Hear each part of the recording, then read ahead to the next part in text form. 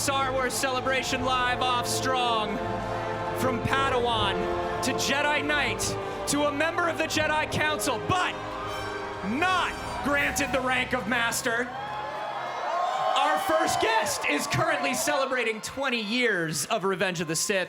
He may not have had the high ground, but he has a special place in all of our hearts. Raise those lightsabers high and give it up for the one and only Hayden Christensen. I will be the most powerful Jedi ever. I promise you. You will be a Jedi. I promise. From the moment I met you, not a day has gone by when I even thought of you.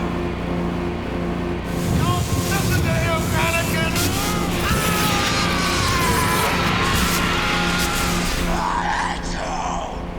I loved you.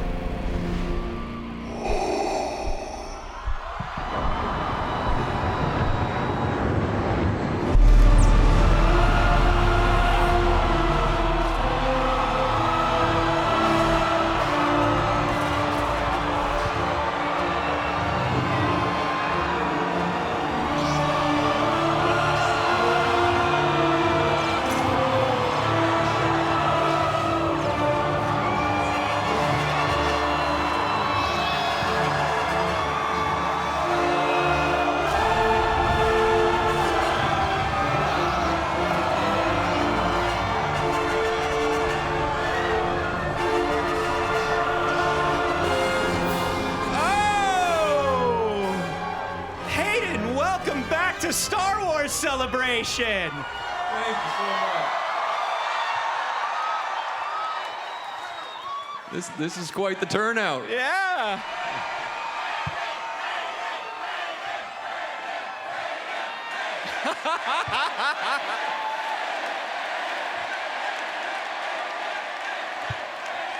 We just let him do this for 15 minutes and then you're good. We just let them do that for 15 minutes and then you're good to go, man. Sounds good to me. You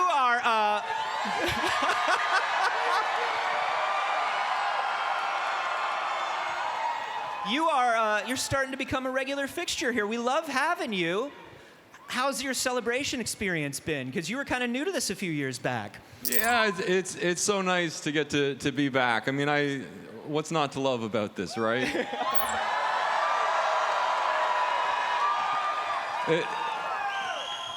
It's really just an awesome event that you guys do, and such an amazing concentration of joy in one place, and we all just come together and sort of share in our love of Star Wars. It's really a beautiful thing. Yeah, absolutely.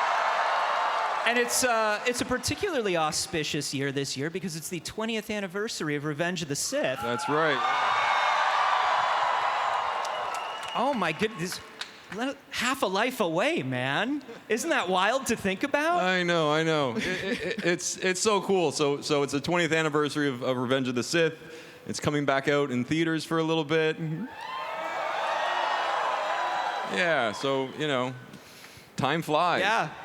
It's a bright, happy film. Bring the kids. It's a joyous celebration.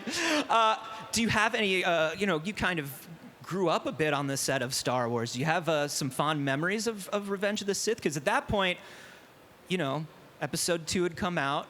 You kind of had an idea of what all this was. What was different about kind of coming back for Episode 3?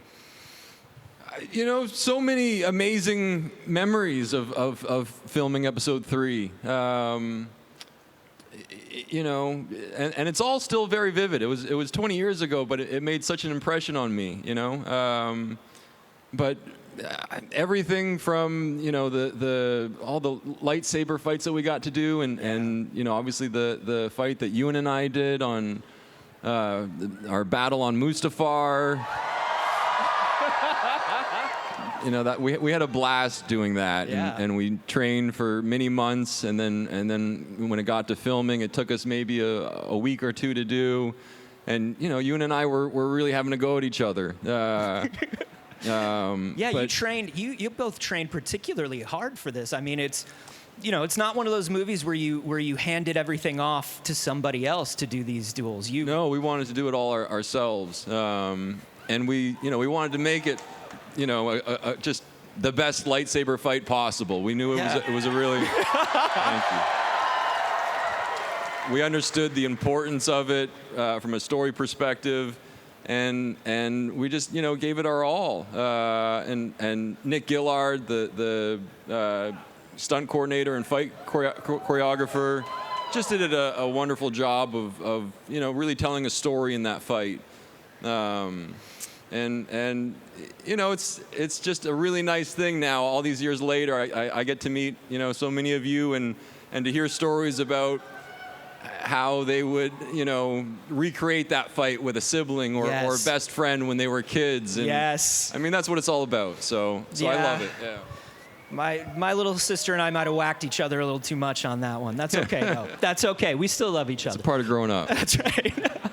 How does it feel? I mean, the prequels really, and that Mustafar battle in particular, really solidified for a lot of people what a lightsaber fight should look like. I mean, to the point where you have things like the Saber Guild. Do we have any Saber Guild members out there? Anybody? Yeah, people are studying the blade based on like the things that you all created as a team. What is that like to kind of find out? It brings me a lot of joy. We I don't know. The bar was set very high, I think, with the Duel of the Fates fight in Episode 1, and I remember going to see that in the theaters when it first came out, and just fell in love with lightsaber,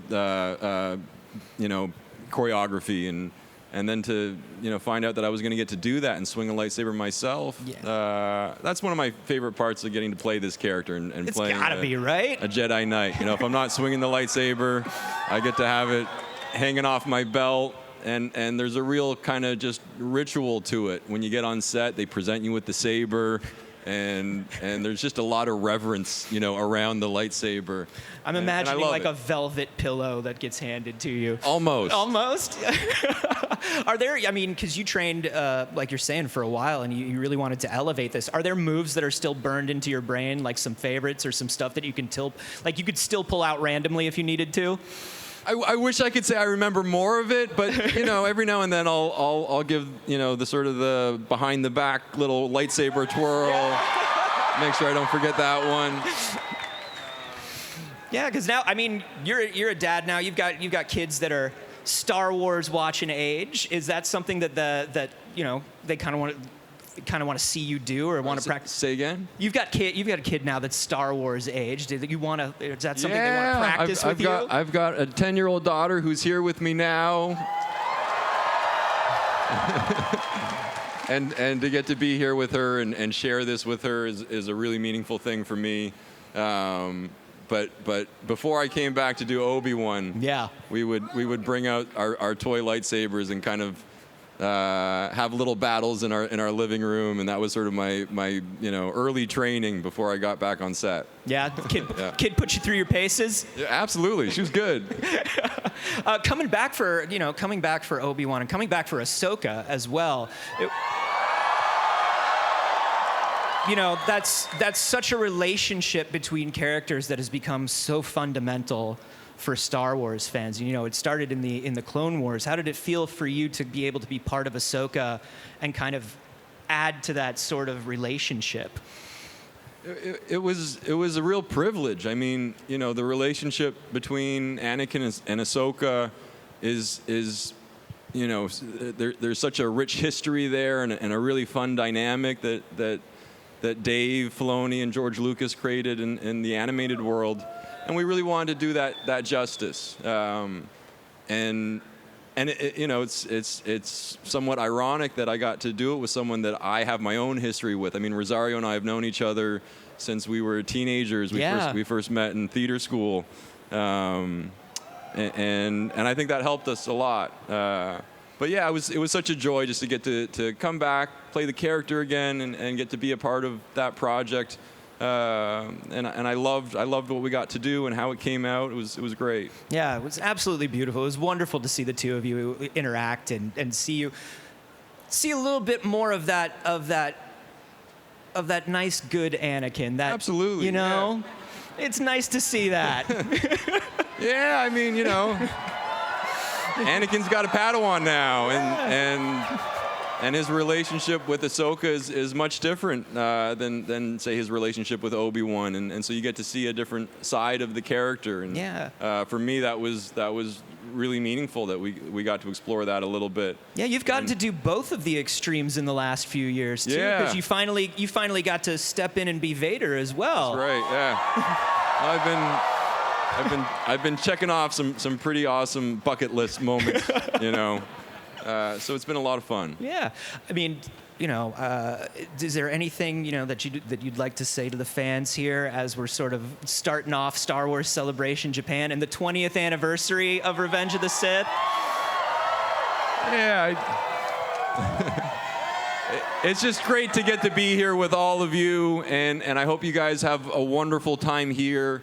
You know, you guys are the reason why we tell these stories and why we get to tell these stories. And, you know, and this event is just such a wonderful event. And a lot of people work very hard to make it happen. And so maybe we could just give a round of applause for everyone at Lucasfilm and Disney that give us this really special celebration of Star Wars.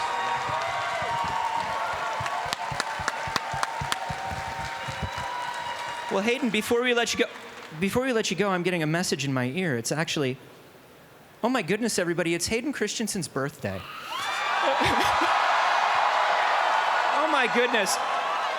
I guess, we should probably sing happy birthday to Hayden Christensen, shouldn't we? Like, all right, here we go, I'll lead you off. 1, 2, 3, happy birthday to you. Happy birthday to you. Happy birthday, dear Hayden. Happy birthday to you.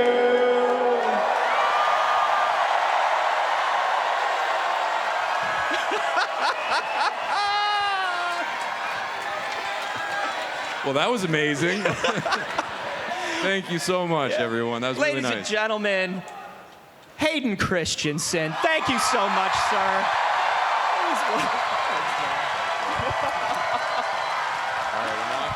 Thank you so much, Hayden Christensen, everybody.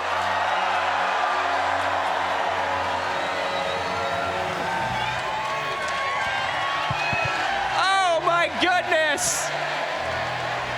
Yes! Oh my stars, listen. We'll be back with more Star Wars Celebration right after this. Do not go away!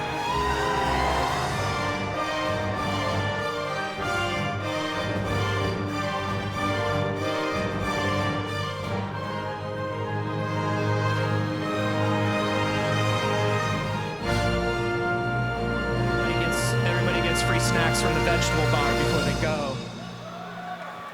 This is actually Cookie was like, I'll come and I'll do it, but I'm only gonna do it if Hayden's there. And I was like, Cookie's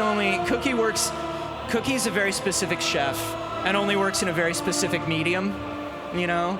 Cakes aren't really Cookie's thing. Uh-oh!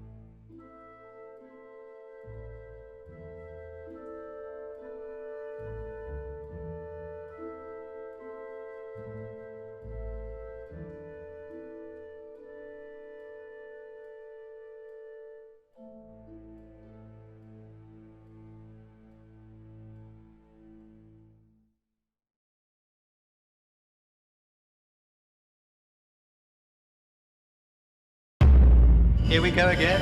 I got a really good feeling about this. General, count me in. This is the way. It's time to celebrate, Star Wars fans. Star Wars Celebration 2025 is here, and we're ready to party. May the Force be with you!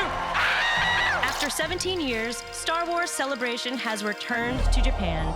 But Star Wars' connection to Japanese culture didn't start at Celebration. It all began with George Lucas finding inspiration for the characters, look, and feel of A New Hope in samurai films, releasing the mighty Zillo Beast similar to classic monster films like Godzilla in The Clone Wars and The Bad Batch. Our favorite father and son duo of The Mandalorian was influenced by manga and films. And Lucasfilm joined forces with some of the biggest anime studios across Japan with Star Wars visions. But we're not just here celebrating Star Wars. We're here to celebrate you, the fans. Your passion, creativity, and devotion is what makes Star Wars fans the best in the galaxy. I love how much you put into it. It means so much to me. Making me emotional. Because no matter how you choose to love Star Wars, this fandom is for everyone. And this weekend, we'll be bringing the latest and greatest from a galaxy far, far away to everyone here at the Makuhari Messe Convention Center and to you watching at home all over the world. This is so wizard, Annie. Panels, special guests, exclusive reveals, and much, much more right here just for you. This is where the fun begins. 皆さん、準備はいいですか？ Star Wars Celebration Live 2025、いよいよスタートです。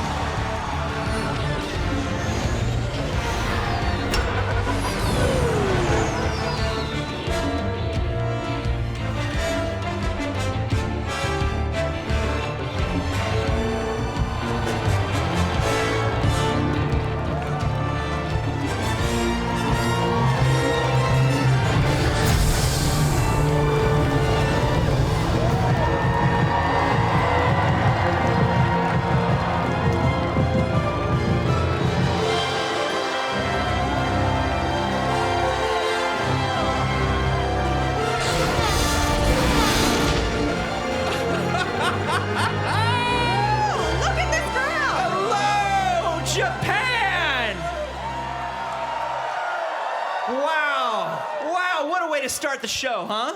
It is pretty incredible and just wild. We haven't even officially started, and already we chatted with the Jedi, the chosen one. The man who went from Jedi to Sith Lord himself, Hayden Christensen. He brought balance to the stage. I felt it. But maybe not in the way we expected.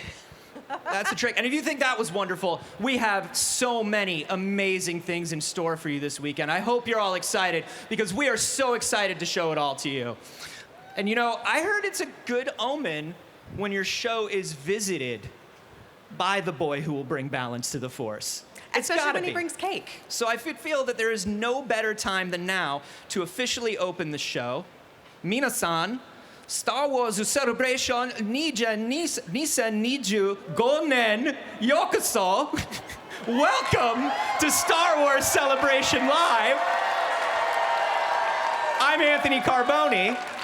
And I am Kristen Baber. Thank you.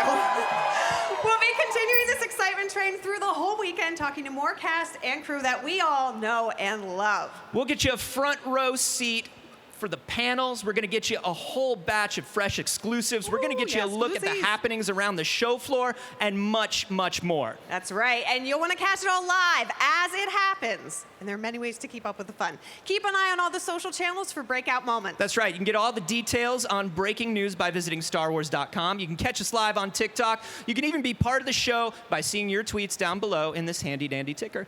It's just right there. It's right below us. And I know what you're all thinking. That's a lot to pack into just 3 days. So we called in some reinforcements. Please welcome our co-host, Raina Scully, and our top videographer, Gil.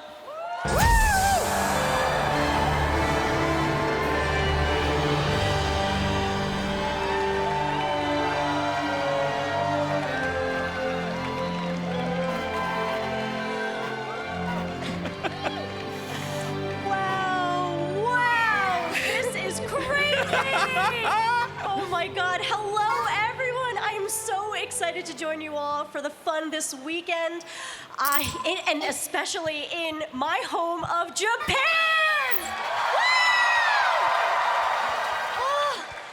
Minasan, Star Wars Celebration へようこそ。よろしくお願いいたします。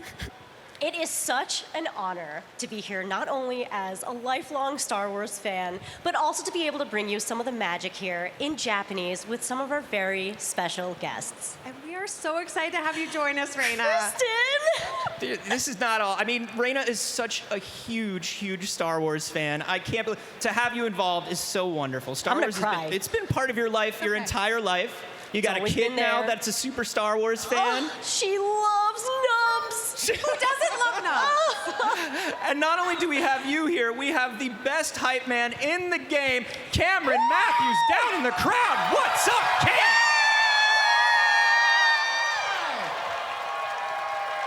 That's right. Thanks, everybody. I'm back and ready to bring you the hype. It's me, Cam, live in Japan with some of the best Star Wars fans you are ever going to find worldwide. We are thrilled. Can you feel the energy coming through your screen at home? We certainly hope you are, because this is where we share a love of Star Wars. This is where we feel that global force that is something to be reckoned with. I have some amazing fans that I'm meeting here on the floor. Hi, what are your names? Jesus. Jesus. Gabby. Gabby. Aisha. Aisha, and where are you from? Puerto Rico! Puerto Rico. Oh my gosh. What made you fly halfway around the world to be here for Star Wars Celebration? From the last years, I have been watching the live, and 2 years ago, I was like, I need to be there in Japan for Star Wars Celebration, first time. Yes. Well, and where else are you going to wear such a fashionable outfit, right? I mean, your cosplay is on point, man. Gabby, how are you feeling coming all the way here? We had Hayden Christensen kicking things off. That's what we're bringing to you live. How are you feeling? I'm so excited. I'm so excited to witness the energy, just all the fans. I'm ready to meet everyone, take pictures of everything, and just scream the entire time. Oh, yeah. We're all losing our voices by the end, and we're going to be rocking out celebrities and wonderful reveals and great cosplay. What do we got going on here? Chewbacca. Chewbacca. Yeah, we're showing it from the front and the Chewbacca. There we go. Amazing. And we got some over here. So we got Puerto Rico, and then we got some of our locals here in Japan, right here. Hey, my friend, what's your name? Jose. No way, Jose. That's great. Jose, how excited are you to have Star Wars Celebration here in Japan? Oh my God! Since I watched the movie 77, I've been hooked.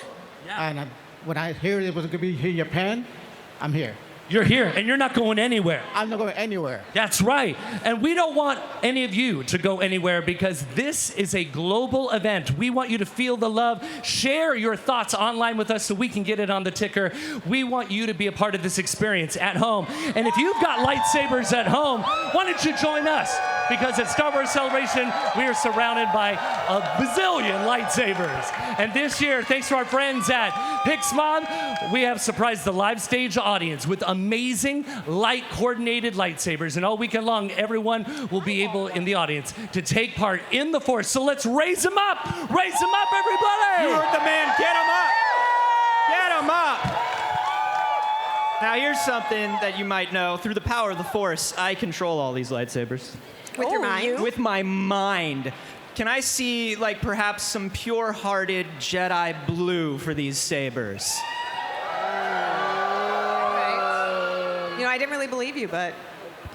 That's right. Evidence. Watch the power go to my head. Let's say that you're having a bit more of an emotional journey. Can I get a green saber? Oh, all right. Oh. Very Luke Skywalker up in here. That's right. But it is Hayden Christensen's birthday. Can I get some red sabers, please?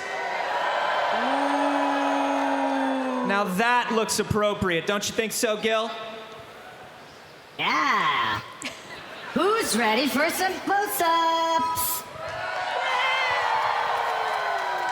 My adopted son, Gil, has been learning the camera for the last 4 years. Yeah. And he's doing really well. Gil, show him the Gil cam. Look at that. Beautiful. Oh, beautiful. It's He's almost so in talented. focus. You know what? He's doing fantastic. You're doing great, sweetie. Amazing. He's racking up those community college credits. He's really coming along.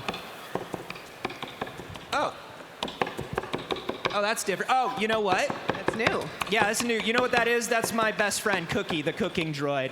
Wait, I thought I was your best friend. No, you're my son. It's different. Okay. Oh, that's right. Okay, I know I'm new around here, but who is Cookie and why are they also my new best friend? Well, we are all best friends with Cookie because Cookie is part of a much bigger plan. Ah. You see, she is here to assist my other best friend.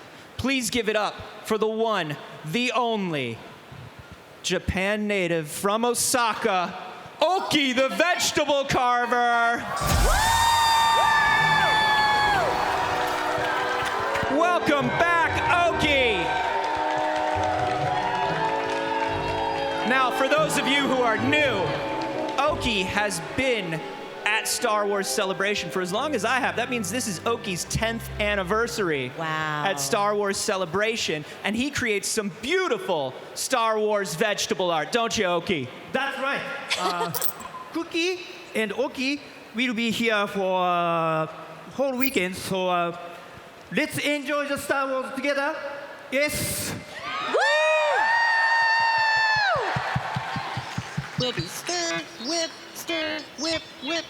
stirring all 3 days. Or maybe more like chop, cut, chopping. To-go art, if you will. That's right.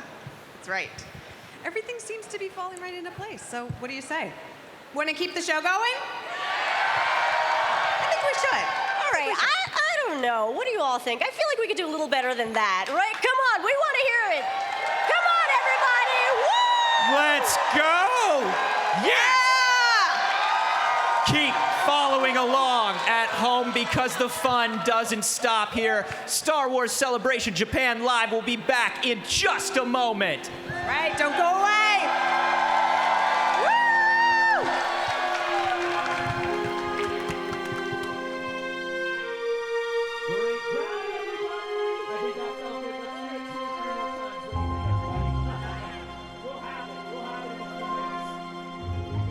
Every hour on the hour. Just that's right. All day. Just keep going. Thank you all so much.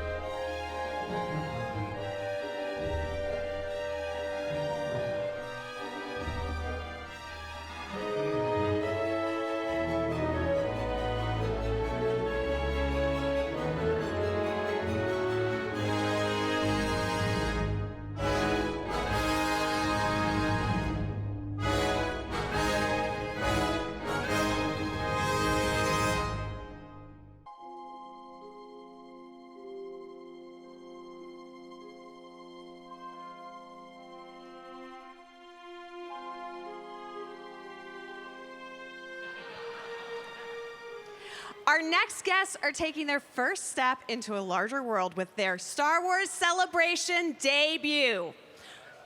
One is no stranger thing to the merc with a mouth, and the other is more than Knuff. Let's give a warm welcome to Sean Levy and Ryan Gosling!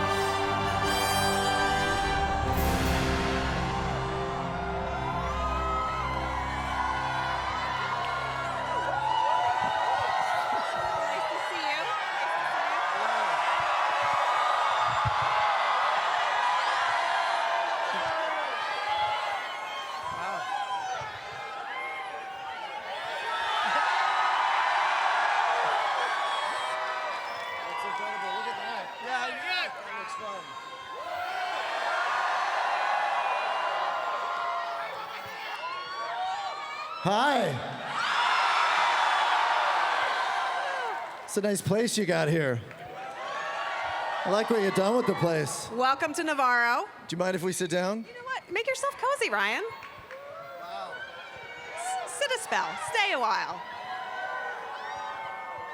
So this is just a typical Friday for you, right? Just a usual Just a regular Friday. Yeah.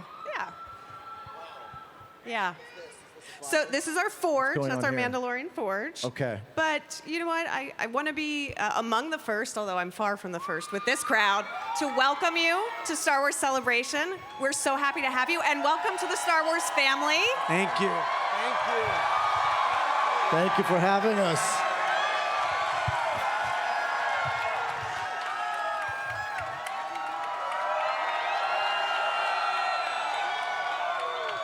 Now tell us, how does it feel to be here with the fans in this moment announcing Star Wars Starfighter? Yeah. I'm so glad we can finally say the words. Yeah, we can finally say the name of our movie. To be here, it's one thing to know about the passion of all of us as Star Wars fans, but to feel it here in Tokyo, all of us in the same space, feeding off each other, it was worth the trip. Oh. Yeah. I think this is exactly what we needed. This is the perfect place to start this journey for us because it's such an incredible reminder of why we're going to make this movie and who we're going to make this movie for. So. Yeah, there's truly no place like Star Wars Celebration for being just inundated with the Star Wars family, the Star Wars fans, really getting a sense of how much it means to people, how important it is. And did I spot a new starship design while you were on that main stage? You might have caught a little bit of a glimpse. Part of it. A wing? I believe it was a bow. And yeah, the movie is a new adventure. It's new characters. It takes place in a new period of time after the Battle of Exegol, after Episode 9. And so...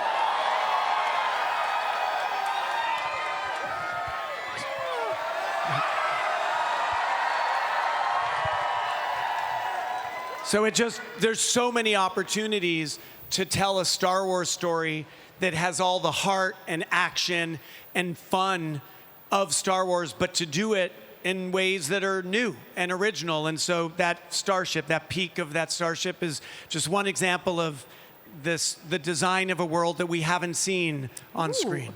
All right, yeah, and in an era we haven't seen yet on screen. Like, I'm so thrilled and excited for both of you, but also I can't wait to see what you've done with this. I know there's not much. Oh.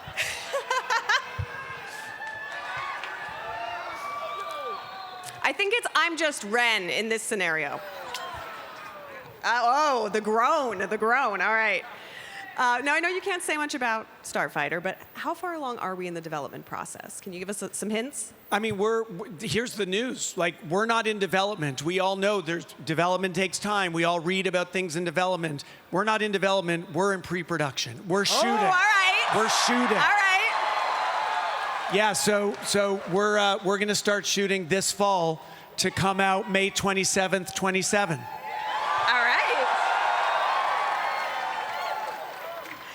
Exciting, all right. And Ryan, I'm a little distracted, honestly, by your hat. Can we get a close-up of the hat? Get a close-up of the hat. Do you want to tell us what it says, Ryan? I think it's just exactly the advice that we need as we embark on this journey. I think it's going to be a bit of a touchstone for us. Yeah. Because obviously you take on Star Wars, you take on something that's this beloved, it's intimidating. There's you're scared, you're nervous, you want to get it right. But we have a feeling that with this story, with this collaboration, we can get it right. So we don't want anyone to tell us the odds. We're just going to do it. Right. I love that. And also, Ryan, during the panel, we saw that your mom got in on the announcement action. She was so excited she shared an image of some Empire Strikes Back bed sheets that you had as a kid. I love that. I feel like... my mom sent my Empire Strikes Back sheets from when I was 5. I thought all our moms were going to send pictures of our sheets, though. Mine was the only one? I think she's the only one that got the memo. Your mom did, too? All right, cool. All right, yeah. It's all right. You're just like all of us, just a Star Wars fan with Star Wars bed sheets. Ryan, can you tell me what made you choose this movie? What made you want to work with Sean and step into the Star Wars galaxy? Well, I've wanted to work with Sean for such a long time, and I think we talk about, speaking of the sheets, that, I was dreaming about Star Wars before I ever saw it. It's always been there. It's sort of in the DNA of the culture, myself. I think it framed my idea of what a movie even was. So, but all of that aside, I think this script is just so good. This story is it has so much adventure, so much heart, and original characters. It's an opportunity to shine a light into a side of the universe that we may not have seen. And there's just no one more perfect to do that than Sean. Sean is the best at that, so. Yeah. All those Deadpool and Wolverine fans are going to be very happy today. Yes, all right. And do you have, I know there's very little you can say at this point. Although there's very little you need to say with this crowd. They're just so excited to have you here. But is there a message that you want to share with the fans, in this moment when you're first just stepping into this journey? Well, just that we're one of them. We're one of them. We're fans too. So it's like, there's obviously a relationship between these stories and the audience, but we've spent our lives in that audience. And we know how meaningful it is. But as Ryan said, it's a big galaxy. It's a big galaxy out there, and it feels like there's an opportunity to do a movie that's not a prequel, that's not a sequel, and gives us the Star Wars DNA that we love, but with an adventure that's all new. Well said. And just being here and seeing all of you is just more inspiring to do it, because there's so much creativity and imagination in this room, and there's so much love. It's why it's such a great reminder of why we're making, how much movies can mean to us, and specifically how much these movies mean to us. And I think, the Force is a mysterious thing, but I think as I'm here, I feel like the Force is the fans. And I think all we can hope for is that, may the fans be with us. That's beautiful. Well said. All right, I know you need to get going and get back into pre-production, because I want to see this movie. And we will get to see this movie Memorial Day 2027. Can't wait to see what you've done with it. We're just so excited to have you two in the galaxy. Thank you so much for Thank you so much, guys. Thank you for to having chat me. with us. Thank you. And the fun doesn't stop here, so keep watching for more from Star Wars Celebration Live.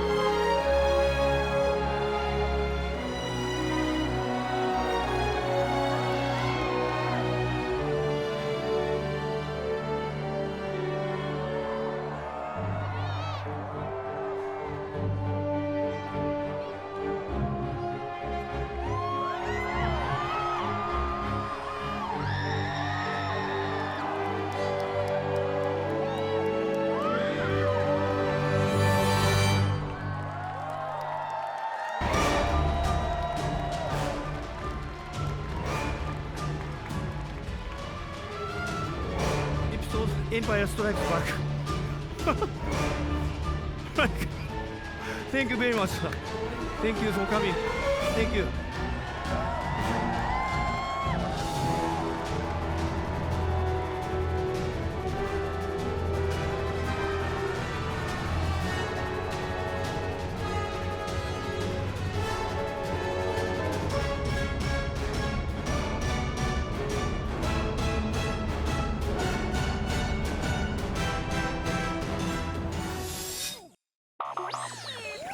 I'm here at the Yadro booth with Colin, who is the CEO of Yadro Japan, and I've got to tell you, my mother absolutely loves her Yadros. We have got this a lot. Thank you very much. She has 5 pieces that she absolutely loves and cherishes. You make amazing porcelain, and you have some special pieces here for celebration. Yes, exactly. Well, thank you. Welcome to Yadro's booth here. We finally were at the Japan celebration, which is great. And for this purpose, actually, we make this special piece for the Darth Vader, what we call the Darth Vader cherry blossom. And then you can see that actually we put a lot of Japanese elements here. We have those white porcelain first of all, which is really make the cape, everything very, very outstanding. And you have all these petals, the cherry blossom, which are actually handmade. And that is very, very precious. And then finally we have the stroke, which is the hand draw the branches on it and make it very, very important. And we only have 88 pieces worldwide.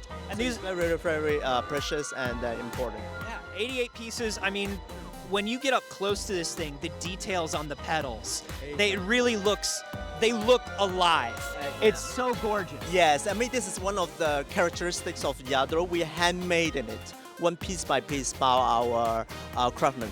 So, which is very, very, very, very precious and very, very rare. I would say that this kind of craftsmanship, we still keep it here. And I think it's very, very important. It's beautiful, and I feel like this piece, so much more than like some of the other stuff that I've seen from you, which is all gorgeous. This has like a very pop art and very now sort of contemporary feel to it, which is lovely. Well, exactly this is what we try to do here, to really make it more real to people, more modernize it, and this is what we are trying to do here. It's gorgeous, it's working wonderfully. And you've got another piece here for celebration, the Bespin Battle. Tell me about that. Yeah, well, Bespin Battle, I think all the Star Wars fans will know that it's a very important scene when Darth Vader was fighting with Luke Skywalker. So, I mean, it is also the scene that revealed the identity of Luke as well, which is very, very, very important scene. And then we're trying to show it depicted in a very truthful way. And then if you can get closer to the piece, then you will see that the silhouette, the cape of the Darth Vader, and also Luke as well. The detailedness is very, very, we're respecting, I mean, a lot of that. And then they're all handmade. and it's very, very precious. Yeah, it was great to get up close to the Vader in that battle scene and just see all of the greeblies, all the little technical details, everything of his costume was just right there. It was gorgeous. And don't forget that actually it's a porcelain piece. That the fact that you're making it with porcelain is really, really rare. That our craftsmen they are in Spain and they're in Valencia and they're really working hard on creating this piece. Yeah. The Bespin battle is a limited edition piece as well, right? Yes, exactly. Just like the Darth Vader Cherry Blossom, the Bespin battle is 504 pieces. You have a bunch of wonderful Star Wars stuff here to see at the booth. If you're at the show, you have to come by and see this. It is absolutely amazing. Colin, thank you so much for joining us. Thank you very much. Thank you very much. We've got much more from Star Wars Celebration, so stay right here.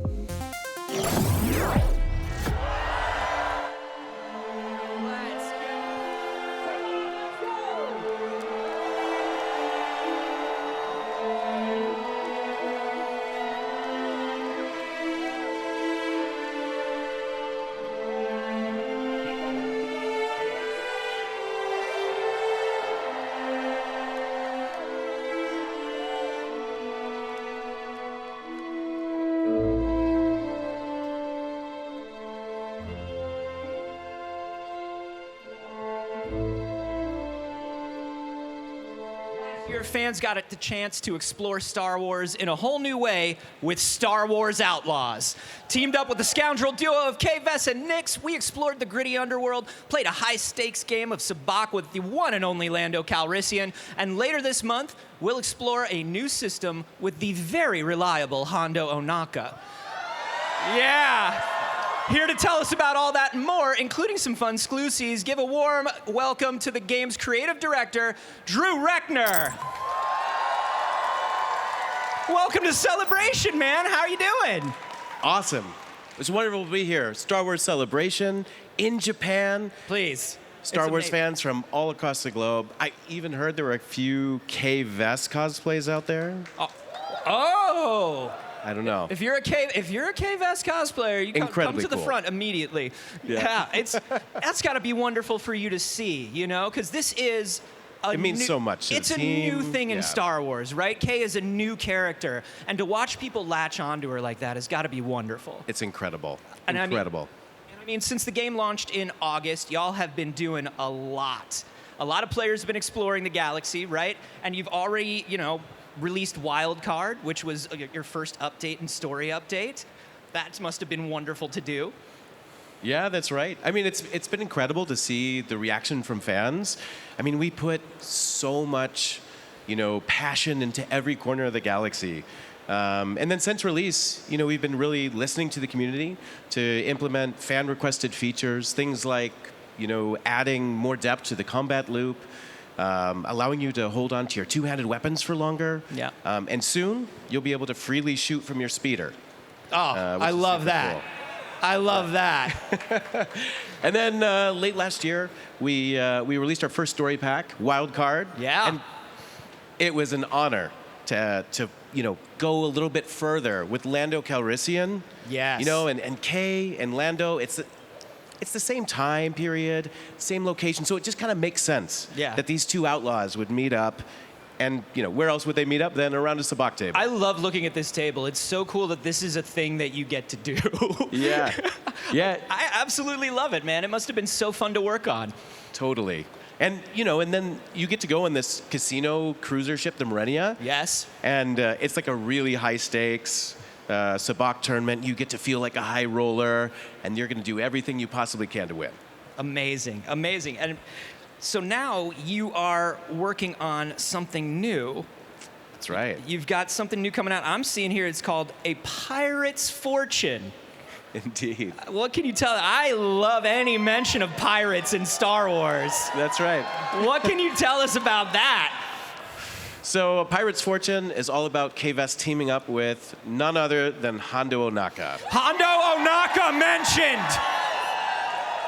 Hondo Ohnaka mentioned. We didn't even have to get an hour into day one. It's good. It's good. We're eating. We're eating. That's right. And you're going to take on a new pirate crew called the Rakana Raiders. Okay. And it's going to take place in a new space region called the Kepi system. And there, you have an open space world. You have like a cantina built into the side of an asteroid. You have a tomb of an ancient civilization, the Kepi, and a bunch of other things. And I think the other cool thing about it is this is actually a continuation of the story of the main campaign of Star Wars Outlaws. Okay. So it is endgame content, but it really explores, the growth of Kay as a leader. And who better to explore that with than Hondo? Absolutely. And I mean, listen, post-Skeleton Crew, I'm in a very pirate mindset with Star Wars, And I'm always in a very Hondo Ohnaka mindset with Star Wars. So is there anything you'd like to share with us about... I mean, you got to be able to show us something, tell us something about this, that's right? Come on. I mean, Skeleton Crew was absolutely incredible. Yeah.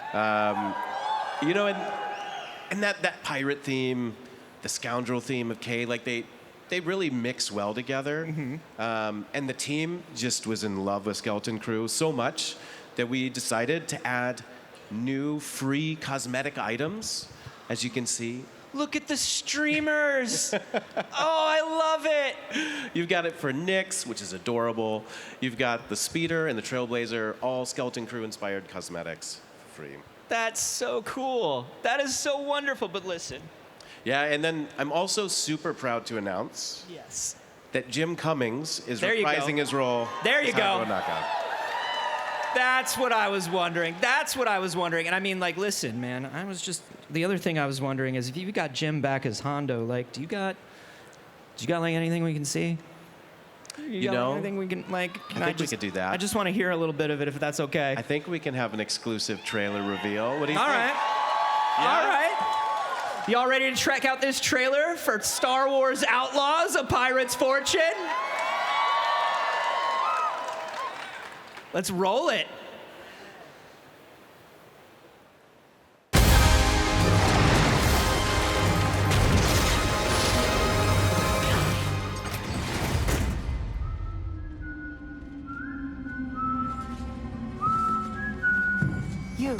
You. I am the great Captain Hondo Ohnaka. Do you have a crew coming to break you out? I am in between crews right now. Right. The great Kepi treasure. Split it all. With the finders fee, of course. I think we're moving more towards equal shares. You sound like those raiders. I had to cut them loose. They were not happy. Coordinates are set. It's you against us, Hondo. Your fortune is for you to seize.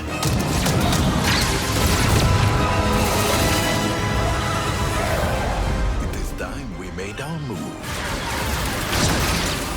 You good, Hondo? Better than good, my dear. You want riches, you want fame. You don't get the treasure without taking the risk.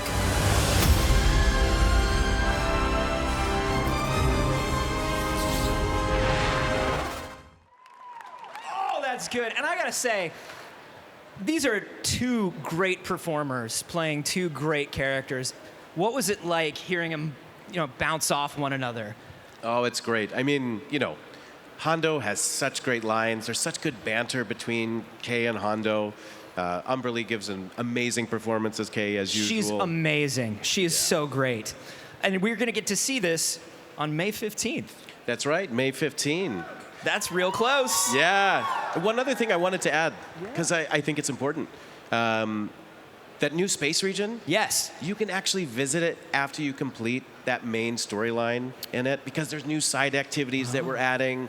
You get to discover this mysterious Miyuki Trade League and kind of add new passive upgrades to your Trailblazer. So there's a lot packed into this. So this isn't just a thing where you go there, you play a couple chapters of story, and then you're done going Exactly. there. That's exactly. great. You've got more to it than that. I love it. I love it.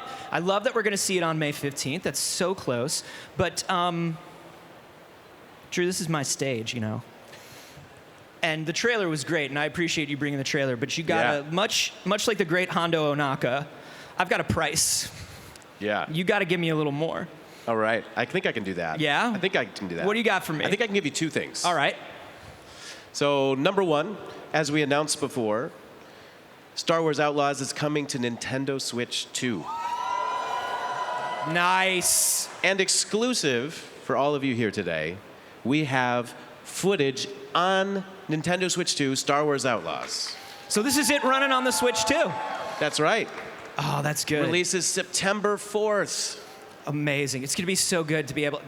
I just love being able to take something like Outlaws with me. I want it to be everywhere I go. Absolutely. Outlaws is what I call... Drew, I don't know if you're familiar with this. Outlaws is what I call a good bathtub game. A good bathtub game is very important. Any game where I can sit in the bathtub and play it for an hour and feel good about, that's a good bathtub game. That's true. So I'm excited for that. But other than that, you got one more thing for us, right? That's right. I've got one more thing. You got one more thing. I've got one more thing. For those of you who have yet to play Star Wars Outlaws, we have a free demo. And it takes place in the original hive of scum and villainy, Tatooine. Nice. Yeah. And that is live right now. So you can play it right now. Amazing.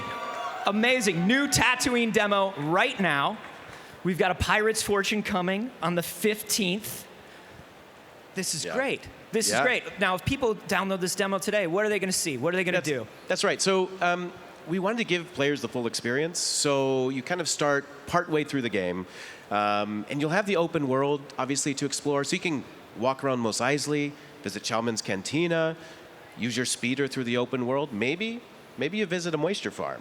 Maybe you do that. Some of them are not in such great shape, the moisture farms. It's true. I don't know if you heard. But, it is just a small slice of the game, obviously. The full game has so much more to offer, a lot more diverse locations, and a lot more story. So, if you haven't jumped in, now is the best time. Amazing. Demo today. Pirate's Fortune May 15th. That's right. And then Switch 2 in September. That's right. This is amazing. Drew, thank you so much for being here, showing off everything. Amazing stuff coming to the world of Star Wars Outlaws. I know we're all excited to jump in. Drew Reckner, everybody, thank you so much. Thank you.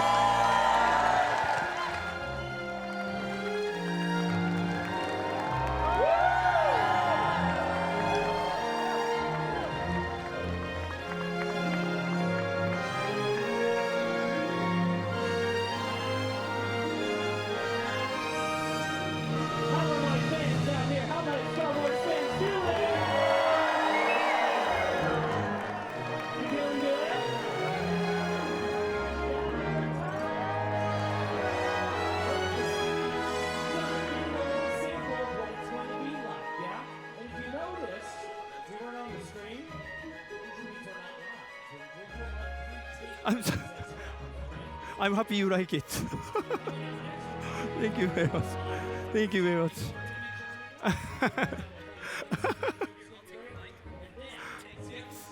We'll go show the team. Thanks, Oki. Thank you. Well done.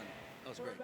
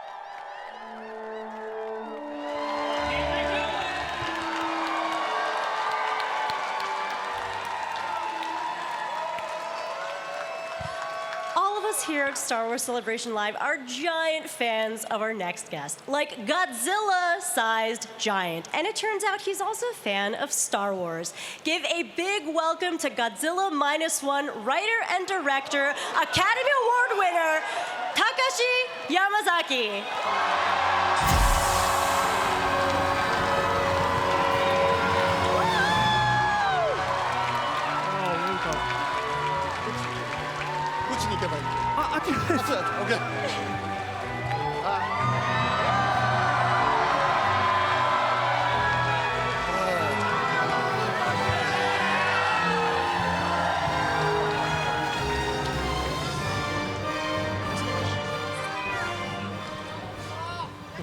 Okay. よろしくお願いいたします。今日は初めてのセレブレーションですか？はい、初めてセレブレーション。そうですか。見せていただきました So everyone, this is Yamazaki-san's first celebration ever. So let's give it up one more time, okay? All right, let's make him feel welcome. Yes, yes. すごい盛り上がりでめちゃくちゃ楽しいです。ですよね。見渡す限りスターウォーズファンってね、そうですよ。とてつもない。はいですよね。はい。山崎さんもスターウォーズの大ファンだとお伺いしたんですが。はい。どんな点に憧れてファンになられたんですか？やっぱり初めて見た時にもう今までの VFX を圧倒的に超えてるなと思って、でも現実のことだと思ったんです。スターデストロイヤーが頭上からずっと出てくるショットでもう完全に心が参っちゃって、それ以来のスターウォーズファン。もう一目惚れみたいな感じですよね。中2の時だったんで、そうだったんですか。一番感受性が激しい時にあんなもの見たらもう無理ですよね。はい、本当です。昨年ルーカスフィルムの本社へ行かれたんですが、はいはい、いかがでしたか？いやもうどこを見渡してもスター・ウォーズでめちゃめちゃ感動しました。僕にとっては聖地ですから、そこは聖地についにたどり着いたという感じで、皆さんとてもよくしてくださったんで、ルーカスフィルムでゴジラ-1を見てもらって、でその後 Q&A をやったんですよ。でその時にすごくたくさんの、ILM の人とかルーカスフィルムの人たちがみんな見てくれて、ですごい喜んでくれたんで、もう忘れられない思い出ですね。素晴らしいエピソードですね、はい、ありがとうございます。デイブ・フィローニさんとお会いした時、はい、どんな印象でしたか？本当にカウボーイハットかぶってるとアメリカンだと。アメリカン。あとメカゴジラの T シャツ着てたんですよ。そうだったんですね。でデイブ・フィローニはとてもメカゴジラが好きだということを聞いてたんですけど、本当に好きなんだなと思って、で僕スター・ウォーズの話したいんだけど、デイブはずっとゴジラの話をしてて、なかなか話が噛み合わなくて大変でした。そうだったんですか、はい、本当はスター・ウォーズの話をしたかったんですけど、そうですね、はい、でもすごい優しく迎えてくれて、嬉しかったですね。よかったです。はい、日本人として、はい、スター・ウォーズセレブレーションが日本で行われることについて、はい、どういう気持ちですか？いやすごく光栄なことだと思いますし、やっぱり黒沢映画がルーツの一つだというふうに伺っているんで、その場所でまたスター・ウォーズのこんなに素晴らしい大会が開かれているということはなんかめちゃめちゃ嬉しいことですよね。で同時にすごくたくさんの海外の方たちがこのセレブレーションのために来日してくださってるじゃないですか。スタッフキャストもそうなんだけど、一般の方たちもたくさんこのために日本に来てくださってるっていうのがもう本当にご苦労様と思いますし嬉しいなというふうに思います。思いますよね、はい、本当に世界中の皆さんがここに集まってスター・ウォーズをみんなで楽しんで喜んで、はい、もう本当に素晴らしいセレブレーションですよね。はい、監督としてスター・ウォーズからインスピレーションを感じられる点というか主にインスピレーションはどこから来ましたか？何かこの今の時代ではないエキゾチックさというか知らない世界でものすごいことが行われてるっていう空気感みたいなことが僕はすごく好きで、やっぱりただ単に宇宙だけとか地上だけとかじゃなくて縦横無尽にいろんな世界を表現できていると思うんですね。それがやっぱり一番好きなのと、さっき最初の映像セレブレーションが始まった時の最初の映像ですごく長い時間にわたって「スター・ウォーズ」が作り続けられてきたってことがすごく分かった映像があったんですけど、あれを見た時にもう一つの物語ではなくて一つの宇宙、いろんな人たちがいろんな暮らしをしている宇宙そのものが「スター・ウォーズ」なんだなって思った時に、やっぱり世界を作るってことの難しさと面白さみたいなものをすごく改めて感じて、ちょっと泣きそうになりましたね映像を見て、こんなにいろんな人たちがいろんな場所でそれぞれの自分の信じる正義のために戦ってる世界がスター・ウォーズなんだっていうことを改めて感じられて、その世界観の広がり、単純にメインのキャラクターたちの物語だけじゃないところにいろんな人たちの暮らしがあるんだっていうその銀河の広がりみたいなものを感じて、とても別のもう一つの世界があるんだってことを改めて実感できてとても良かったですね。とても素敵なお言葉をどうもありがとうございました。そしてマンダロリアン&グローグの予告が見れたのが本当に今日は最高でしたね。よかったです。めちゃくちゃ面白そうですね。楽しみですね。もう楽しいですね。もう早く見たい、明日見たいとても見たいです。はい、今日はご参加いただき本当にありがとうございました。ありがとうございました。楽しんでてください。ありがとうございました。Thank you so much for joining us. We are so glad you're able to stop in to chat. Star Wars Celebration Live is still stomping its way to you at home, so keep watching. ありがとう。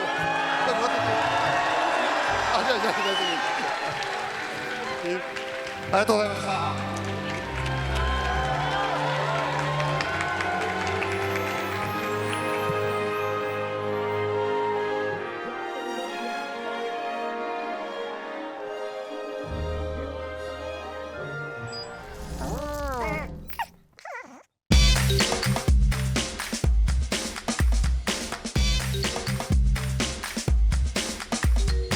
You want merch or what? Yes! Okay, because we're at the Celebration store and this is where you're gonna get all of the show exclusive merch. This is the good stuff. We're starting right here. If you've seen the badge art this year, it is crazy. It's crazy. The artist Takumi has made these amazing traditional Japanese paintings of all of the characters. Yeah, they're basically ukiyo-e versions of the characters, which is just so perfect for Star Wars Celebration Live in Japan. Yeah, and they put that badge art onto all kinds of things. If you look over here, this is wild to me. This is made out of woven kimono material. Guess what? You're getting a woven kimono. You weren't even ready. You didn't even know. You were like, oh, I hope they have a postcard. You fool. You fool. They've got fans. Sensu. If you have a tiny room that you need to divide them with your own byobu. Raina, I wish we were cool enough to wear these limited edition Star Wars Celebration 2025 jackets. Oh, wait! Don't try to free it yourself. What did you think? What did you think? Of course we're wearing the jackets. It's the 20th anniversary of the best boyfriend in the universe. It is our pleasure. And what are you wearing, Raina? Please enjoy. I'm wearing, believe it or not, the key art. But wait, I don't see the key art for Star Wars Celebration Japan 2025. But wait! Oh, bam! I don't even... What? Is your mind blown? I don't even know how these people do this. I don't even know how these people do this. If you have money, you should be spending it. Oh, sure. Okay. Oh, these limited edition door curtains are great. Hey, what are you doing? Irashaimase! Welcome! Yes. Check the vending machine. Step on the boy's face. Use it to do a kickflip. Nollie the boy into... Thirsty? We got you. You want sake or you want tea? You want to get wild or you want to chill? That's your choice. I can't tell you how to live your life. I can only tell you that both lifestyles are available here for a very reasonable cost.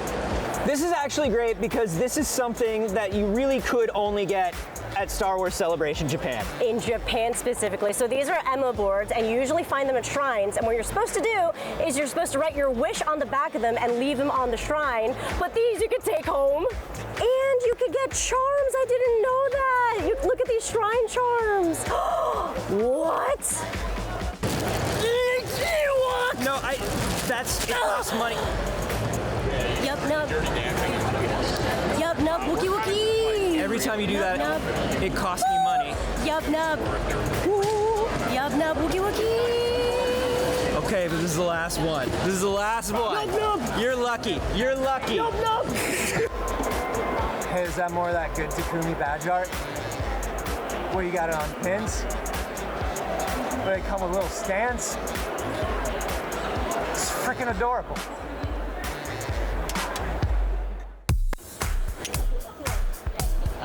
What's your favorite legal addictive substance? Mine's coffee. This is pretty good. High Grounds coffee. Now, come on in here. Come on in here, because that's good. But the best part is it says, Bold and smoky blend. Bold and smoky blend. Brewed in Mustafar. Come on. He's talking about the burning boy. Raina. Anthony. They got Gashapon. It's like your favorite thing ever. I genuinely love this. It activates a part of my brain. I can't explain it. I want to get the good toys. These are great because they're tiny, tiny little Star Wars action figures. And while you will be able to get these later, for right now, you can only get them at Celebration, and they come with special Star Wars Celebration card backs. Which one are you hoping for? I want Vader. What do you want? What do you want? Mine says Lucky. Yeah, does it? Yeah. I want a Chewie, I think. You want a Chewie? Yeah. All right. You're a pro at this. You're not going to put it in wrong.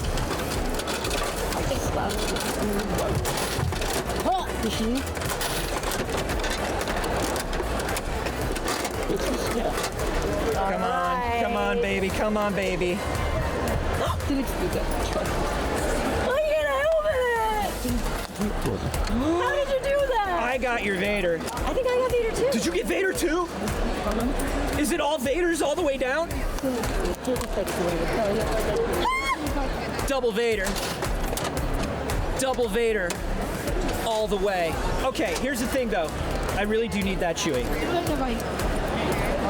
I'm gonna stay here for 45 minutes to 6 hours. Whatever it takes. Thank you for watching this. Thank you for coming to Star Wars Celebration. Thank you in advance for spending your money.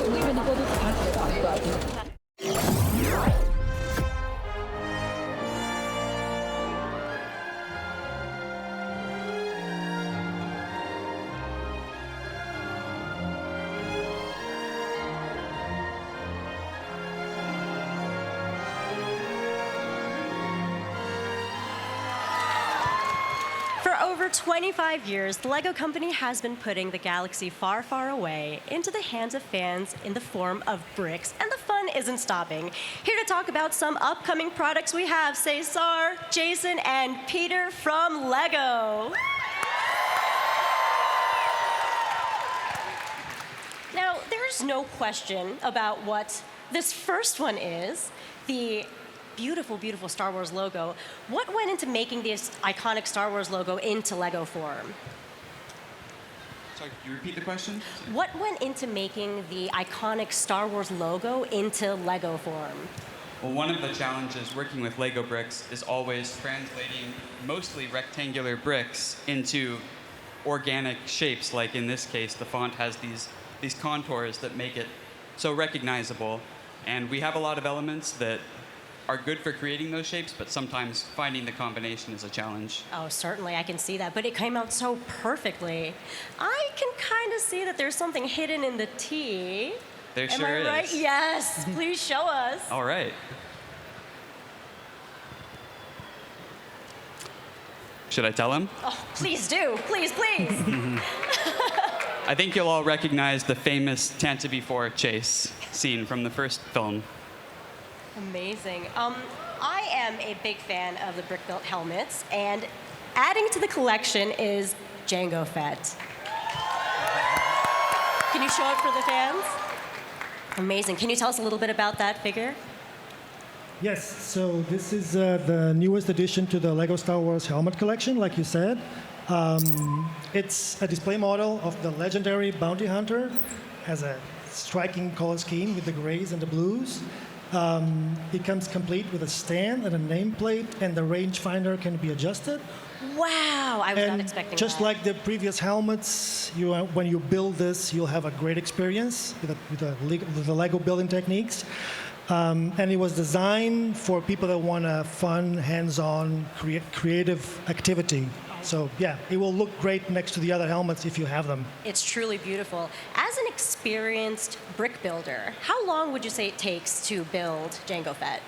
Build like out of the box? Yeah. Set like this, a couple of hours. A couple of hours, yeah. That sounds If you about take right. it slow and If watch a you're movie while you do it, Oh, even better. sure. I love that. That's a great experience. All right, I've been waiting to get to this one. Our mischievous little chopper. Clearly a fan favorite. Please tell us a little bit about Chopper. Yeah, so I mean, Chopper is been one of the most loved astromech droids since we first saw him in Star Wars Rebels and then Star Wars Ahsoka. This LEGO model has been expertly crafted to show all the fine details, and there's lots of play features hidden in it as well. You can move the robotic arms to pose them in a really awesome way. There's even a lever on the back that when you do it, you get that iconic wobble and bounce of Chopper's head. I can show you here. He's able to bounce up and down. Perfect. Super fun. And then you can also roll him around. He's got legs that are movable and removable to pose him in your favorite pose from any of the media that you've seen him in. Incredible. Oh, he looks so perfect. And There is a baby Chopper too. Yeah. All right, and the Jango Fett fun continues. Can you please tell us about his famed starship? Yeah, so you'll all recognize this ship here, right? Yeah. This is the Ultimate Collector Series Jango Fett Starship from Star Wars Attack of the Clones. It's made of 2,970 pieces and is over 44 centimeters tall on its stand. Wow, that was a lot more than I expected. I don't know why I expected any less, but that is intense. All right, with Andor Season 2 just around the corner, and fans will definitely want to pick this one up, can you please show us the U-Wing? Yes, with pleasure. So this is from Rogue One and Andor Season 2, the brand new Rebel U-Wing Starfighter. It's a fantastic model, I think, and it comes with the swing wing function that allows you to go from the landing mode into the V formation for flight. The cockpit opens with a lever also, and you can put a minifigure inside. There's a couple of spring-loaded shooters in the front. They're not here because I don't want to shoot anybody. Of course, we got to stay safe. But it shoots? Oh. Yeah, it does shoot. And then on the bottom, there's also a compartment with a bit of space for minifigures or cargo. And speaking of minifigures, it comes with 4. So obviously, Cassian Andor and K2SO, and then 2 brand new minifigures for the first time, Dad Ramiro and an ISB tactical agent. So 4 fantastic figures with this model. Truly. That's incredible. All right, now I have a feeling we got to address the elephant in the room. Yes. You mean that? We have something else to show you. What is this that you have Let to me grab reveal for something real us? We do have something cool to show. Oh my goodness. Okay, come on. Oh, the theatrics are very serious. So we have something to reveal for you today. This is our newest model. It'll come out on August 1st, and it is K2SO.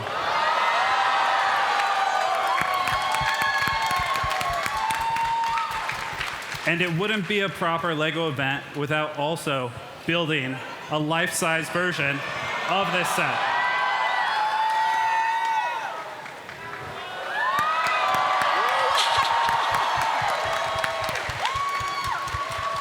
That is my goodness. Yeah, it actually stands over 2.5 meters tall. That is the size of K2SO in real life. Oh my goodness. What kind of design challenges did you face with this? There were some massive challenges with this, particularly because he is so tall and his legs are so skinny. So it was a huge challenge, and I had to iterate over and over to find the perfect blend of Lego elements to kind of build those legs up that will support all this on the top. Wow, that is fantastic. So personally, which one of these is your favorite? For me, it's the Ultimate Collector Series Jango Starship. It's because he made it. Oh, well, you know what? That is fair, of course. For me, it's the Ewing. Not because I worked on it, because I really like it. It's okay that you like it since you worked on it. That's totally fair. I'll have to continue the trend and choose K2. And it's actually my first Lego set I designed. So is it really? Yeah. Wow. That is an incredible debut. Congratulations, it's been a blast. And thank you so much. It's so fantastic. All right. Thank you so much for joining us today.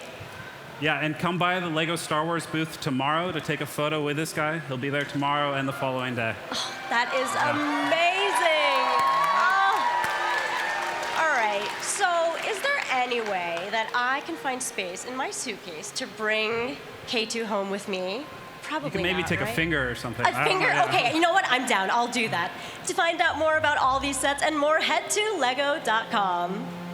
Thank you.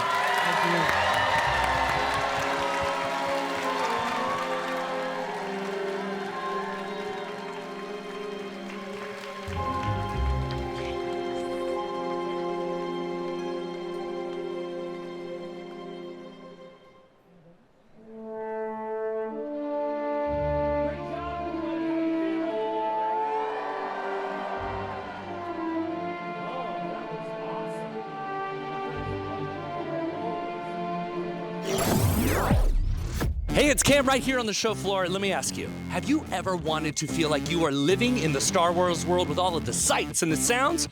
Well, come with me as we go on a MetaQuest into a galaxy far, far away. Whoa! You yourself can come right over here into one of the pods here and put on one of the MetaQuest 3S's and experience one of the 3 amazing games that Lucasfilm and ILM have put together, like Star Wars Tales from the Galaxy's Edge. But don't let me talk about it. Let me bring on my friend Alyssa, right here, producer. How you doing, Alyssa? I am doing great, Cameron. How are you? I am pumped to be here. I'm not even wearing the MetaQuest yet, but I feel like I'm already in the world.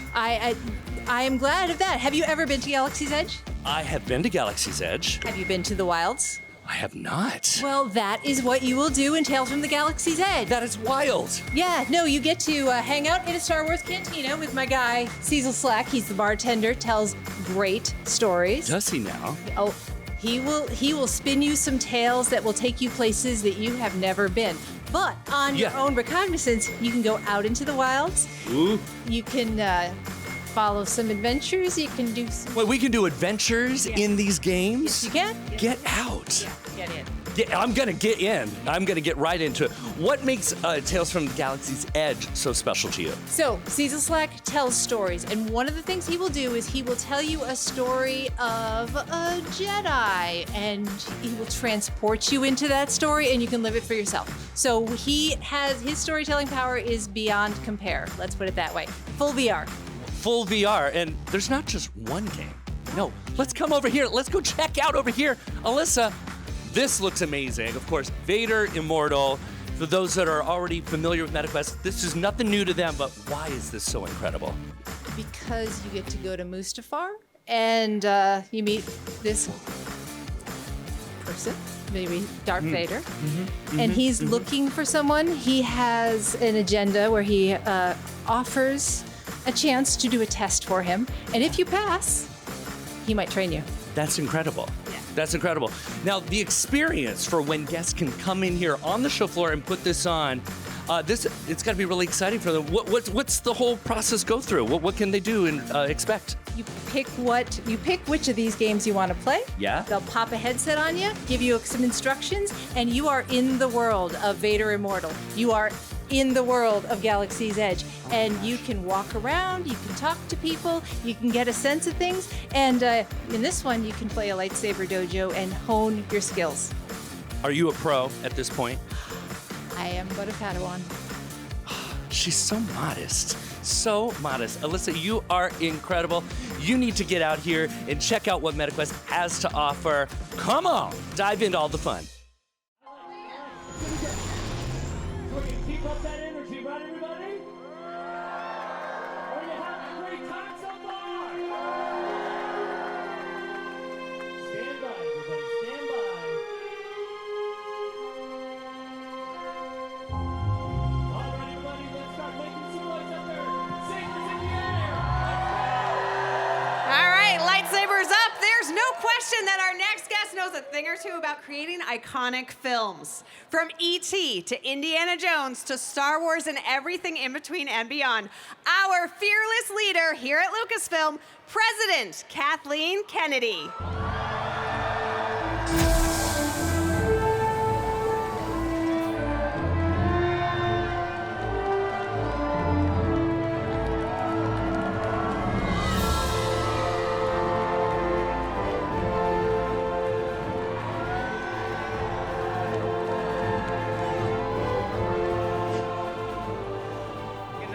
Always such a pleasure to see you, Kathy. Oh, it's so great to be here. My goodness. Fantastic. Seeing everybody. So cool. Now, here we are. You know, I have to tell you, I was doing an interview down over there, and you guys kept interrupting. I don't know what was going on over here, but something major. Yeah. You know, we just had some new friends come by. Yeah, Just some guys you don't know. A couple of new friends. I think you may know them. Yeah. Yeah.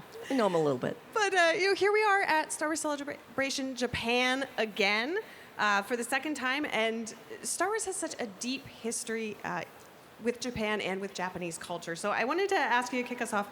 How excited are you to return here and bring Star Wars back to Japan? Oh, this is something literally from the time we knew that we were coming back to Japan, we have all been incredibly excited to be here.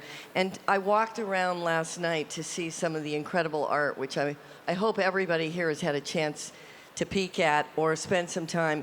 There's just amazing, amazing work that's been done here. So it's really, really great to be back. Absolutely, and so the cosplay especially Yes. at this particular convention. Oh, There's yes. a pit droid over there. There's a Max Rebo behind me. I was even there's laughing just with some- Dave. I think there's some Daves around here. There's always a couple of Daves. You got to really spot the real one.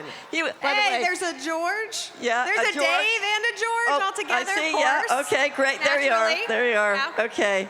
Always That's good. there I are. just want you to know that every time Dave sees a Dave, he's really happy. That's awesome. All right, and I know you're just fresh off of the Mando and Grogu panel and the announcement of Star Wars Starfighter, but before we talk about those things, I also want to just touch upon Andor Season 2 is right around the corner. Just a few days after we close out Star Wars Celebration Japan, we finally get to see that 3-episode premiere. And I have to tell you guys, it is fantastic. I mean, it lives up to everything you might be thinking and beyond. Those guys have done an absolutely incredible job. Tony's writing is amazing. Diego is incredible. The crew, everybody, just so good. Really, really good. Absolutely.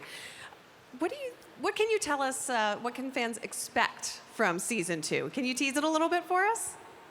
Well, you know, it goes right into Rogue One. Yes. So I think that as you start to feel the anticipation of each of the episodes leading into what you know from Rogue One, it's exhilarating. I mean, it's almost just talking about it, you don't really get the feeling, but as you're watching the show and it begins to build, it really, really hits you. And I think then you'll look at Rogue One with very different eyes, too. Absolutely. I feel like you watch Season 2 and then you roll right into Rogue One, Yeah. and it changes your perception a little bit. Yes, It'll it change your does. perspective. But at the panel this morning, we also learned a little bit more about the Mandalorian and Grogu. Yes. So excited for Star Wars to return to theaters for the Yes. first time since 2019. Yes. How does it feel to be back with a theatrical release, with a big film, and with moving these characters from the first Star Wars streaming series on Disney Plus into our first feature film. No, it's really, it's incredibly exciting. And, you know, the great thing is, I think what John's done with this movie is, even if you haven't seen the series, you're going to have a great time with this movie, because he's introducing the characters we know, but he's also introducing new characters. So there's a chance to be dropped in just with the film. And seeing Baby Yoda up on the big screen, I got to tell you, why? It's pretty cool. It's great. Can you tell me, in The Mandalorian and Grogu, does Grogu get new snacks? Does he what? Does he get some new snacks? Do we get to see him have a few Yeah, cookies? you know John. He's a chef at heart. He's always going to have food somewhere. Somewhere in the storytelling. New Star Wars food in it. Yeah. And as a surprise, I know you talked a little bit about things in development. Always excited to hear more about what we can expect from the Star Wars galaxy. And Star Wars Starfighter has been unveiled as of this morning. Sean Levy's new project, starring Ryan Gosling.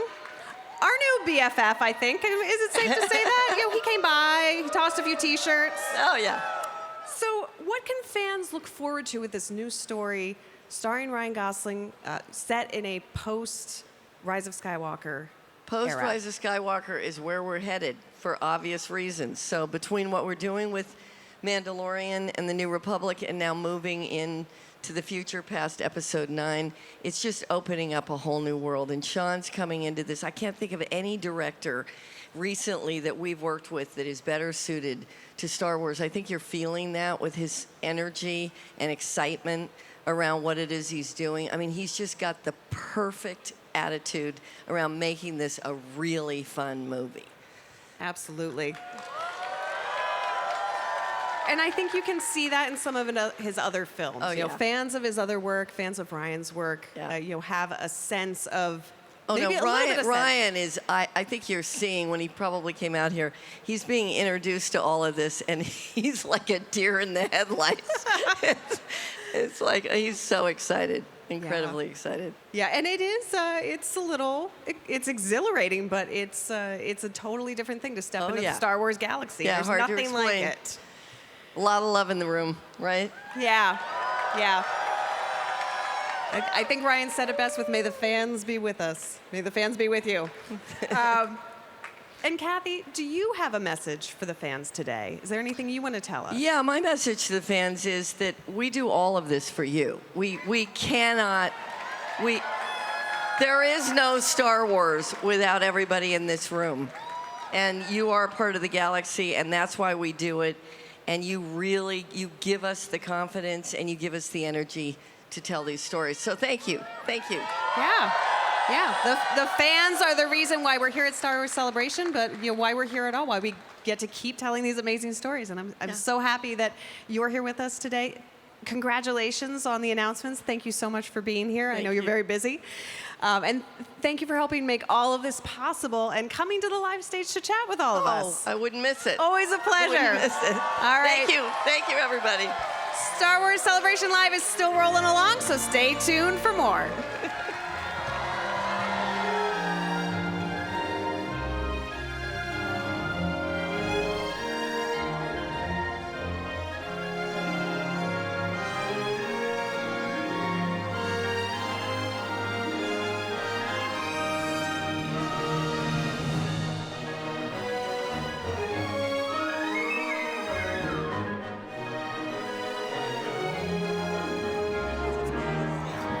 Thank you very much. Just wanted to say thank you. We've been gathering for since she was non-Star Wars, just older Star Wars, and just the new announcement coming up when 2015. Yes. We get our breath back. What an arm cam!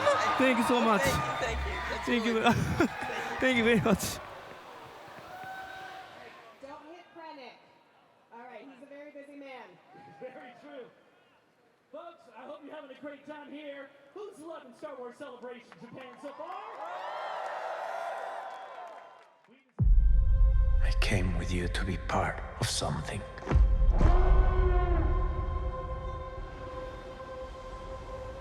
The Empire cannot win.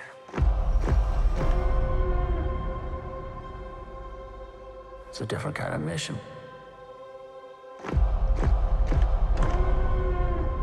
If it goes up in flames, it will burn very brightly. But if I'm giving up everything, I want to win. We have to. We must stand together. We will be crushed. Resistance is absurd. It's a weapon. They're building a weapon. The monster will come for us all. Revolution is not for the saying.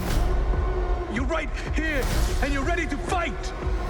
There's a future here for those who dare.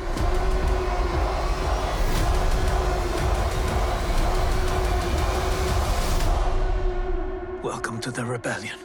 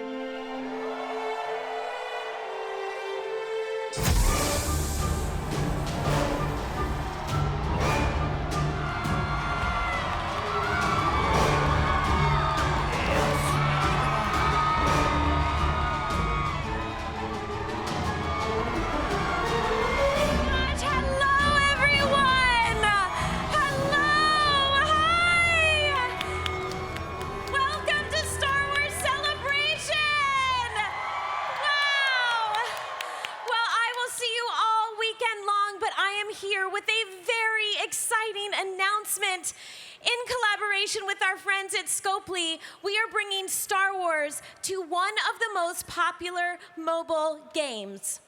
So get ready to roll your dice and jump into Lightspeed as we experience an all-new limited time event in Monopoly Go! The Monopoly Go and Star Wars collaboration is launching on May 1st, and you won't want to miss a second of this limited time event. I think we also have a trailer to play, right? I think we have a video to share with you. Let's check it out.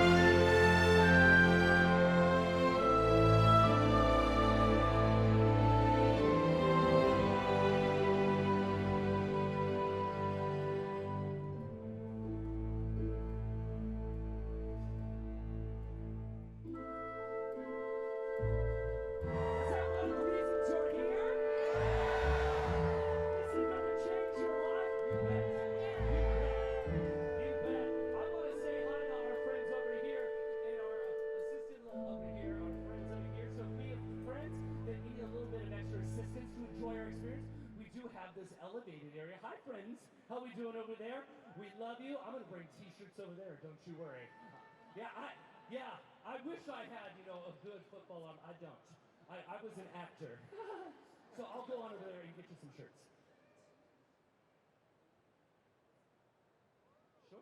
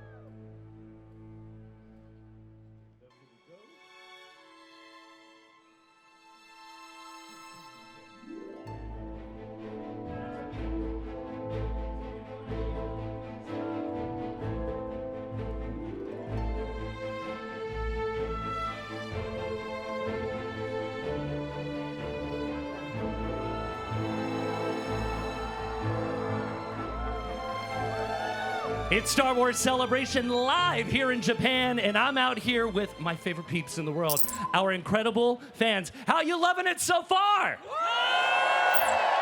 Speaking of fans, we got an incredible fan right here. Someone went to the store. Hey, what's your name? Damien. Damien, where are you joining us from? Hong Kong. From Hong Kong, welcome. It's so great to have you here. What drew you to come here to Japan? You. Everything else. I didn't know I had one fan in Hong Kong. That's really sweet. That's really sweet. What does Star Wars mean to you, man? What does it mean to you to be around all of this love? Oh, it's my life. Yeah? Yeah. Since you were very young? Yep. Yeah. What's your favorite Star Wars film? Oh, my favorite is actually Revenge of the Sith. Yeah! Good choice. Is there something about that film that just is channeling in your being? Hayden. Yeah. We're not hating on Hayden. We're really not. We loved him being here earlier, kicking us off. Was that an incredible experience to see him live on stage? Yeah, I sang happy birthday to him. Right? Put that on your, list of things you did in your life. I sang to... That was something, right? Absolutely. And we got so many wonderful fans here who are living it up, here cosplaying right over here. Hey, what's your name? I'm David. I flew in from Seattle, but I actually grew up in China, so closer to where he's from. Oh my gosh. Oh my God. It's a whole international experience for you. Is this your first celebration? Yes, this is my first celebration. So you've watched it live at home, I assume, in the past? Yes, in the past. And felt all of that energy. What made you decide this was the year I'm going to come? Well, I'd wanted to visit Japan for a while now, and I saw that it was happening in Japan, and that just drew my excitement out. I went on Amazon, bought a cosplay, and then came over here. I got a lightsaber. Yeah, you do. Do you know how to use that? Yeah, I think so. I believe you. Absolutely believe you. Well, it's so much fun. Look at all of this love back here. Make some noise, you guys. And I know why you're here. I know why you're watching live around the world. It's because we're going to bring all of the excitement to you, from celebrities to product reveals to trailers and much, much more. Oh my gosh, someone looks a little ominous over here. Hi, what's your name? My name's Nick. Nick! Very ominous. Nick, where are you joining us from? From Sydney. From Australia! Wow, we were crossing all the continents off. I'm trying to find someone from Antarctica. I'm hoping we'll find someone. But amazing that you made it here. First celebration, or is this a second? It's your first. What are you thinking so far? About an hour or so in. What do you think? We're loving it. We're loving it. We're having a good time. I'm here with my son, Otto. Otto, come on over here, Otto. I love Star Wars. Definitely is a family experience, right? Not only this extended family, but I hear the yes back here, like, amen. Yeah, it is. It's our own religious experience. What makes Star Wars so special that you wanted to share it with your son? Well, it was a present, actually. He did very well in his high school last exams, and he said, can I go to Japan and see Star Wars celebrations? So you aced all your tests, and now you get to be here in Japan? I'd like to think so, yeah. I like to think so. What's your GPA? Fantastic. That's really good to know. 4.0. That's what we're saying here. No, all serious. What do you think so far? What are you looking forward to? What are you hoping you're going to see? I am stoked right now. I'm really excited to see different celebrities come out of hopefully later today. I can pretty much promise you that's going to happen. So that's great. You love celebrities. Are you a big Mando and Grogu fan? Oh, absolutely. And I hope you're at home. And I hope you don't have anywhere to go soon, because that might be happening. Yeah. What else are you hoping to see on this stage? Ooh, I'm hoping to see a whole lot more cosplays, lot more costumes, a whole lot more discussion about future projects. I'm really excited. Yeah. You do sound very smart, right? No wonder you aced all your exams. It's so great to have both of you. Give them a round of applause. Give them a round of applause. Oh my goodness. Come deeper with me. Follow me, camera. Let's go through here. We're diving in here. I want to find folks that are having a go. Oh, come on over. Oh, yeah. Right here. Hey, my friend, what's your name? Chris. Chris, where are you joining us from? New York. New York's in the house, everybody. Big Apple. First time to Celebration? First time. What do you think so far? Having an amazing time. Yeah? What are you hoping you're going to walk away with from this experience? Do you have any high expectations, or are you just taking it as it is? Really taking it as it is, but I'm honestly just overwhelmed and excited right now. Yeah, and I have to say, the grill, bro, is so... Can we get a close-up of the smile right here? Oh, my God. That's 3PO right there. That's amazing. That's amazing. Favorite Star Wars character of all time? Do you have one? I do. Anakin Skywalker. Anakin Skywalker. You know, we had him here earlier. I missed it, unfortunately. Don't you worry. You can replay it over and over and over again. You're going to go meet him? You're going to go get an autograph? I would love to. Yeah. Maybe we'll set that up for you. That'll be really cool. Give it up for New York is in the house, guys. New York is here. Oh, my goodness. I'm diving further in. Where are my friends from Japan? My friends from Japan, where are you at? Oh, right over here. Follow me. We're diving in here. Yes, this is what makes it exciting. Hi, hello, hi, hello, hi, hi, hi. Konnichiwa. Konnichiwa. I'm working on it. What is your name? Yuma. Yuma, great. Cam, great to meet you. And who? Oh, come on over here. Hi. And what's your name? You. Nice to meet both of you. Is this your first time for a Star Wars Celebration? Yes, it is. Yeah. What are you loving so far? Everything, really. I'm so overwhelmed. You're overwhelmed. You're like, this is beyond what I thought it would be. Absolutely. I mean, I didn't expect this many people. Right? From all over the world. I know, from all over the world. Like, can we get a wide shot of how many people are actually here? Can we just raise that camera up? Can we show everybody here? Yeah. There's a lot of love in this room. Are you feeling it? Absolutely, yes. You're like, yeah, I'm getting chills. I'm just so cold about it. Are you having a great time as well? Yeah, absolutely. You look lovely, by the way. Fantastic. What does Star Wars mean to you, my friend? What has brought you here? I don't know. I've been a big fan of Star Wars all my life. Yeah. Yeah, and ever since I was small, and when I got to know that it's gonna be held in Japan, I was like, okay, I really have to go. Yeah. You took all of work off. You're here. You're gonna be here all weekend? Yeah. I'm taking day off from my work. I got permission. He did not call in sick. Yeah. No, he took the day off. Yeah. What else? It's approval. It's approved day off. It's approved. Yeah. Boss, it's approved. Yeah. Good. Yeah. So yeah, I'm fine. I'm okay to be on the camera. No, you're more than okay. He's doing a fantastic job, right, everybody? He's doing a fantastic job. Absolutely incredible. Thank you so much for sharing all of your love for Star Wars. And it's throughout this room. I'm diving back in here. Follow me as we come on over here. Make some noise if you're having a blast. You're having a blast. Yeah. Oh, I'm going deeper in the crowd. Oh, come over here. Look at this. Someone is bedazzled right here on a Friday. Hi, what's your name? I'm Kyle, the master code breaker. Oh, that's good. We have a lot of codes going on backstage, so you'll probably be very helpful. Tell us all about this cosplay, man. Well, I love Star Wars, and I also love... You love Star Wars? Could you believe it? What? Who loves Star Wars? No, but I love Star Wars, and I love suits, too. So I have over 100 suits, and I spent a total of $4 to put this outfit together. I already had all this in my closet ready to go. I love you have over 100 suits, but you spent $4. I love that. Is $4 the amount of love you have for Star Wars? Be honest. Well, I think a little bit more. Yeah, you don't know. It's great. It looks amazing, man. I've never seen this for cosplay before. You look so great. What are you looking forward to most this weekend? Everything, just seeing people here. I'm a Tokyo resident, and I love to see people from all around the world come visit my city and enjoy not just celebration, but Japanese food, Japanese people, Japanese culture. I hope everyone here shares their love of Star Wars and goes home with a deeper appreciation of Japan and Japanese culture. Yes. You know what? You're taking my job. You're hired.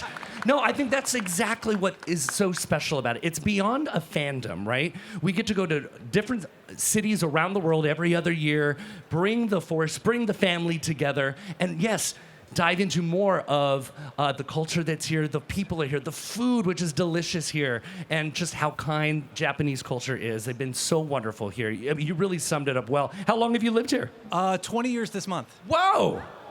Whoa! You're not going anywhere, it sounds like. I don't think so, no. Good for you. Good for you. You're looking good. Give it up for him, everybody. Give it up for Kyle. I keep seeing you right over here, and you look amazing. I've got to talk to you. Hi, what's your name? It's Serena. Serena, where are you from? I'm from Mississippi in the United States. Hey, the U.S. is here. We got Mississippi.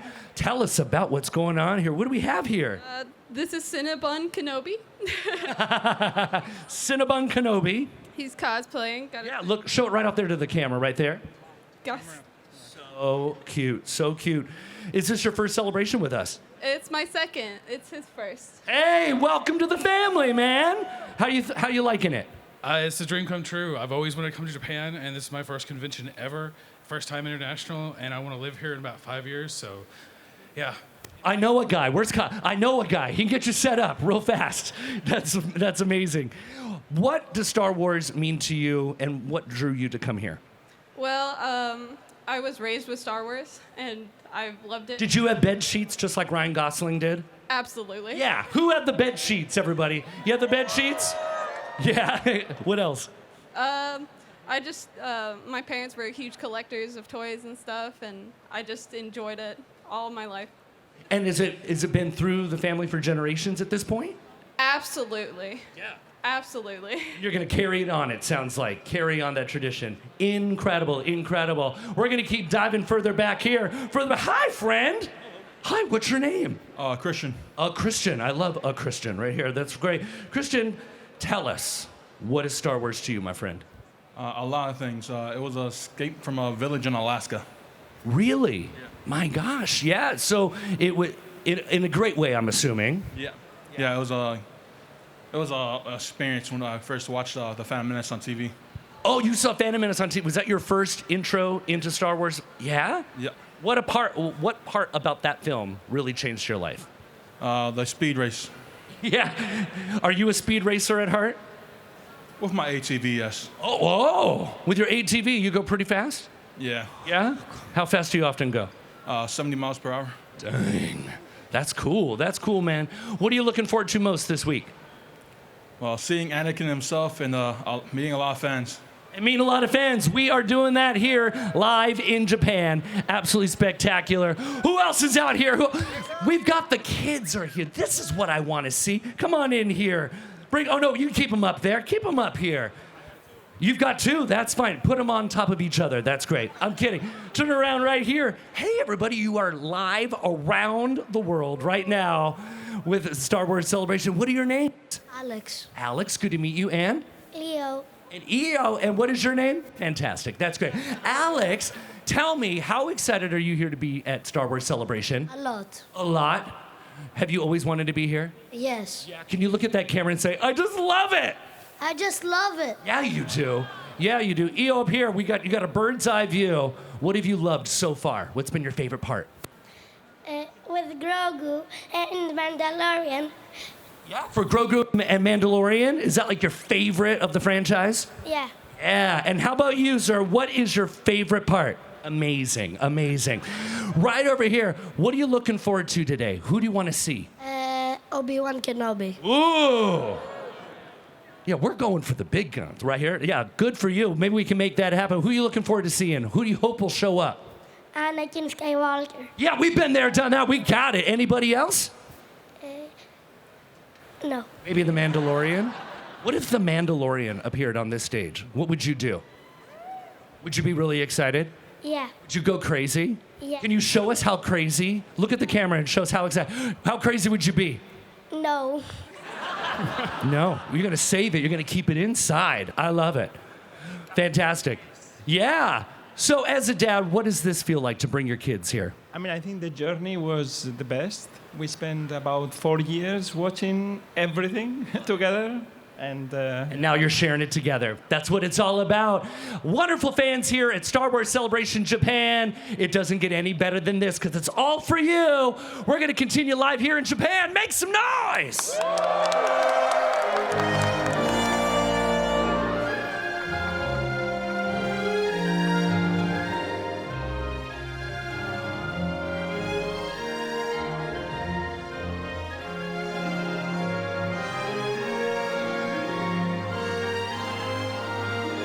All right, welcome back, everybody. If you need some help choosing new iconic headwear, we know just the two to ask. Whether it's a cowboy hat, a Pittsburgh Penguins cap, or a Mandalorian helmet, perhaps, these two can give you some tips. Here to chat more about the upcoming Mandalorian and Grogu, Dave Filoni and Pedro Pascal.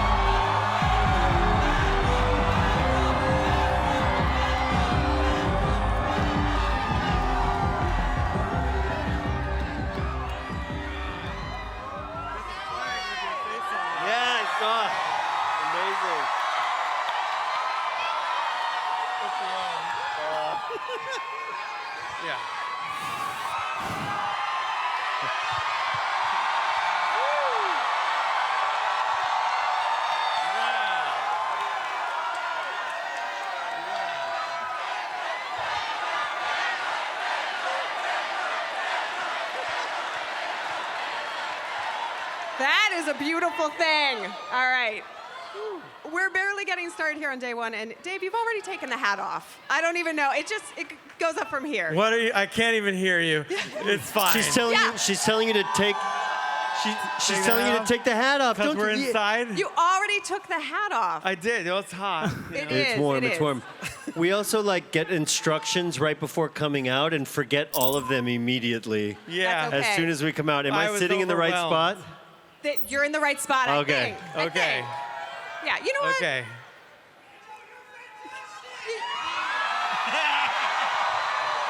All right. Once again. It goes with the boots. Wait. Put it back on the screen. It really I look does. great. You do look good. So You do look good. Yeah. You know what? Some indie vibes. Yes. I think that's your hat now, Pedro. Don't get I think attached you should keep to that. it. Attachments are bad. Don't do it. All right, you two. How does it feel to be back at Star Wars Celebration? It's amazing. This is amazing. This is a lot of people. Yeah. I've never seen that.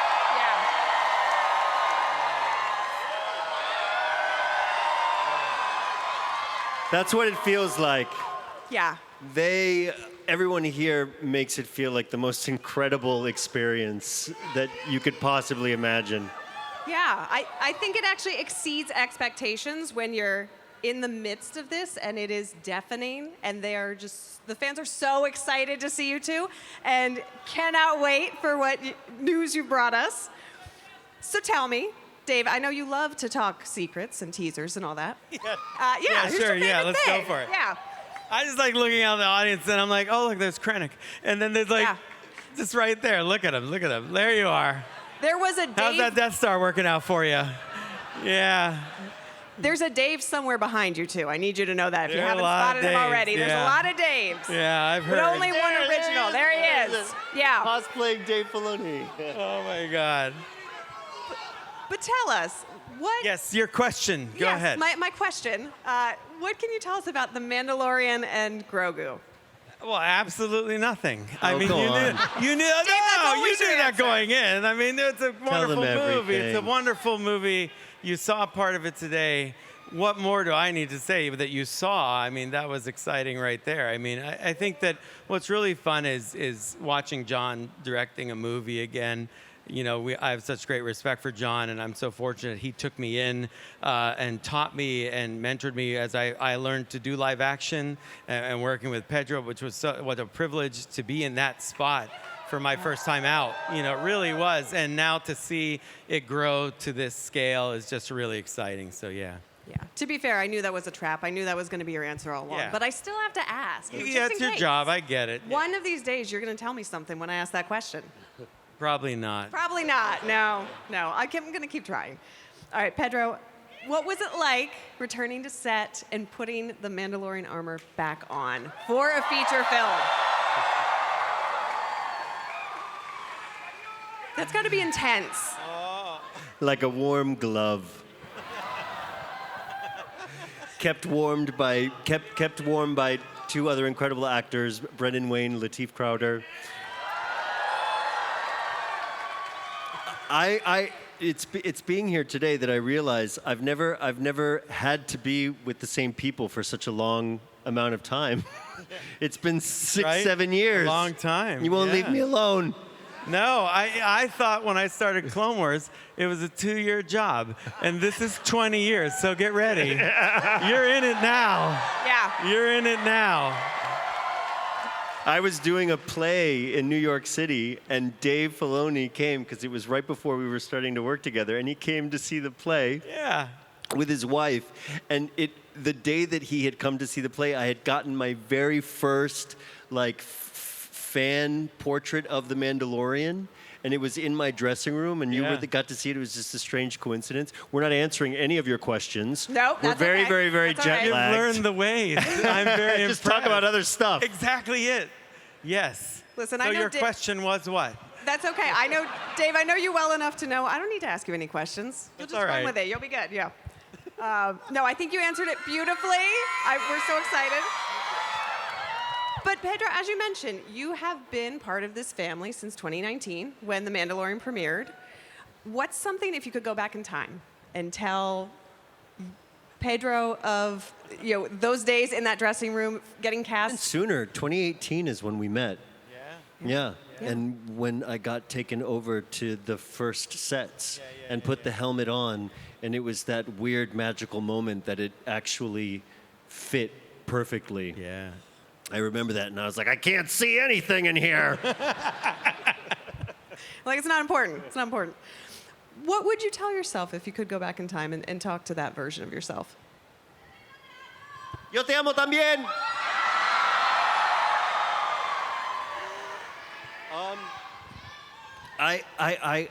One of the first introductions that I had with the fans was at a Star Wars celebration in Chicago in 2019.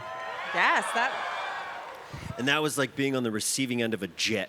It was unbelievable. I remember feeling like a gust of energy just get blown at us, I have felt a kind of a part of that wave and family more than I have anything else in my professional experience. I can't tell you how humbling it is to be with all of you every single time. To be included with the likes of Dave Filoni and Jon Favreau and all of the cast and crew that they always assemble. They put their hearts, every pieces of themselves into making these incredible episodic experiences and now this movie. And I'm just along for the ride. And they really know how to put together a crew. Now, a lot of us know her as Ellen Ripley. Yeah. What can you tell us about Sigourney Weaver's character and just how amazing it is to have her in Star Wars?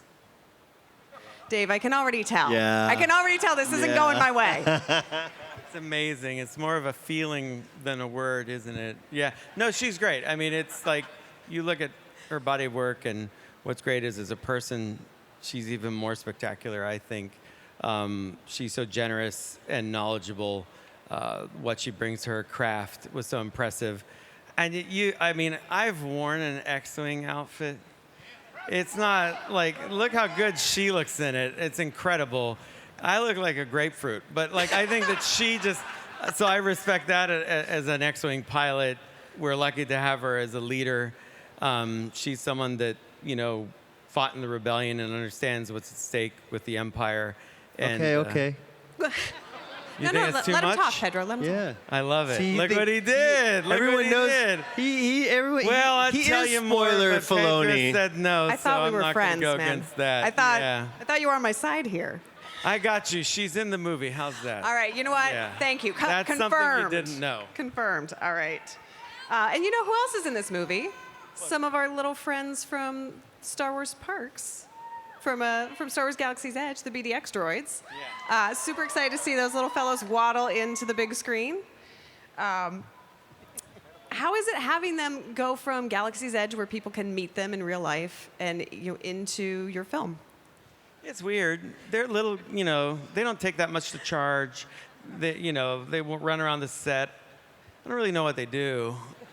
They're funny. They're quirky. They're a adorable. little bit camera hogs, as you saw on the stage earlier. They wouldn't leave. But that's what they are. I mean, these droids, droids. What are you going to do? Like Chopper. He just, oh, God. That guy. That guy. He's never done a nice thing for anybody, and he gets a big cheer. I don't understand it. Like, R2 I get. BB-8 I get. Chopper, though.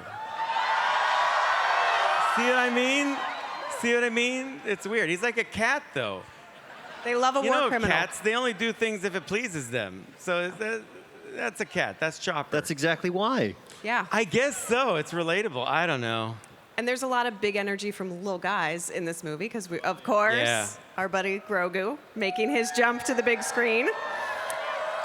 And Pedro, you're making the jump from a TV series to the silver screen. So, how does it feel to be the Mandalorian in this new space and to bring this story back to theaters? Latino power.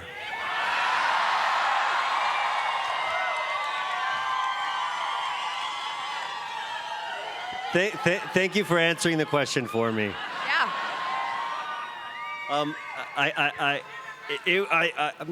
I think that Dave, I know that Dave and John were very intent on creating a very cinematic experience within an episodic medium, and they nailed it with the series. I always dreamt that it would be a movie. I think I dreamt it before you guys. Personally, I knew that I had no say in the matter. But I knew it was something that what? You have a little pull here. I think you can suggest things. Zero pull. I promise. But it was a fantasy, and that it's happened is unbelievable. Everyone has complete faith, as they should, in these guys to make it one of the best adventures we've seen since the first Star Wars movies were introduced to the world. That's quite a promise. I love it. So now you look nervous. Get back to work. Yeah, everything's fine here. Situation normal. I like how you're just gonna stay on course too. I'm What have you trying got? to right the ship. It's okay. It's all do. right. Dave, what can you tell us about what Pedro, not to put you in the hot seat, but what has Pedro brought to the character of Din Djarin that surprises you? That surprises you, not that pisses you off. Oh, no. Well, these boots, for one thing, that was surprising Yes, are today. those That was a real screen-accurate boots? surprise. I thought, who could do that, you know? And there it was. No one. No one. It's such Including a surprise. me. I love it. No, I love it. I think that, and coming from animation, I worked extensively with voice actors, and I think that people underestimate how challenging that can actually be. And something that really impresses me, because there's not an automatic translation from on-camera work to voice acting. And while there's a lot of physicality to the Mandalorian, you have to portray something in your voice that's very unique in each situation. And I just really appreciate that and marvel at how well you blend together the performance of, all you Mandos into one thing. Something that's very special about this character is that collaboration between you and Brendan and Lateef, and it all comes together with the voice. And so never undervalue that voice performance, that warmth that you bring, which is a special ability. And I've known so many great voice actors, and I'd put you right there with them. It's a really great talent, and not one everyone has. So bravo to you. Thank you. Thank you. Me earliest with Dave had a lot of experience actually sort of authoring the physicality of the character and discovering what it would mean within the suit to understand the arc of a scene. In the slightest of gestures, head tilts, and stuff like that. In the time that we did get to spend with the mask on, quite a lot in the earlier stages, and that was a fascinating way of finding a new way of kind of like finding subtle expression through with a character. We talked about Clint Eastwood. And it is all about. Whoa. It was all. It's all about that. Yeah, it's the brim right. angle, and when he's like, this is the T visor, the top That's of the right. T, and so when he's looking and he just tilts down, it's more of an angry brown. And when he looks up, it's more examining, and every little head tilt, and then the and like the center- shaking of the head, you could like if Very it was like subtle, it'd be too subtle big, and it would movements. all look like there was a lot more authorship than you would realize. That went A lot more into it. goes Very into it. surgical. A lot goes into a head tilt. I feel like all the Mandalorian cosplayers taking notes here of the Well, head they tilt. already know. They're it every day. They try to, every day they know. Yeah. Pedro, you speak so much about the trio and what it takes to bring the Mandalorian to life. But in your estimation, how have you helped to shape him? Well, I've been very, very lucky and brought in into such early stages of development. Dave and John are so incredibly collaborative. And I think what you would expect in a role like this is really just kind of stand there, do what you're told, and they demand way more than that.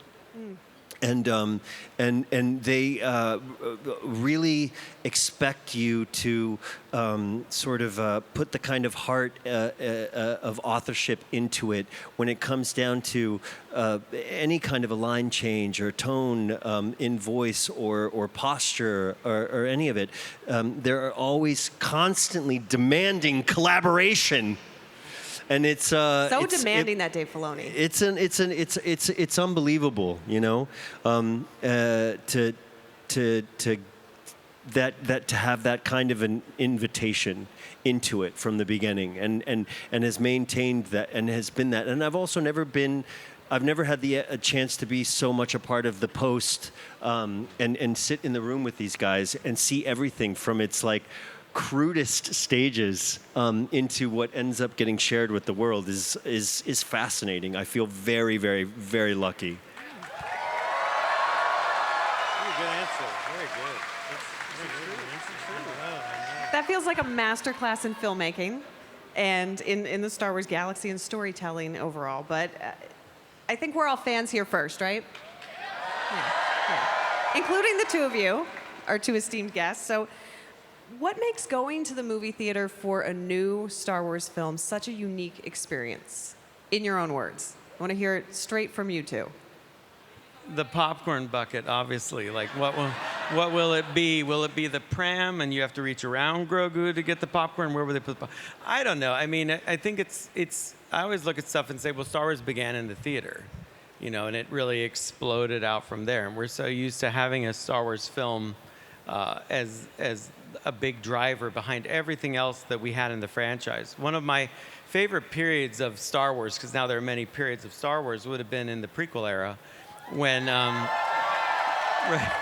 and something I vividly remember in that period was I would see The Phantom Menace, but then there were all of the books and all of the games and all of the things surrounding it related to that, and you could like be with all that other material all the way up to Attack of the Clones. Then we'd go watch that movie together, and then we'd go back and you'd all the more books and all the more games, all things. And so there's a massive community around it, all kind of generated towards the same thing. And I'm very interested in that, and I think it's something that the movie provides, that big driver. And George understood that type of ecosystem for Star Wars, and so I have a lot of focus on that these days and how we can, you know, really make that happen to give the fans the dimensional experience that I know they love about this franchise. Because it's not just, it starts in the theater and then it trickles out everywhere in a wonderful way. And you see it here take shape in reality. And it just, you get energized celebration to go back and say, all right, we're going to put in even more time because we will make this even better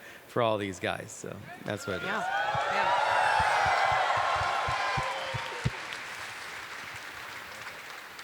Pedro, how do you get back into the headspace for The Mandalorian when you're working on this film? You just stuff your head in that helmet. You don't just say The this is the way? headspace is very economical. All right, I was just trying to bait you to say this is the way. I think we all know This is the that. way. Thank you. That's all I wanted. Anything else you want to tell the fans today? Los quiero mucho.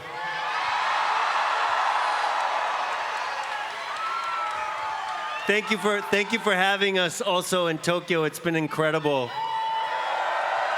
And thank you for being here and for being especially with us on Y the viva Star Wars Chile! Thank you for being here on the Star Wars Celebration Live stage with us as well. Such an amazing day, and we can't wait to watch The Mandalorian and Grogu in theaters next year. More Star Wars is coming up, so don't you dare touch that dial.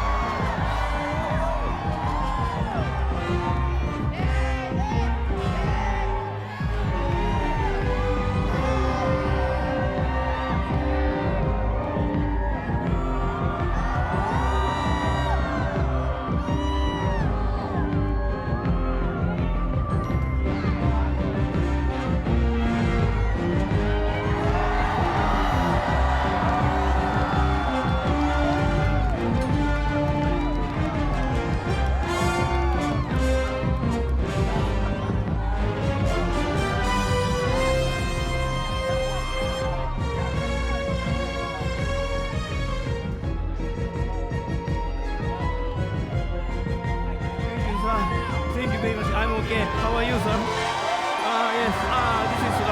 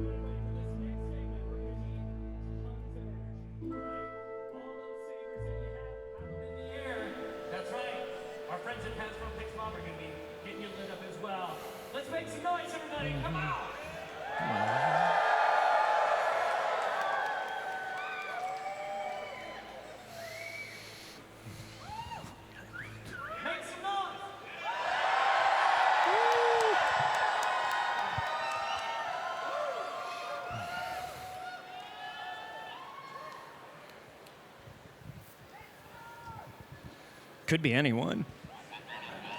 Could be literally anyone. Like, who knows?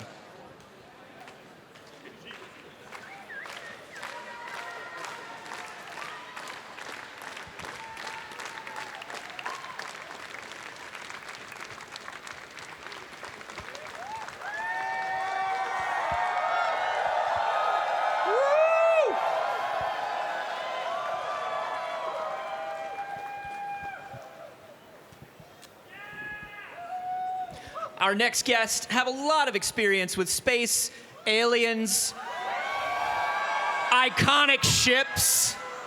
One with the Razor Crest and an adorable green baby, and the other with the Nostromo and murderous xenomorphs. Seems about even. Let's make some noise for Jon Favreau and Sigourney Weaver.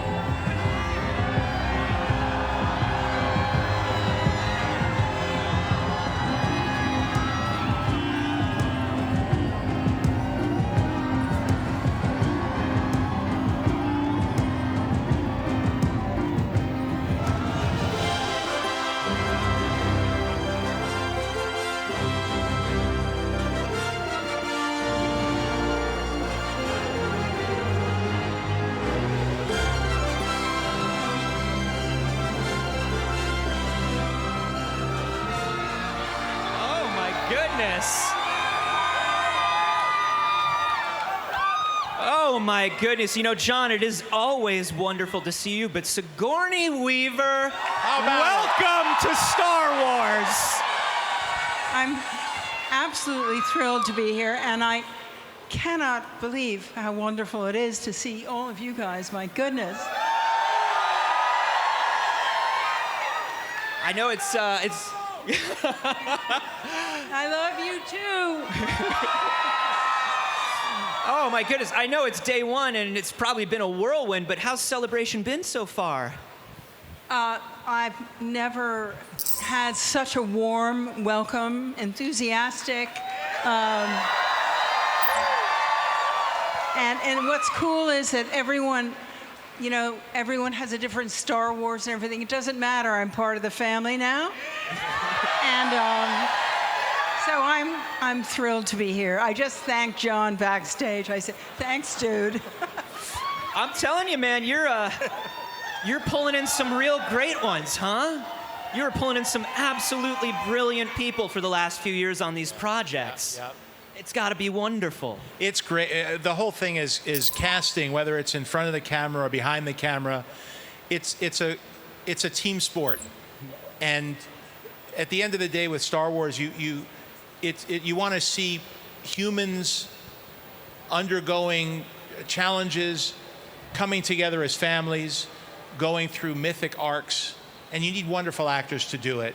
Yeah. And of course, you need the backdrop of all the wonderful artists, storytellers that are doing visual effects, the set builders, the stop motion animators, the CG animators, the puppeteers.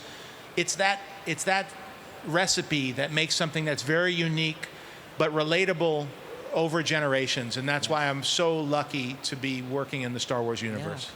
Yeah. It really is. It's the kind of thing that really does only happen at Lucasfilm and really does only happen at Star Wars, and you've just jumped in, man, and you are part of the fabric. And I won't leave. Well, let's talk about this. You know, the Mandalorian and Grogu were obviously created for Disney Plus, but now they are jumping to the big screen. You know, what is the difference for you in writing these characters in something episodic versus creating something for the big screen? Well, there's a lot of opportunities that this affords, right? in television, as a showrunner and as a writer, that's a big part of the process. Here, I only got to direct one episode of all the seasons that we've had.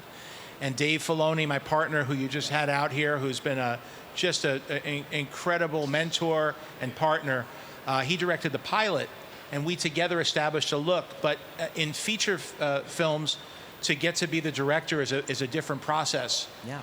There, the storyteller is there on set every day.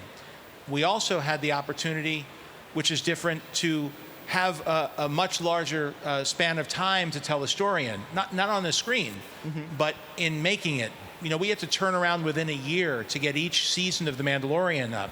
Here we have many years. And so that allows you to plan differently, to have more, build more sets, to explore things virtually beforehand, to have rehearsals, refine the costumes, build more practical opportunities than we had before. And then, of course, filling the IMAX screen.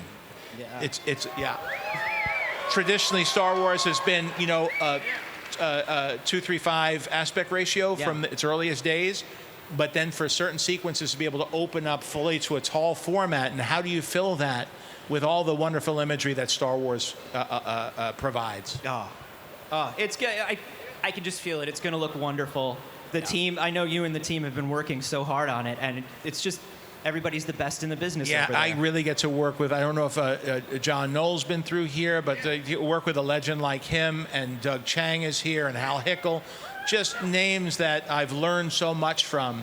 And when you plug into the Lucasfilm and Star Wars world, you get the best people, and the people who know and love Star Wars so much. Yeah. And so that's our, you know, the challenge too with the big screen is, you may have 3 people who've seen every episode of the show, and they want to bring a friend along, or a younger brother or sister that hasn't seen it. For the movies, you want to make it something where we're inviting new people in, but we're also rewarding people who have been in since the beginning.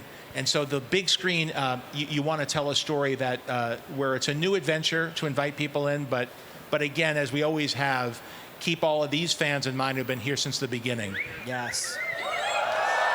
We're excited to see it. I mean, you want to talk about some legendary sci-fi and some legendary titles. I mean, Sigourney, you have been, I mean, come on.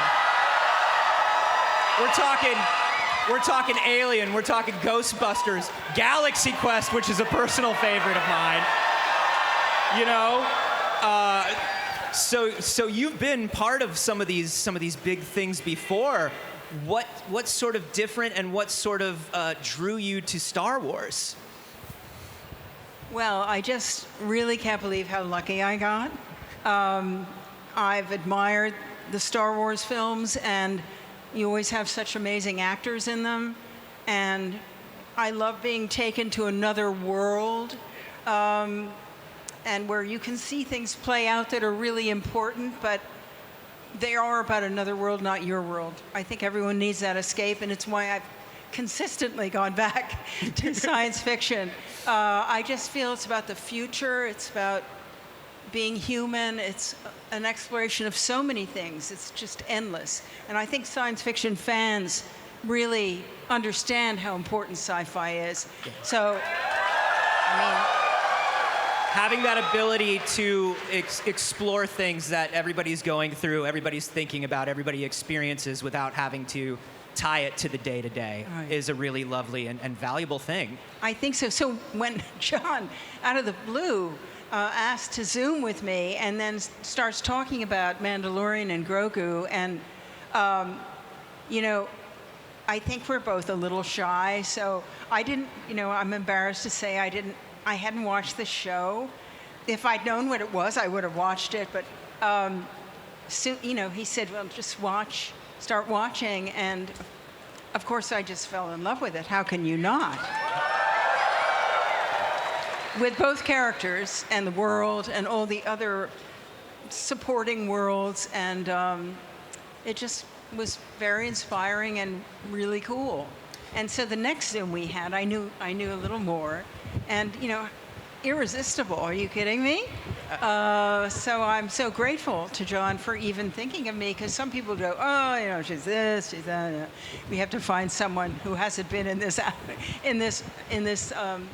in this other universe. Yeah. And I'm so grateful that he thought of me. Now you're saying and you fell in love with all the characters, but I literally have in my notes that you just about had a complete meltdown when you met Grogu for the first time. Well, I did have to, get used to being with something so adorable. I mean, I was fascinated by him. I don't think you can escape every little gesture and sound, and he's very mischievous. So you have to keep your eye on him. But no, I had to actually kind of go against my character's instincts and keep myself aloof from what could be a little troublemaker, and immediately tries to take advantage of me. And so I couldn't express my true feelings for Grogu, which we all share, right? Until cut. I love that. Okay, so here's where we see if you put her through the mandatory Star Wars media training, John. Okay. Tell us about your character.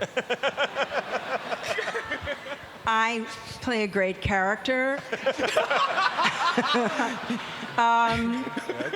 She came up, she's a fighter pilot. She's Okay. still a pilot. She's going to be in all those, eventually. And she's, she came up in the rebellion, and now she's trying to protect the New Republic. And I believe is completely committed to what she does, has had the good sense to hire Mandalorian and this sidekick. And, this is, I'm going to find out if they're as good as they say. Nice. I'm counting on her. I think she did it. But let's talk. I mean, you're saying the Mandalorian and this psychic, and it's the way that Grogu's reputation has changed and the character of Grogu has changed. You've been doing this for 5 years now, 2019. If you, knowing what you know now about the process, is there anything you would change about the things you did along the way? No, I think things unfold the way they do, and you don't always know where it's going. But if you have a good group of people who are seeing things eye to eye and who are all committed to the same vision, that vision might shift and change over time. We had no idea we'd be seeing these characters go to the big screen in the way that we did. Mm-hmm. It's interesting to look back and think about those times, because there are people now, even though it seems to me at my age like it was just yesterday, there are kids who are like teenagers now who grew up with those characters since they were little. And I really try to remember what it was like for me, young, seeing Star Wars for the first time when I was small, and then how my mind was blown by Empire, and I was tricked that's Yoda. I was tricked by, spoiler alert, there's a family relationship between Luke and Darth Vader. I don't want to, maybe somebody here hasn't seen that one yet. Cut the feed. No, right, cut the and then by the time Jedi came out, I was an usher in the movie theaters. I was in high school, and how my relationship with it changed over time, and then the prequels and then animation, gaming. So George Lucas really wanted to capture rites of passage, and he was always very cognizant of the coming of age story and the Joseph Campbell mythic hero's journey. And I think that we always have to look back, and what's nice about Star Wars now that's different from then is between all the different streaming shows, the extended universe, gaming, there's different flavors of ice cream for everybody that all work together. It's great to have somebody like Dave Filoni, who was just up here, who is very aware and thoughtful about how all of those interplay and how it's all Star Wars. And what's great about events like this is you see people of all different ages from all different parts of the world who connect with different aspects of Star Wars, but we're all one big community. Yeah. Absolutely. And it's been wonderful with the with more of the exploration through the TV and the episodic format to watch you and Dave and all of the creative people that you've pulled into these shows get to play around a little bit and get to tell different kinds of stories and try out, does this work in Star Wars? What is this kind of like in Star Wars? One of the things I told you last time is I love that sometimes you can have an episode of Mandalorian that's a buddy cop. Yeah. And sometimes you can have an episode of Mandalorian that's a Seven Samurai story, and it's very. You can play with it and see how it all works. Yes. What kind of story are you hoping to tell for Mandalorian and Grogu? Well, I think there's a few things we're keeping in mind. First of all, we want a sense of play and adventure, right? Because that's what it is. And you think about, we always sought to not just be inspired by what George did, but what inspired George. And, you know, he connected with Flash Gordon. Mm-hmm. He connected with, from his childhood. So there's a type of a flavor of sci-fi that has, a sort of adventure that I think he also explored through Raiders. Yeah. So there's a swashbuckling, fun romp. So there's adventure, but then there's also all of the complexity that came from the Western and the samurai film. And Kurosawa, Ford, and we, especially the directors that we've brought in to do the shows over the years, we definitely connected them with that.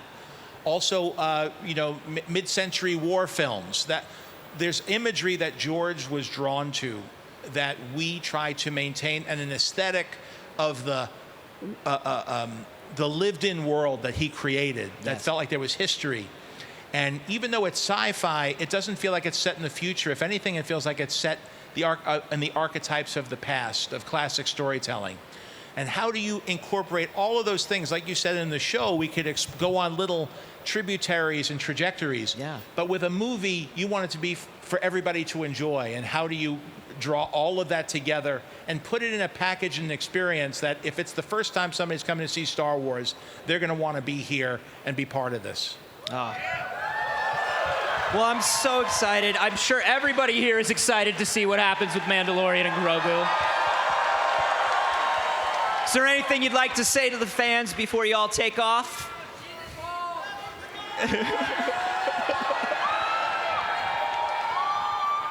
Well, someone asked me earlier, what is this movie going to be about?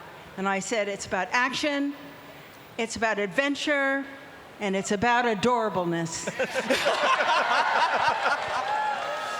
You're going to love it. Well, we are excited for the action, the adventure, and the adorableness. So thank you so much for coming by, everybody. We've got more Star Wars coming in hot. Do not go away. Jon Favreau, Sigourney Weaver.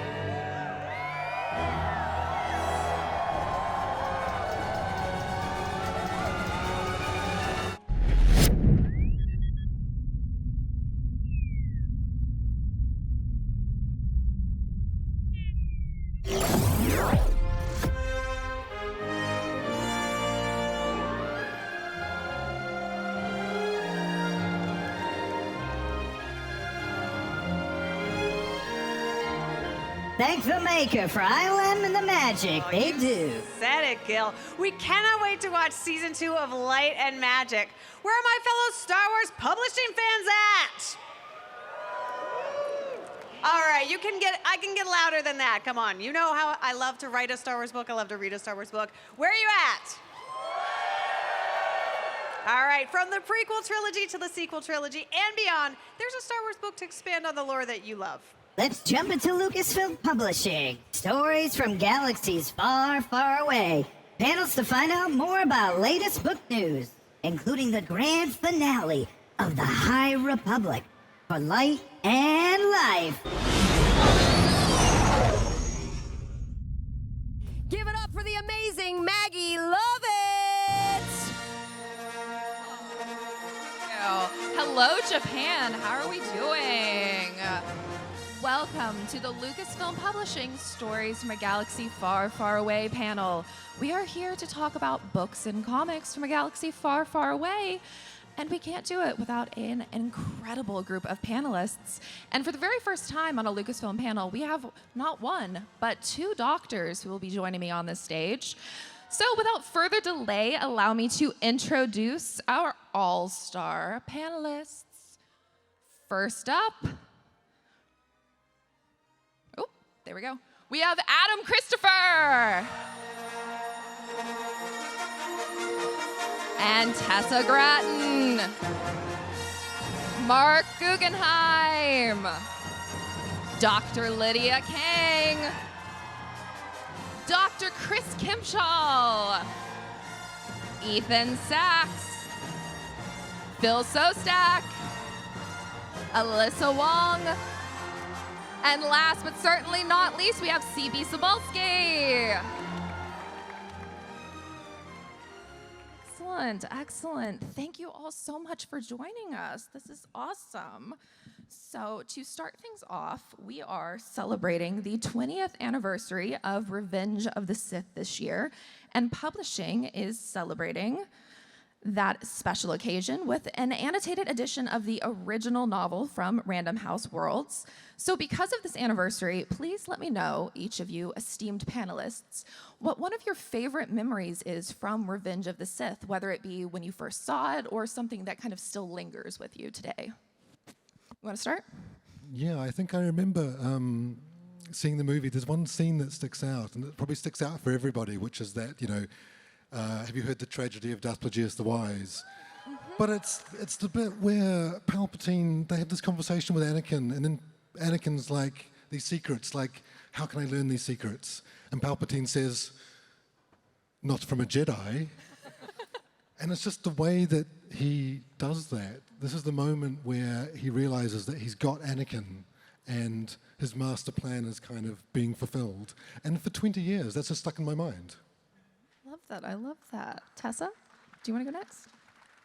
Revenge of the Sith came out when I had just finished graduate school, and so I barely even knew what movies were and hadn't done anything fun in a really long time.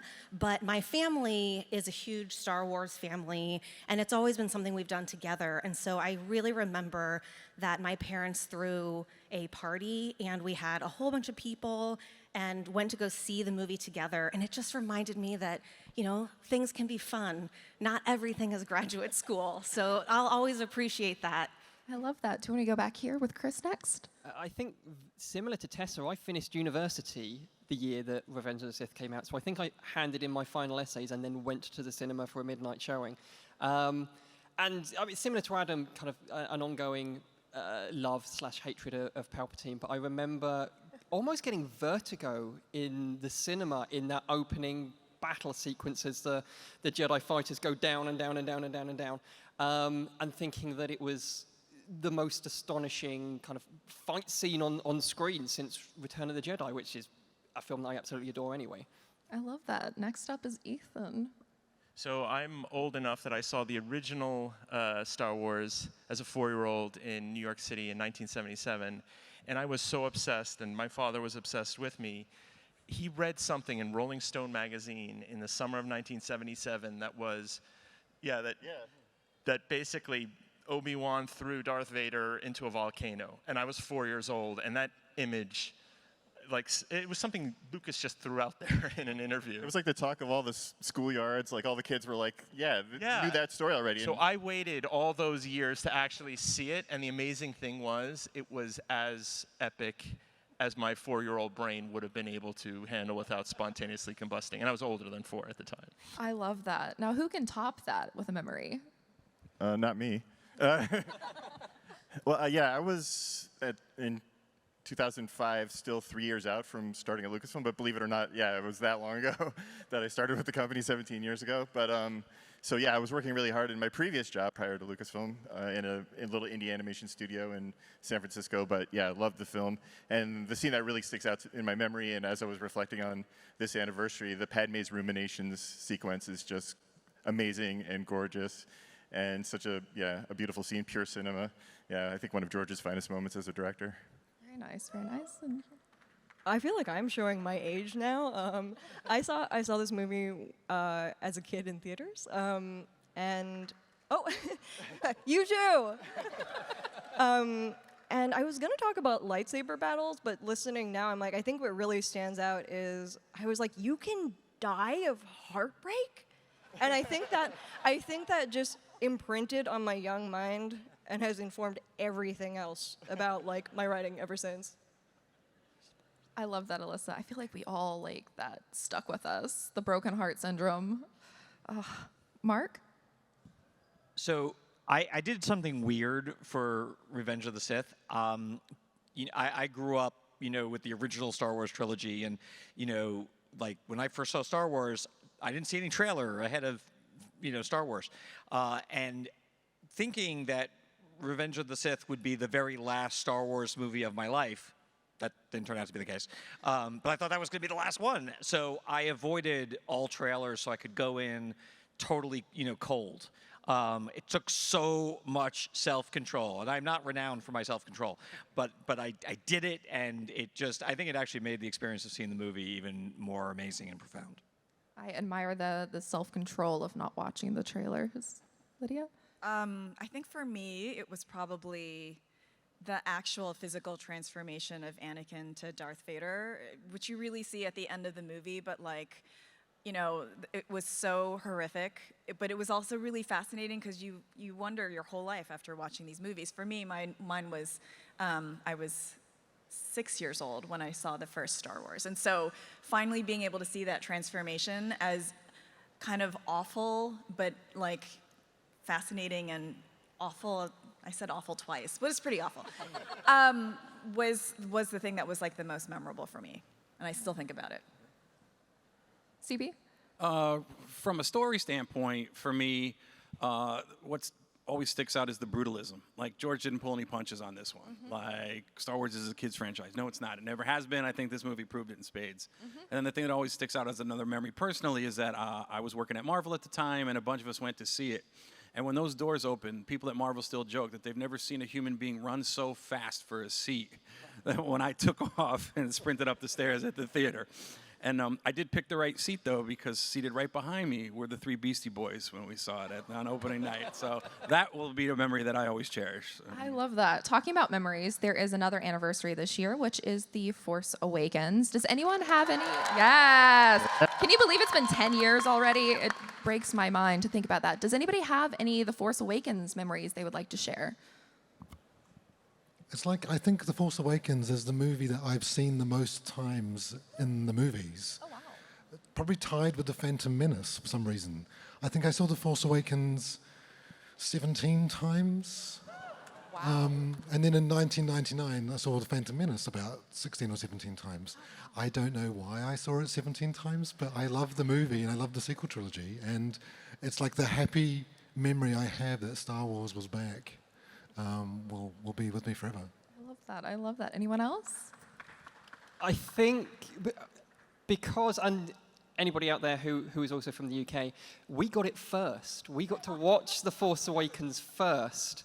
And similar to the reaction that everybody did a minute ago when everybody cheered, the place went nuts at midnight. It was the most joyous, film experience that I've ever had, because this was never supposed to happen. We were never supposed to get any more Star Wars. And then suddenly we were in a cinema a long time ago in a galaxy far, far away, and it was fantastic. It was the best night. Anyone else? No? Yes? Maybe? I have kind of a very personal one, which is before I was a comic book writer, I was a journalist who covered movies, and one of the last big movies that I covered for my time at the New York Daily News was The Force Awakens, and I got to meet Carrie Fisher. And I was interviewing her at a table in the Hotel Carlyle in New York, where there were two chairs, and it was Carrie and Gary Fisher, the dog, and then I was seated on this basically footstool. But that was the movie that I basically got to tell her how much the first Star Wars meant to me, and so I will always associate that with her. I love that. That's a beautiful memory. Yep. Do you have one? Force Awakens, I think for me was, you know how there's a movie where you're like, oh, this is my Star Wars, and it's your whole brain just lights up. I think that's what Force Awakens was for me. I want to say it was a couple years out of college, I think, and the whole time I've been I always think of different eras of Star Wars as oh, this is a Star Wars my parents love and they shared it with me, and this is a Star Wars I saw as a kid, and it made me want to be a pod racer, and then I was oh, this is a Star Wars that makes me believe that I could live here, This is a place where I could be, and another way to open up the galaxy for everybody. It's special. I love that. That might be a beautiful... Anybody else have any memories before I... Oh, yes. So when The Force Awakens came out, I had been working for the company for 7 years at that point, and it was the first evidence of it was the first project I worked on that actually came to fruition and came out, and the day that the film was released was also the day my first book was released. So it's a very important, special film for me. Yeah. I love that. And going off the idea of Star Wars being generational, we are celebrating another anniversary this year, the 50th anniversary of ILM. So we will be celebrating with a retrospective of those first 50 years. And this is the Industrial Light and Magic, 50 years of innovation from Abrams, which will include insights about ILM's history and some of their most iconic and groundbreaking work. So be on the lookout for that this November. And if that's not enough, the brilliant folks over at Abrams will also be releasing a retrospective on the art of Doug Chiang. This special 2-volume collection details the truly amazing art of one of the most iconic Star Wars concept artists of all time. So be sure to check this out, and also go to Doug's panel today for more about this. Okay, now let's talk about one of my favorite topics, which is the High Republic. I hope there's... Yes! We have a little sizzle reel to kick us off here. Let's see. With the High Republic, we want to tell a story of the Jedi at their height. We want to tell a story about what scares the Jedi. Now, we come to the grand conclusion that pits the brave and wise Jedi Knights against Nihil Marauders and the Nameless. It is a story about good versus evil, about overcoming fear, about light and life. We couldn't be more thrilled with what the High Republic and this era inside of Star Wars is all about. As a publishing initiative, the High Republic tried to honor what George Lucas created, but also add to it. We told these stories in books and comics, magazines and manga, and the High Republic soon expanded beyond the printed page, inspiring and informing VR, games, animation, live action. We're honored to deliver an exciting, meaningful, and satisfying conclusion with Phase 3. Thank you to everyone involved, but most of all, thank you to the fans for coming with us on this epic journey. Indeed, we are all the Republic.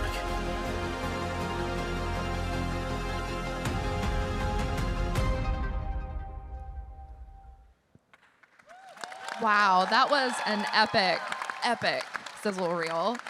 So getting into the High Republic, Tessa, Lydia, Alyssa, the three of you have been writing these novels and comics and serialized fiction for this era.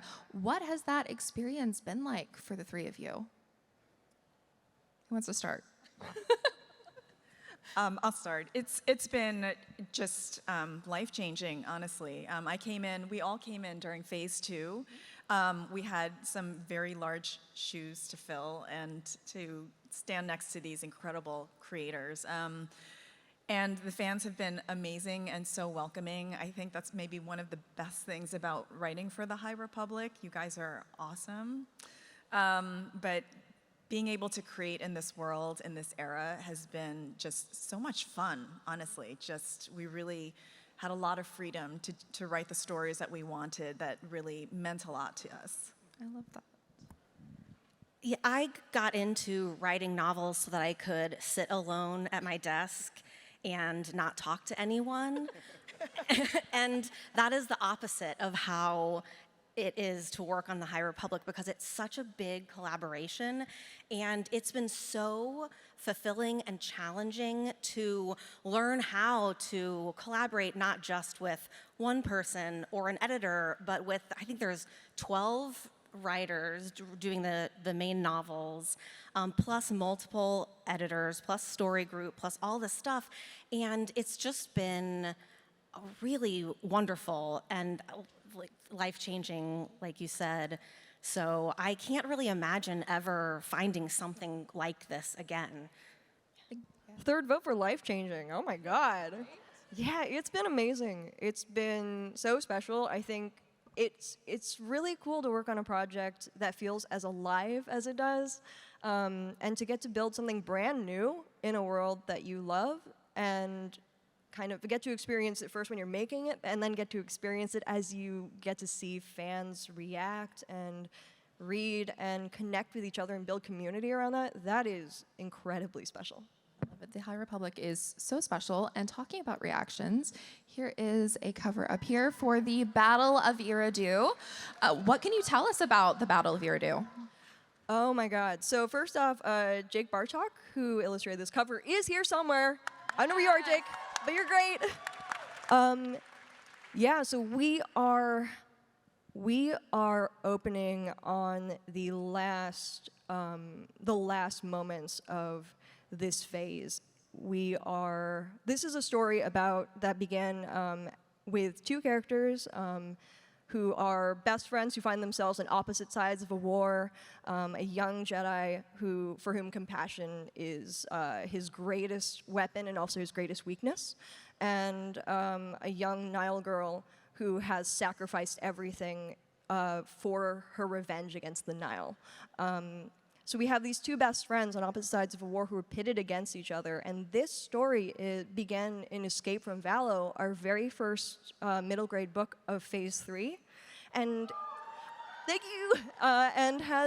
It's been really cool. We've been building threads of this story and their journey together throughout books, throughout comics, throughout short fiction, and we are finally reaching our explosive conclusion. So this is a story about how far you're willing to go to get what you want. What does it cost you when all you want is to save somebody? And in the end, how much is compassion worth? And yeah, I mean, I'm really excited for this. I know you can tell this because I'm really stoked.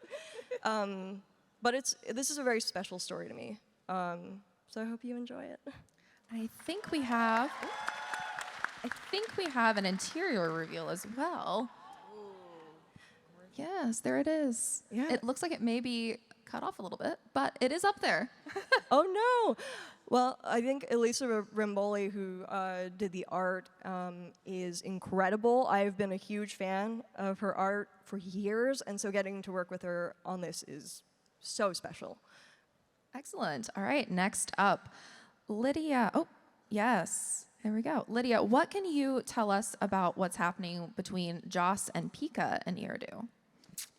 Well, Joss and Pika is expecting.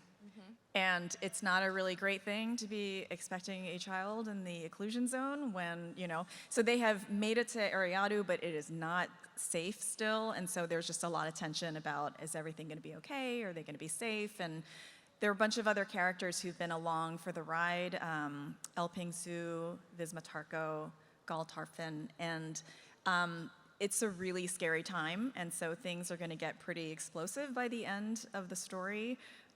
It's been really fun writing for Star Wars Insider magazine. Serialized fiction is really hard to do. It's actually easier for me to write like a 400-page novel than to write these short stories. So it's been challenging, but so much fun. So I hope you guys stick with it and enjoy these last bits here. Yeah. Yes. And your story ties into the events of the final novel, Trials of the Jedi. We've already seen the front cover for that book, but let's look at the back of it. So here's both sides of it. Beautiful art by Grant Griffin, as always. And as we can see, these are our Luminous 9 who traveled to Planet X to stop the Nameless. Let's get another look at them. Here are our Luminous 9, featured in concept art by Minji Yoon.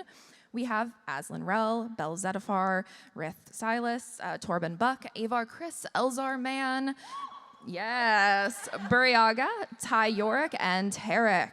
All right, Tessa, Lydia, Alyssa, please give us one word each for what fans should expect from the big finale. Intense. Epic. Surprising. Surprising, I like that. I like that. Very good. All right. Next up right here, CB, Marvel is also in on the action. So can you shed a little light on Fear of the Jedi? Sure, but first, if you don't mind, as I believe this is being live streamed, I just want to give a big shout out to Michael Sigourney, who you saw on the screen up here. Mike was the architect of the High Republic. He's been a champion for all of us straight through, and we would not be here without Mike. So if you're watching at home, Mike, thanks for everything. And then, yeah, so the High Republic, just like the novels are wrapping up, the comic series are wrapping up too. This is where we have to walk that tight rope because what's a spoiler and what's not, we don't want to say too much. But, Cav Scott's been with us, for most of the journey through High Republic and the tales that we're telling here, especially with the Fear engine, which was just revealed in issue 2.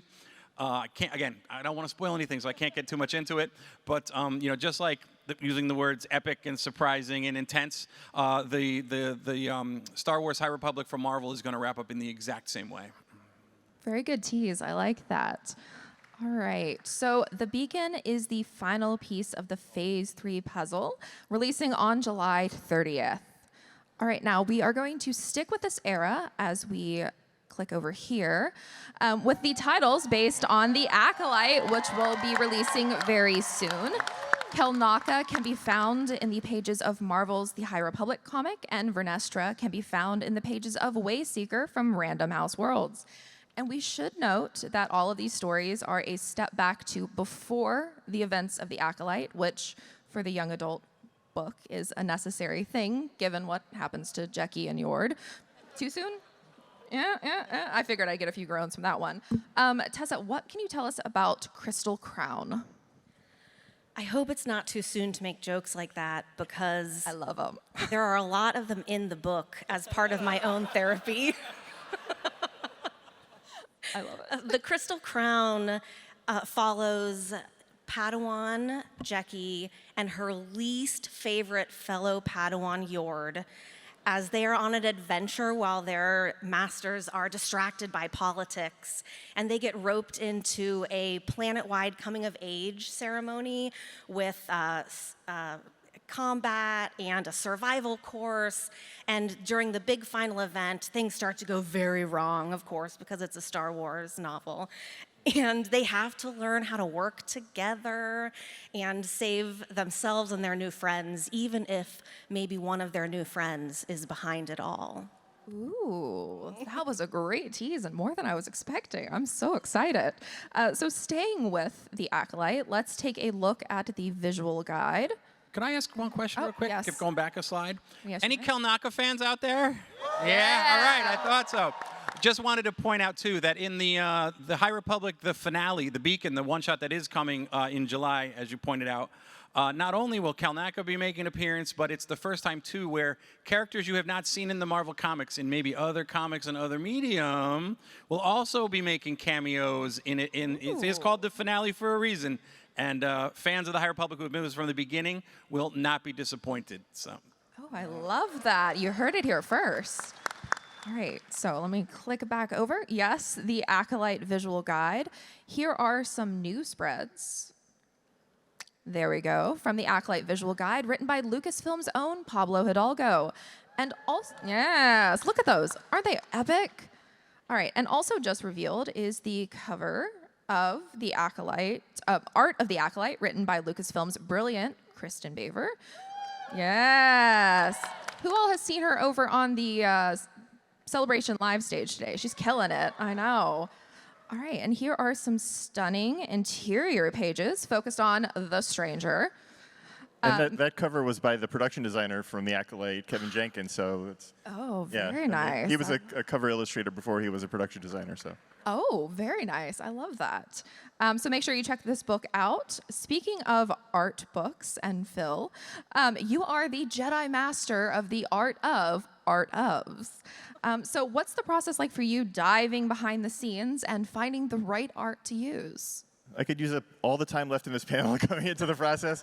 I mean, it is a multifaceted process. And yeah, I mean, it's such an amazing privilege to get the access that I do get, diving into the database for each one of these shows or films and just pouring through literally tens of thousands of pieces of art. And I try to look at every single one when I'm, to try and pick the very best stuff for the book. And whittling those tens of thousands of pieces down to several hundred is a journey unto itself, but an amazing one. I have a follow-up question for that, which is how many concept arts would you say there is for like one singular character in a project?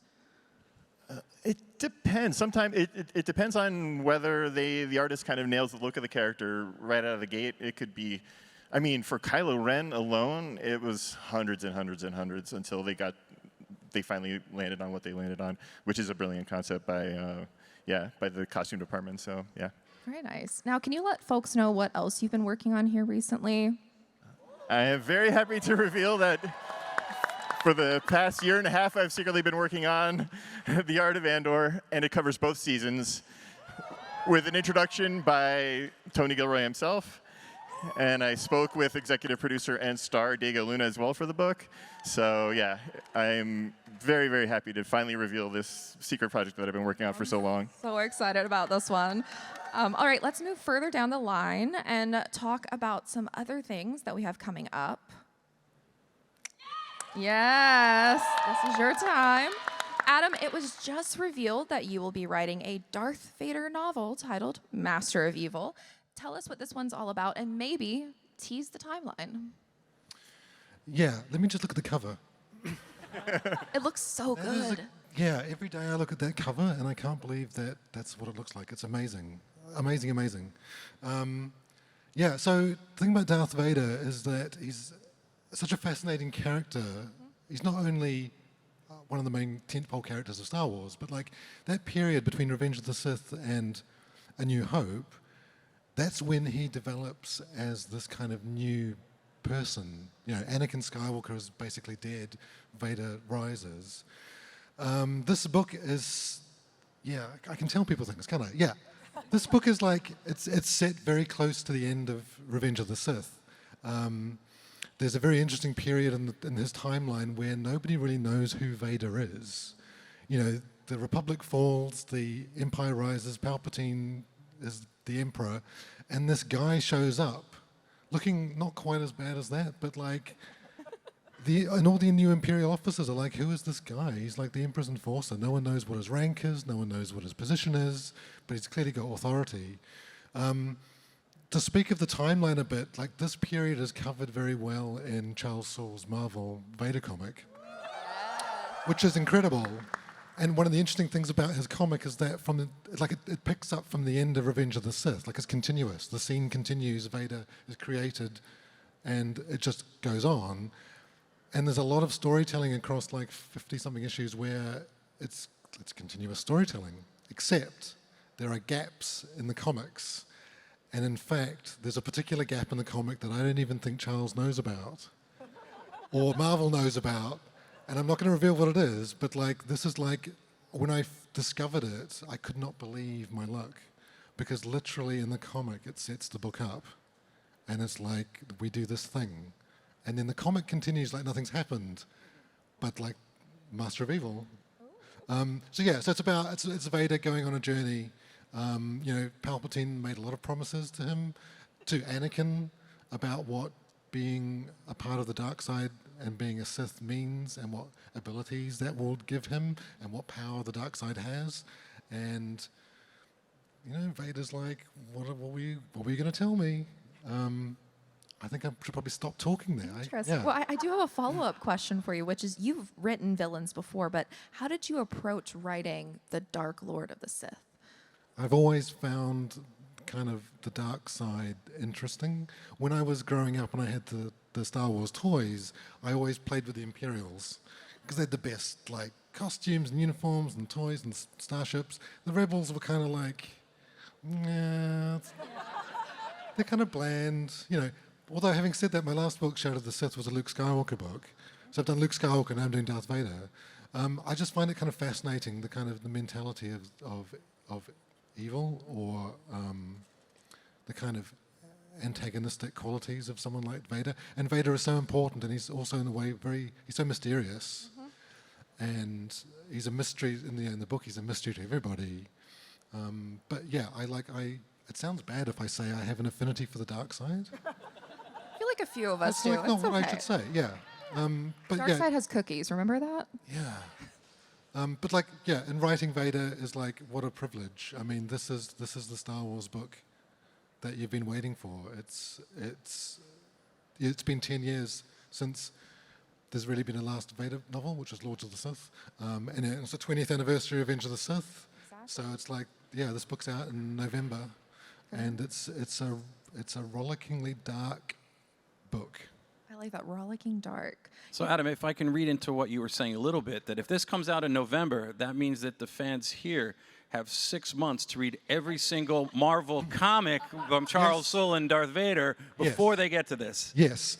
I have spreadsheets upon spreadsheets upon spreadsheets of Vader's timeline, every scene and every panel in some of the comics, to make sure that this worked. Because I know a lot of people are like, but Darth Vader's been covered in the comics. Like, we've heard this before. It's like, you have not heard this before. And I can't wait to tell Charles what I've done. Gosh, I cannot wait to read it. And you gave me a perfect segue there in talking about the Empire. Chris, you wrote an in-world novel titled The Rise and Fall of the Galactic Empire, which is pretty intense. I recently just reread this, and it's a lot. What was that process like for you? Yeah, I think intense is probably a really good word for it. It was interesting the extent to which everybody got into it. I mean, there's a slight element of me saying, you know, I've got this great idea for a book about the Galactic Empire. Is a little bit like being the guy who on the plane who stands up and goes, "Don't worry, I can land this thing." And you know, Lucasfilm would have been in there right through, gone, "Can you really?"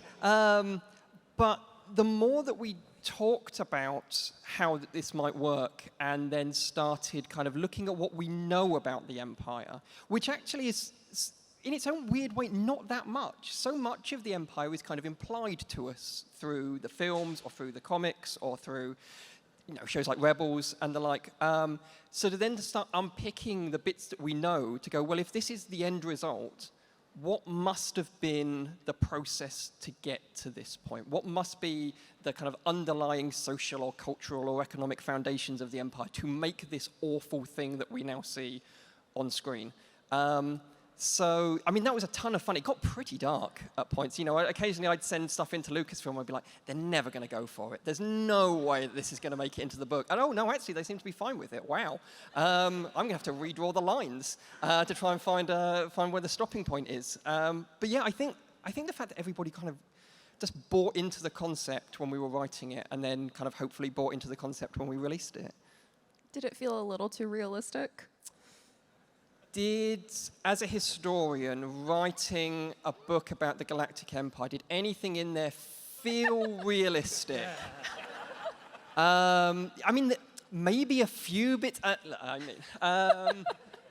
What I think actually felt the most realistic, and the thing that we really wanted to channel, is that a lot of people kind of start thinking, oh, are you drawing on this event? Are you drawing on that event? And what we wanted to draw on was the feeling of looking back on these things and what it feels like to feel this kind of despair and this horror and to not really know what it is you're supposed to do about it, and transmit that feeling of kind of real-world concern that kind of existed as I was writing the book and kind of in the back of my mind, and trying to kind of channel it into Beaumont Kin and then kind of transmit it out to the people. So I think that's the most realistic thing in the book, the kind of the feeling of looking at something awful and going, I don't know how to process this.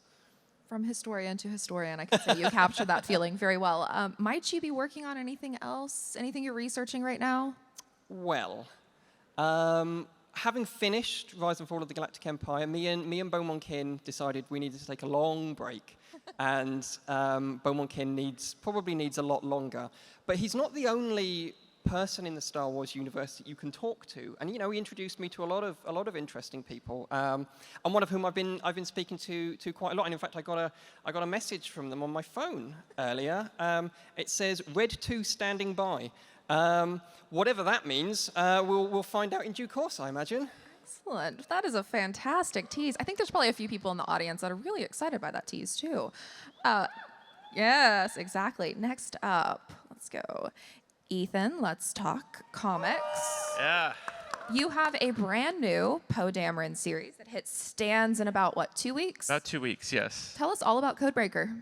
And there's Mike Siglane's not here to stop me, so I really can tell all about. No, it's a fun romp. It's an all ages book, which means I'm much less likely to kill off characters than say bounty hunters. This is set just before The Force Awakens, so Poe Dameron probably will survive. But anyway, it's basically a tale of BB-8 and their human sidekick having to go on a secret mission to take care of a First Order weapon. And without revealing too much about it, it is not at all what they thought they were getting into. Cue the screaming, the blaster fire, all of that. Very nice. And I think we have something we can reveal from the inside. Yes, here we go. Some interior art. How did you go about writing Poe Dameron? Well, first of all, I just want to shout out, it's just an amazing art team, and I'm going to botch the names, and you'll see why in a second. So Mark Yarza is the penciler, Jose Marzen Jr. is the inker, and I was worried for days if they were just too similar, and I was going to botch it, but I made it. And anyway, Nicola Rigi is the colorist. Just an amazing art team. So I love those kind of characters. I love the scoundrels and the kind of characters that you really wonder how they survive from panel 1 to panel 6 on any given page. He's literally flying by the seat of his pants through life. So I always gravitate to that. I love it. All right, next up we have, let's take a look at the covers for the rest of the series. Diego Galindo, just amazing art. And the one that's, I don't know, see, furthest to the right, yes, sorry. That was something they asked me, like, oh, what would you like to do for that cover? And I suggested that, and it was so much better than my little stick figure sketch that I sent in. And I just really love that one especially. It's very cool. And then you also have a very special comic out at the show right now. What is Star Wars Beyond Victory? Yeah, so first of all, if you all get the chance this weekend to go to the MetaQuest ILM booth, you can actually get your own free copy. And I don't know if I'm officially supposed to say this yet, but Steve Cummings, who is an artist on the book, are you here, Steve, somewhere in this audience? No, okay, well, he's somewhere in this building. But at least one of the artists, if not two, will be with me doing a signing on Sunday afternoon. We're just pinning down the time. So please stay tuned to social media for that.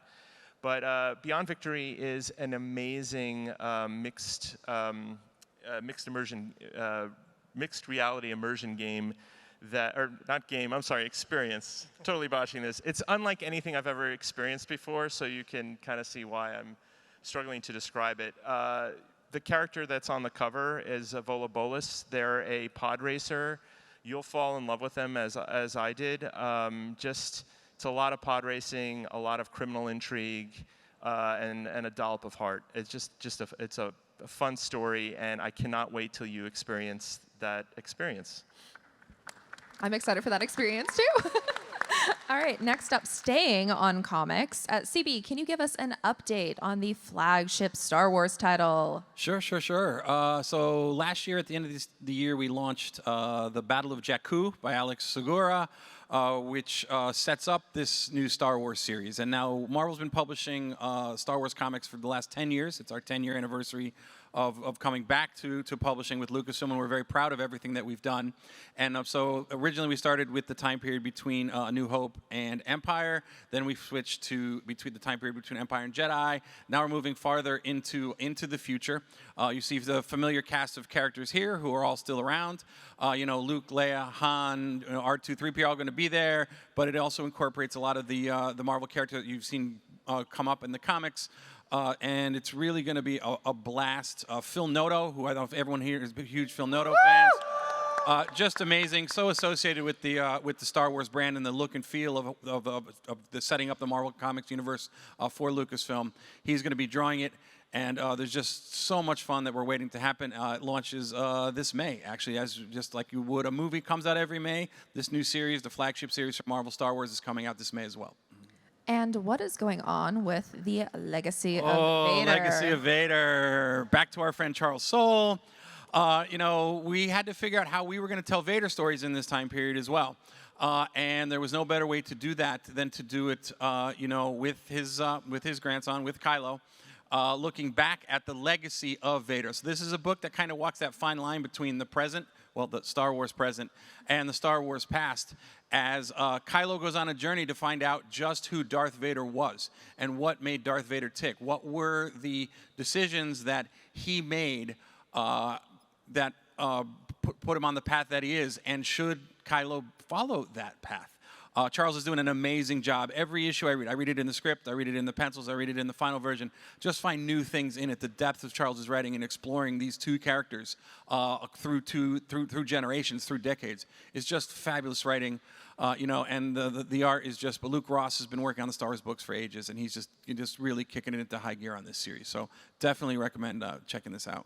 And I'm very excited that we have a reveal here for issue 8 cover. Yes. Very excited about this. Who is that cover on issue 8? Can't say too much, but just in the manga panel previously, Kenny Ruiz talked about he was able to create a new Knight of Ren. And I think here, again, lips are sealed, # no spoilers, but that's a first look at another new Knight that we'll be seeing come out.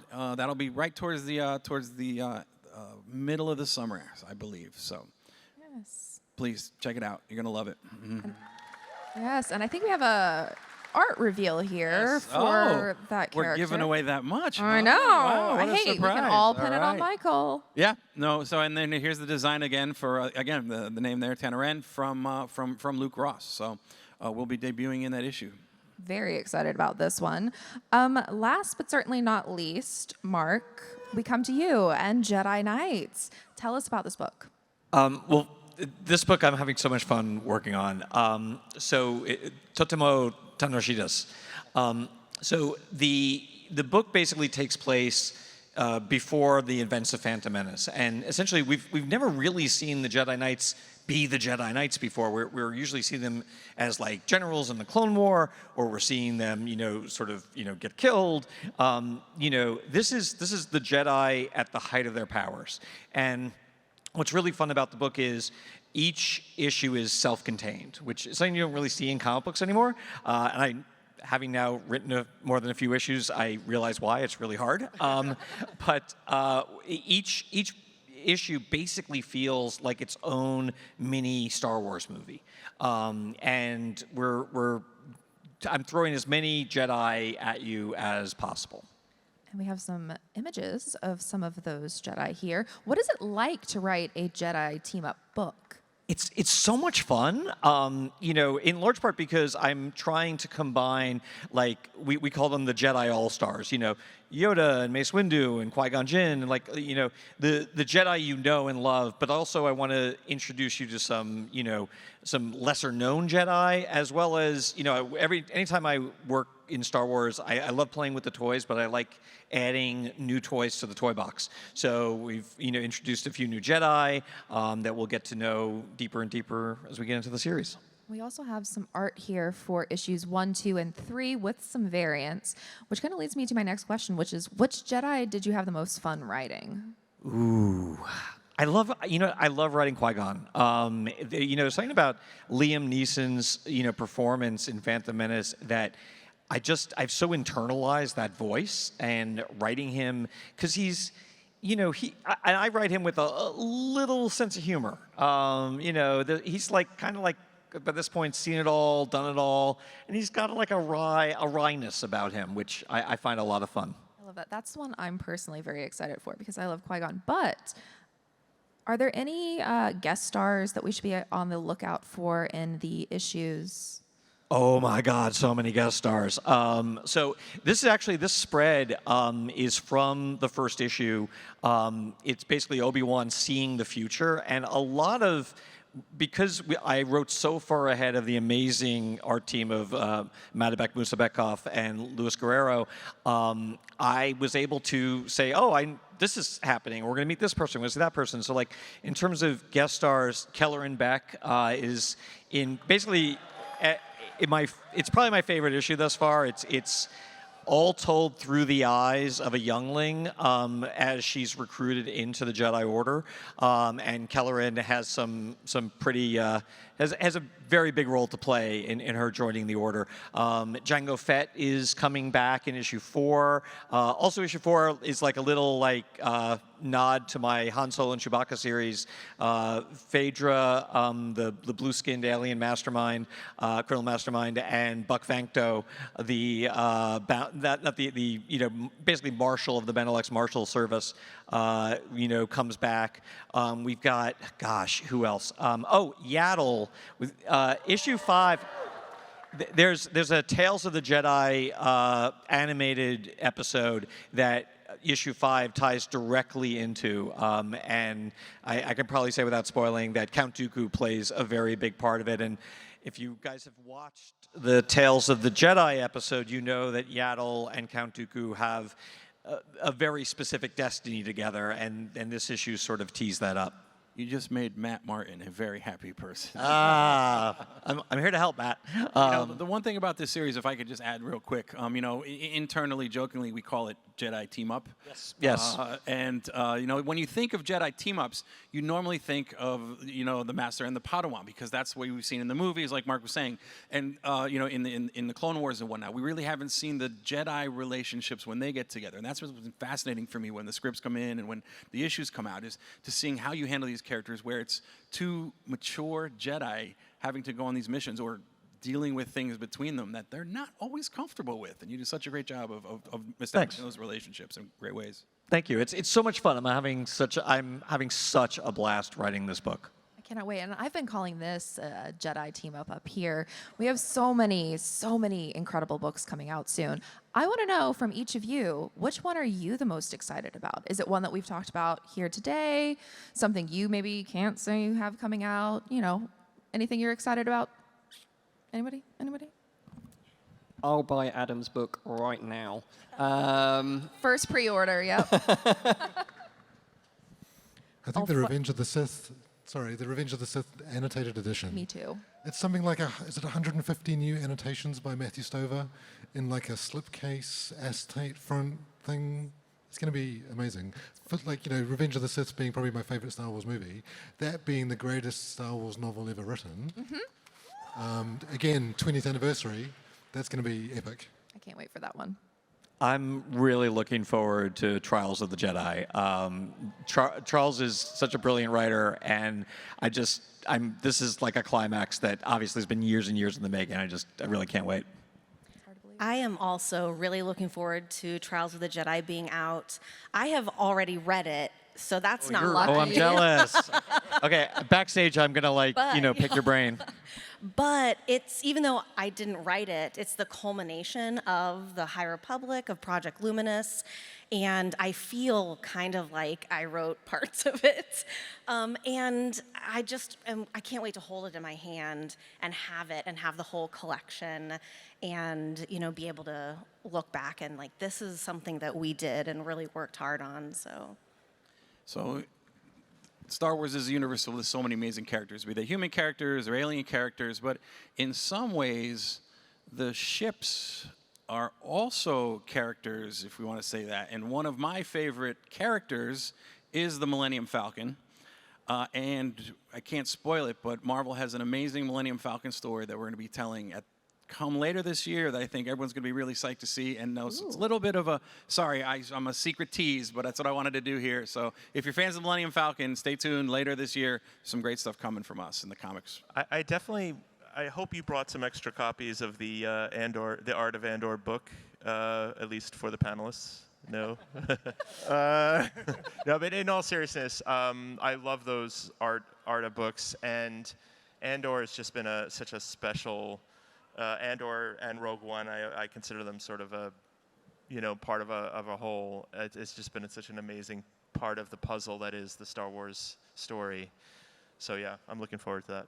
And the book begins with the release of Rogue One and goes to the present day, so it covers that entire span of time. Just gave me chills. Anything else that you guys are excited about? Yes? I mean, I want to read all of your stuff. Oh my God. No, I was like, I'm going to fight you for the first pre-order of Adam's book. I might be working on something that I can't talk about, and it might touch on something, maybe some things that, or perhaps some ones that I've maybe written before, but I'm very excited for it. And if I say anything else, Mike Sigourney is going to drop from the ceiling and like suplex me. I love that. Any last minute thoughts? Yes, yes, yes. I am a huge Acolyte fan, so I cannot wait for Tessa's book. I'm so excited for it. But I've also heard a couple of little behind-the-scenes things about Master of Evil, so I cannot wait to read that. I love how we're and that cover is just, oh my gosh, amazing. Can't wait. Love it. Well, that kind of brings us to the end of the panel. This was fantastic. You guys were all fantastic, and you all are so fantastic for showing up and showing your support for these books and these comics and these incredible authors. So let's put your hands together one more time for this incredible group of authors. Thank you all so much, and may the Force be with you.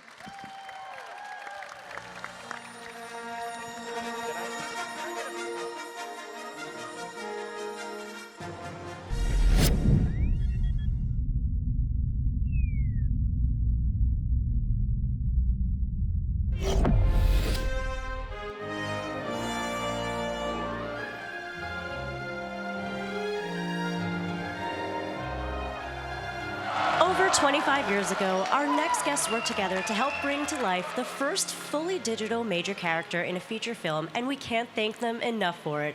Let's welcome Rob Coleman and Ahmed Best to the stage.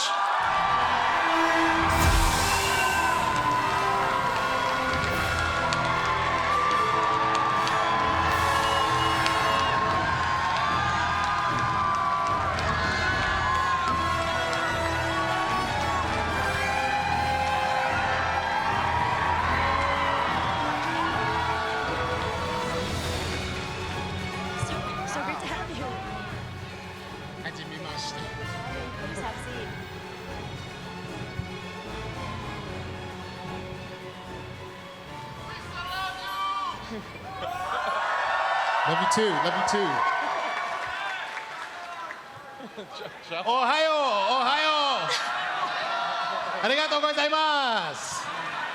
Your Japanese is phenomenal. Arigatou gozaimasu. Hai, Nihongo skoshi. そうなんですか? Oh, see, I come in prepared. I get prepped. 素晴らしい. Welcome back to Star Wars Celebration. How's it been for you guys? Really good. It's been really fun. It's been like, this is our first day here, and I'm still kind of jet lagged, so I'm either really here or I'm dreaming of the best dream I could possibly imagine. It is quite dreamy. Is it your first time in Japan? No, the last time I was here was after Revenge of the Sith. We shot in Australia, and then I just came up here and had like 2 weeks by myself in Japan. It's been a while. Oh, wow. And Rob, is it your first time? No, last time was 20 years ago promoting Revenge of the Sith. Lucasfilm sent me for all 3 prequels that I was Anim supervisor on, so yeah. Love it here. Love to be back. Thank you. Well, we love having you. Thank you so much. So 50 years of industrial light and magic. You both have a different history with ILM, but what is it like looking back at your work during such a massive, massive anniversary? It's absolutely huge. You know, I was 13 years old when the first Star Wars came out, 1977. Then 1980, Empire, 81, Raiders of the Lost Ark, and I start seeing this company, Industrial Light and Magic. I grew up in Toronto, Canada, but I wanted to know, thank you, Canadians in the house, love it. And I never thought I would get to work for the company, but through a meandering path and having the right skills at the right time, I ended up at ILM in '93, animator number 9. They had just done Jurassic Park, and I thought, you know, wow, I'm at this place where all these people had inspired me, and then here I am all those years later, and I'm the creative director for ILM in Sydney, and yeah, it's pretty amazing. What an incredible, decorated career, truly. Ahmed, what's it like for you looking back at your time? Yeah, the time that I got to spend with ILM was really incredibly special. They welcomed me in like one of the family.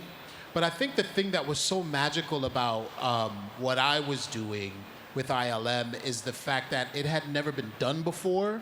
Yes. And we were breaking this new ground together.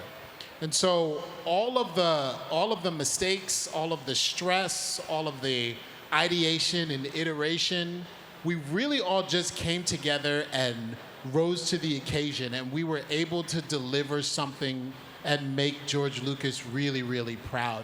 So looking back on that time, it was a really, really special time where I don't really think we even knew the gravity of the time we were making. And you know, watching the documentary, I was like, wow, I was really young. Like I looked so young, and we all did. We were all so incredibly young, and trying not to get fired. So we weren't like, it was like we were so in it. But now looking back on it, it was like an amazing bit of history. Truly. So touching back a little bit on the technology aspect of it, we were supposed to go over this a little bit later, but since you talked about it a little bit, let's just jump right into it. Sure. Your performance of Jar Jar was really the first ever character to be fully digitized, especially a major character. Yeah. And nowadays we've kind of gotten used to seeing actors with mocap technology, and we're like quite used to it. We see it often. But what was it like for you back in the day when it was truly groundbreaking new technology? It was amazingly impactful because anytime you're at the emergence of something technological, you don't really realize it until you see it. And I remember, I think it was one of the first like tests that we did for mocap. And I put on this like very revealing catsuit that now everybody is okay with, but at the time, nobody was okay with it, especially me. And when everything was shot and you see all the points on the screen, I remember going, oh man, those points, they're moving like me. It looks like me. Even though there was no character over it, it still was able to capture personality and nuance. And that's kind of when I knew we were in another world. That's so fascinating. Just imagining that there is this like human movement in just these dots is so hard to like perform with and act with. So that must have been just incredible for you. Rob, what was it like for you and your animation team translating Ahmed's portrayal and performance of Jar Jar into turning him to a fully digitized character? Well, what people may not know or remember is that Jar Jar was initially going to be Ahmed, except for the neck up, where we were going to put a digital head, a neck and head. And the reason is that George had cast Ahmed because of his physicality, the way he moved his body, his voice. But when we at ILM tried to attach the digital head to his body, and you have to remember this 1997 and the technology we had at the time, he's moving around in 3-space from the camera's position. We did have little dots on his neck, little LEDs on his costume. Proved incredibly difficult for us to track it in because the human eye can even pick up 1 pixel sliding and it never looked fully attached, or there'd be moments it was fine and then it would break. So one of the things I did was ask one of my animators to animate a full version, a digital version, because we knew we were going to have it for stunts, matching what Ahmet had done, and also had the same motion tracked neck. And you get to see a little bit about this in the Light and Magic Season 2. And what we found out was it took less time to animate the full body. And so we pitched that to George, and he wasn't especially happy about that because he said, no, but Rob, I love your animators, but there's no way they can match him. And that's when one of our brilliant people at ILM came up to me and basically whispered in my ear and said, there's this thing called motion capture. We could put Ahmed in the suit. We can capture his body performance exactly, millimeter perfect, and then attach that motion onto our digital character, and then the animators can modify, augment if they need to, but then spend most of their time on the facial performance. So that was the evolution of what happened. We didn't go into it thinking we were going to be using motion capture, but it came out of a necessity and a demand from George to say, I don't want to lose his performance. And I'm like, I got it, no problem. Okay, how do we do this? That is so fascinating. I especially love hearing about how there's so much trial and error, especially with groundbreaking technology like that, and you just don't know how it's going to turn out, so you just have to try, and you have to figure out all these other things, and the fact that it was the exact emerging time for mocap is just fantastic. Like, Jar Jar is the birth of mocap, and like a perfectly digitized character. Love that so much. You guys just had your Light and Magic panel. What were some of your favorite stories that you shared on it? It was so cool seeing everybody back together, the gang's back together. It was so wonderful. Yeah, we got the band back together. Yeah, you did. I think it was cool just seeing everybody. Like Rob said, I haven't seen Rob in 20 years. No. This was That's the first time we've insane. seen each other in person in 20 years. Yeah. And when we do these movies, we spend so much time together. Truly. And we go through all of the trials and tribulations, and then we just go about our lives. And something you said in the panel that I really was impactful to me is like, you remember these things. It's filed away somewhere in your brain, and every once in a while a memory would pop up, and you would think about it, and you would, either tell the story or just kind of chuckle and be like, oh, those were the days, right? But to be able to see what it actually was like in the documentary was just incredibly heartwarming, and it just brought back all of those crazy emotions of the day. It was just wonderful. I bet it is so vivid to have those memories unlocked in like a visual way, because it's one thing to talk and hang out and remember things together, but to visually see it, it's like you guys have a time capsule of that period. That's incredible. That literally is what I've been saying. It feels like a time machine or a time capsule. And I was talking to John Knoll about this. We were followed around with cameras for a year and a half. And it became what we didn't see them anymore. And John was cracking me up this morning because he said there were meetings that are in the documentary that he'd forgot there was a camera crew there. And that's how it was. And there are a couple of sessions in the doco when you see me and George, I'm pitching the work to him, and he's teasing me, and I'm teasing him back at one point. And there's a camera right here, but I'm not paying attention to it. I'm so grateful that that footage exists, and now Joe's put it together and made this amazing. He's captured the moment really well, and the human story of what it's like to be behind the scenes, bringing these films to the screen. As a fan, it really was awe-inspiring to see the behind-the-scenes footage, and I am so happy to hear that you guys love it just as much. Do you guys have anything you want to say to the fans out here that have all collected just for you? Yeah. They love you guys. The first thing I'd like to say is thank you. I mean, there would be no us if it wasn't for you. And we don't just do these things in a vacuum. The people who make Star Wars movies really listen to you. We really do. And it might feel like we don't hear you or you're screaming into a void sometimes, but we make these things for that feeling. We want you all to be sitting in the dark in a room, and these movies come on, and you feel the hope, you feel the togetherness, you feel the community. And a lot of times, especially nowadays, there are so many things that are put on screens to separate us. And we have this special universe. We have these special movies. We have these characters. We have these people that bring us all together. If you look around this room, this is what the world looks like. And we're all here for one reason. We're all here because we feel so good about being a part of this galaxy far, far away.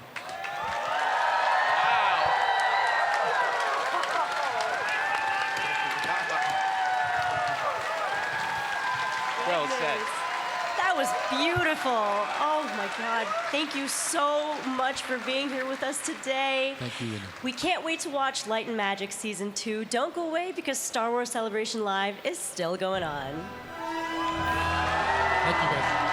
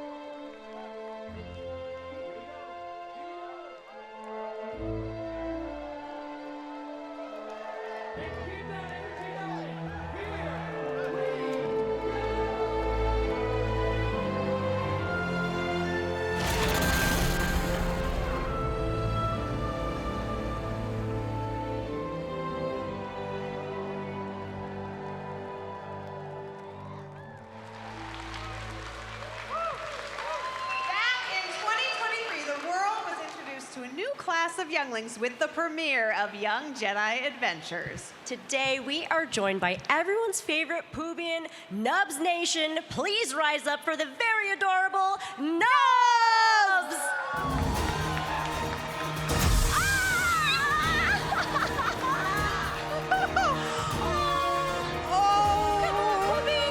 Oh, sweet baby. Come on, Nubs, you can do it. We're here. I think our sweet friend Nubs is a little shy, maybe a little nervous. Maybe a little nervous. I thought this might happen. Yeah, it's scary out here. He's taking some steps, though. I know baby steps. You got this. Baby steps. Oh, good My job. goodness. It's okay. I promise, Nubs, it's not that scary out here. Everyone's really friendly, right? Yeah. And everyone loves you. Oh, there he goes. All right, yeah, let's cheer on Nubs. Make it feel a little more comfortable. Ready? Nubs, Nubs, Nubs, Nubs, Nubs, Nubs, Nubs, Nubs, Nubs, Nubs, Nubs, Nubs, Nubs. Yeah, you made it! Oh. How's it going, Nubs? Did you come here for the dance party? That's a yes.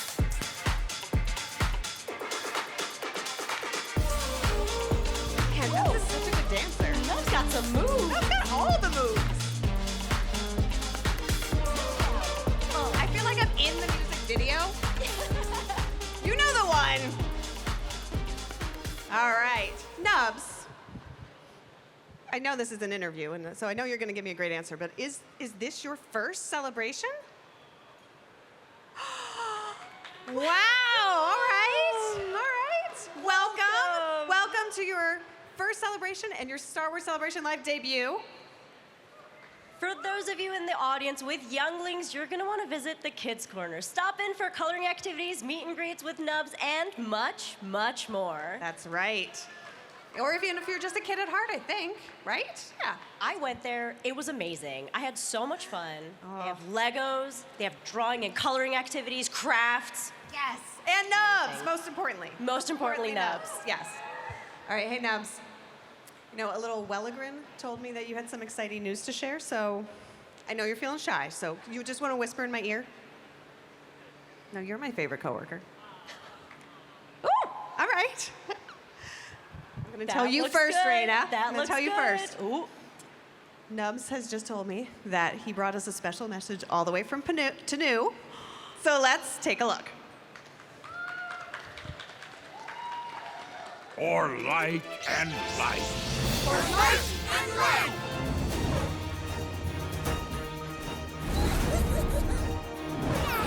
Let's go.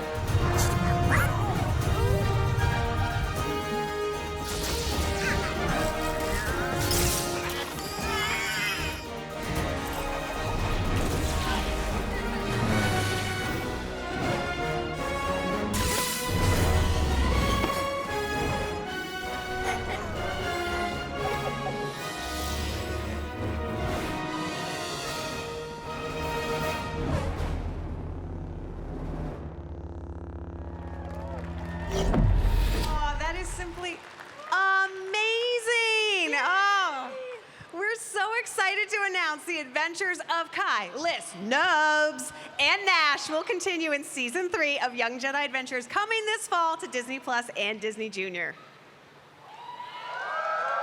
Yeah! Nubs Nation in the house.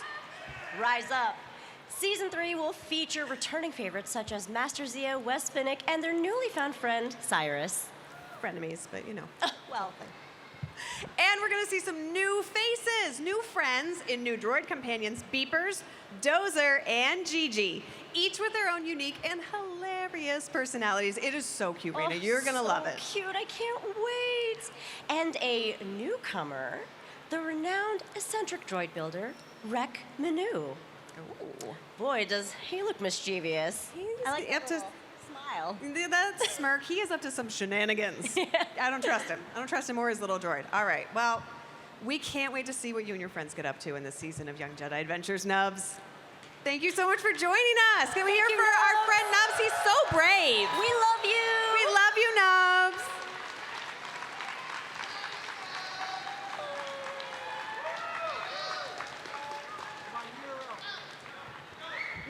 nubs, nubs, nubs, nubs, nubs, nubs, nubs, nubs, nubs, nubs, nubs, nubs, nubs. All right. Thank you all. Nicely done, everybody. Nubs, you want to stay out here for a photo? Yes, please.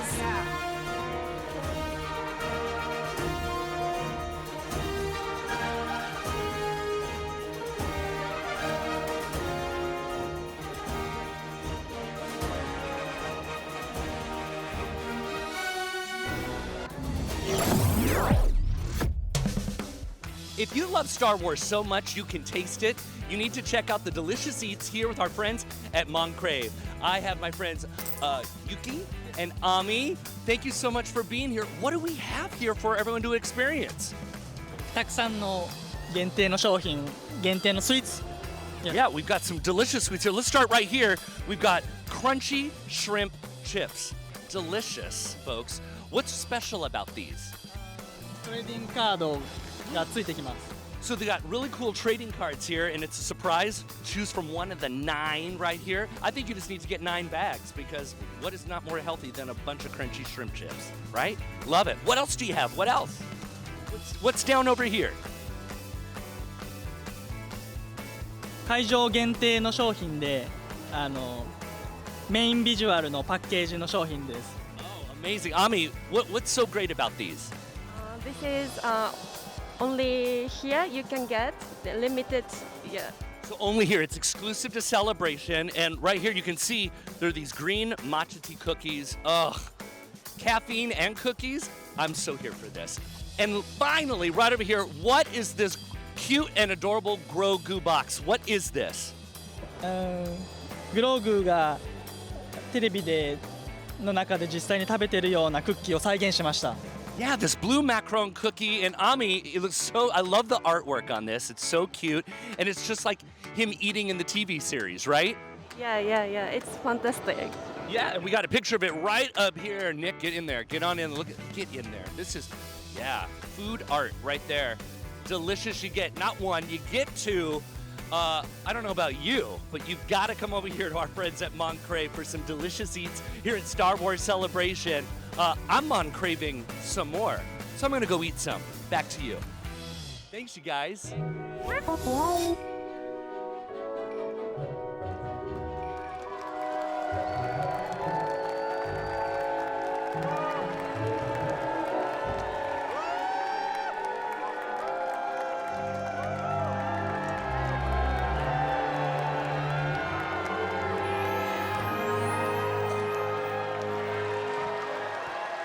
For 20 years, Lucasfilm Animation has been hard at work bringing us such favorites as The Clone Wars, Rebels, The Bad Batch, and honestly, way too many to name right now. They introduced Star Wars fans to their favorite storylines, relationships, and characters, including the murderous war criminal that is Chopper. Let's join Dave Filoni and Athena Portillo as they celebrate those 20 years of stories right now in the Lucasfilm Animation's 20th anniversary panel.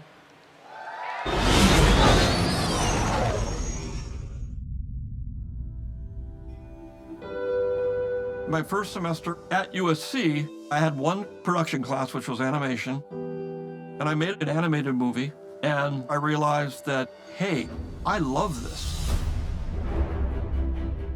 In 2005, George Lucas established Lucasfilm Animation. My job was to create a TV series called Clone Wars. George would say all the time, dare to be great. Really wraps into do or do not, there is no try. George was asking us to do things that were years and years away by any standard. We were going to use CG to make this series. He taught me to tell a story using his previous technology. He would describe scenes and staging. You have to figure out how to do it and keep challenging yourself, and eventually you work hard, you'll start to see the results. I'm Ahsoka. Master Yoda sent me. George was a master of this build-up of excitement, build-up of ownership by fans and families to say, we want to be a part of this, we want to engage with this. And we work to continue that legacy. Hello, Master. It's been a while. Isn't this exciting? Everyone's thrilled. I hope so. I hope so. Thank you. It's beyond thrilling to dive back in. The animation division has just kind of grown in ways that I couldn't imagine back then. 20 years later, which is a little bit hard to believe. Here we go. We have all worked together so long, this team of people that became friends and grew up together making all these things that we've done. I get to work with an incredible group of really gifted and talented artists. Clone Wars was like working with this giant orchestra. So on Star Wars Rebels, there was a family within Lucasfilm Animation that already existed. As long as we're together, we've got a chance. The biggest compliment that we hear is when people say, oh, it's the same group that put Clone Wars together or Rebels together. And another part of the Star Wars family. We work with overseas studios. All our animated series couldn't have been done without their collaboration. The characters and the stories that we tell in animation reach beyond that. This is where the fun begins. Race to the top. Look right to you? Yeah, frighteningly right. Whether it's books, the comics, the games, the toys. We further it with technology, further with storytelling that we've never done before. A good adventure never ends. There's always a new challenge. We need to continue to pass on the knowledge to the next generation and continue to tell great, beautiful stories. That would be the greatest payoff of all. Then the Force will be with you always, as we like to say.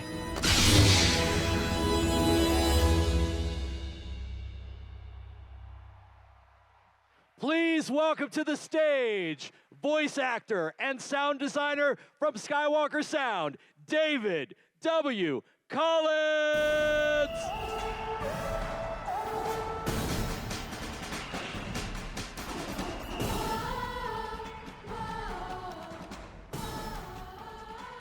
Thank you very much. 20 years ago, I was working at a different division of Lucasfilm called LucasArts. When my colleagues and I heard a rumor that George Lucas was secretly putting together a new division at Skywalker Ranch at the Big Rock campus up there. This was welcome news. We didn't know about the future of Star Wars. Revenge of the Sith was about to hit theaters. And later on, about 2 years later, I was invited to a meeting to meet a young man in a hat named Dave Filoni. This was, of course, in preparation for our first ever Lucasfilm Animation panel at Star Wars Celebration later that year. And what he showed me that day were pieces of concept art, storyboards, even models and maquettes of characters, some that were familiar to me, some that were new, like Ahsoka Tano. He was showing me what would become Star Wars: The Clone Wars. In May of that year, we shared Star Wars: The Clone Wars with the audience for the first time. I was lucky enough to stand on stage with Dave Filoni and Lucasfilm Animation, and we all knew in that room that day that Star Wars would change forever. What a gift Lucasfilm Animation is from George Lucas himself and the team at Lucasfilm Animation. A gift that has given us so much over the last 20 years. Shows like The Clone Wars, but also shows like Star Wars Rebels. The Tales series, Tales of the Jedi, Tales of the Empire. Star Wars: The Bad Batch. And so much more. Today, we're all here to celebrate that legacy, the work that they've done over the last 20 years, how they have given us some of the most expansive Star Wars storytelling to ever hit the screen. We're going to talk about those shows, and most intriguingly, we're going to see what Lucasfilm Animation has for us and has in store for the future.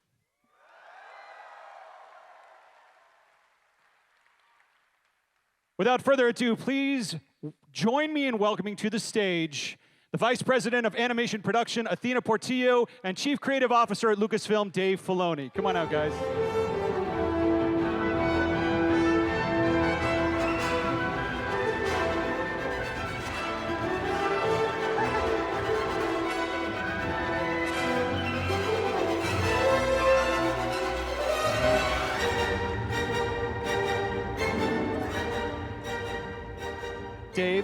Hello. How you guys doing? Thanks for coming out. Really appreciate it. So Dave, Athena, welcome to Japan. We're here in Japan. How does it feel to be doing Star Wars Celebration in Japan, especially since Japanese cinema and culture is so important to Lucasfilm Animation and to you personally? I feel like I'm right at home right now in my element. It's so funny. Look at Athena. Look at his outfit. She looks like a Sith Lord, right? Sith Lord. I love it. I'll tell you something. When I met Athena, she wasn't working on Clone Wars. She was working on a different project at Lucasfilm, but her license plate said Jedi 96. And I'm like, why aren't you working on my show? And so we got you. And now I have my own Sith Lord to produce a series. And you have to understand, it has to be known, I am out there and I present a lot for Star Wars. I get to talk to you guys all the time. But none of these shows happen without Athena. Let me be clear. None of it happens without her. So just know that. Super important. You're super important. Yeah, let's not use the whole panel for this. You're our Jedi Master. They want to hear about other stuff. All right, it's about you Thank right you. now. All right, David, sorry. So from the very beginning, you guys have been working together for a long time then. Yeah. Almost 20 years. Wow. Yeah, 20 years this July. Wow. 20 years. So I want to go back to the beginning. I know you've told the story many times about what it was like to interview with George Lucas, but one of the questions that I had was, did you have preconceived notions of what it would be like to work with George Lucas versus the reality? I mean, what were some things that surprised you about working with George in those first years? That he hired me. I thought that was pretty surprising. I had no thought that I would get the job. I just didn't think of myself that way, but you know, I went into it to meet him and thought that'd be a great story when I stood in line for Revenge of the Sith. And just, you know, as fans, you're like, that's cool. I met George Lucas, and it's like that kind of thing. But I met him, and just immediately we got along, and he was talking about stuff, and I understood his perspective on things. What surprised me was how generous he was with his time, with his knowledge, with his ability to teach. George is a great teacher, and I don't think people credit him enough with that. But he taught me and taught our whole division, and he really loved coming to work and being with our group of people. It was very special. It even surprised a lot of people that have been at Lucasfilm a long time that he was interacting with us that much. But, you know, animation was, it's where the fun begins. Like, we were just telling all these stories week after week after week after week, fast, and turning them around and getting better every week. And so our best episode is always the last episode we've made, I think, because the talent of the team just increases, and that's what George wanted to see. There was, I think it was almost, there was a slow realization of how much George Lucas was involved. And I remember a few years ago, we did a panel with you and George internally at Lucasfilm Animation. And this story came up that I just wanted to share that I thought was fascinating that you both told. And Athena, I know you can weigh in on this, which is an episode from season 2 called Landing at Point Rain, which, if you haven't seen it recently, go back and just marvel at how much is on the screen, how much action, how much choreography with the ships, how much is going on in every single shot. And you told this story about how George basically said, effectively, start over. You know, this can be better. Let's make it better. Can you just set the stage for that? It was a lot of work. We would shoot previs of every episode. It's the foundation of every episode, done in, you know, simplified, not much anymore because technology has gotten better. We're talking 2005, 2006 technology. So primitive models to tell the story. And George would come in and then watch it with us and give us comments. And as he was watching the first act, he's like, stop. And he's like, what is this again? And I said, well, it's this story. And he said, and what did I want it to be? I'm like, well, you had initially talked about this. But sometimes you develop a script, it just changes. And he was like, well, I wanted this to be more of a war picture. And I was like, okay, well, let's do that. And George, then he had on hand a whole bunch of live action footage that he had cut from various films that he liked. Things like Battle of the Bulge and different war movies, Battle over Britain. And we went it took about 2 days of George and I sitting in editorial with Jason Tucker, our editor, And he sat there and we just cut this new episode together using all these different live action pieces and some pieces of what we'd shot in previs. And so by the end, if you could hold it in your brain, you understood that the Messerschmitts were the droid starfighters and that the Spitfires were the Republic ships and which one was Obi-Wan and who was Anakin. But the funny part was, so we finished this cut and it played great and had great speed. It's one of the reasons why that episode has such good intensity, but there was no dialogue. So I watched the episode with George and I said, well, this is great. What do we do about the dialogue? He goes, you'll figure it out. And that was a moment of learning. And so I literally sat in that episode in my office and I'd play the QuickTime video of it. And I would then I wrote the script to that scene that we had recut and just came up with all the dialogue and situations. And it stood out as a way that George is just unlimited in his imagination, his ability to put things together. But when you watch A New Hope, the footage we cut with is the same footage that he cut the aerial battle over the Death Star with. And that's why the fighters move a certain way and why everything looks a certain way. So yeah, that was George teaching. And it's a good episode. He was right. Episode. He was right to change it. And that's a great story. And there's two things about that really stand out every time I hear it. One is that, like you mentioned, George did the same thing with the Clone Wars that he had done in 1976 with ILM on the original Star Wars, which is amazing, even the same footage. But the other thing that occurs to me, Athena, is what does that do to production when you're thinking about budget and schedule? And is that one of the advantages of working with George Lucas? He has a vision, and no matter what, you're going to pursue that vision. What was the scramble like in terms of the schedule when all of that came down? We're laughing already. It was a 4-episode arc, and we had to rewrite 3 of the 4. They all had already been completed in story lock. Whip animation. And so we had to go back, rewrite the episodes, had to pause production, what felt like for a couple of months while we waited for those scripts to be completed, and then re-viz everything. But we made it happen because it was the vision that needed to be executed. And what we've always learned, and Filoni continues to tell us, is it's just going to be better.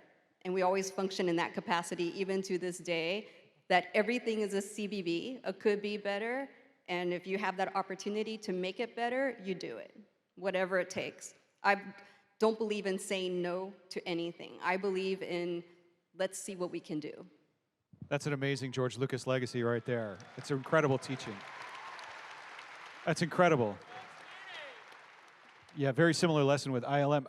One of the things about Clone Wars and Lucasfilm Animation that I touched upon a little bit when I started talking here today is that I remember watching the Clone Wars, fully accepting the very famous bookends, Attack of the Clones and Revenge of the Sith. You know, that was part of the fun of the prequels, is that we knew where it was going to go. The fun was in the unraveling of it and the details. But what amazes me about the Clone Wars is that the longer it went on, the more expansive it felt. And it made Star Wars feel seemingly boundless in terms of storytelling opportunities. I think about the Mortis arc. I think about Saw Gerrera and Onderon. I think about Pong Krell. I think about Yoda's Vision Quest. I think about the Underworld and Ventress. What were those conversations like? Did you ever have conversations in story meetings like, wow, can we really do that? Were there stories or pitches that surprised you along the way while making the Clone Wars? Yes. Yes, there were, David. But we were going to do them. I mean, everything was unique, and that was like what George taught, among the many things, was we could tell any story in Star Wars. It's why 20 years on, I find every day as exciting as the first one, because I never know what we're going to do or where we're going to go or what kind of planet. I mean, actually, I have a big timeline and a plan, but, you know, I never really know. Like, it comes out, and that's really fun. And I'll point out, too, like, we were very fortunate that we got to finish the Clone Wars. That was a big deal. I think, you know, not just for you fans, but for us internally, we had a lot of unfinished stuff that we wanted to do. And when we did Rebels, we actually improved a lot of what we were doing. We knocked back the style and had to change everything, our entire workflow. That was very challenging. But that show actually came out really good. I'm very proud of Rebels. And somebody that was important, that process, our good friend, my collaborator, yours too, Carrie Beck, who couldn't be here today. She has been with us in animation the whole time. She moved over with me when I work with Jon Favreau on The Mandalorian. She produces Ahsoka with me. She's there right now in the UK getting things ready, in part why she's not here.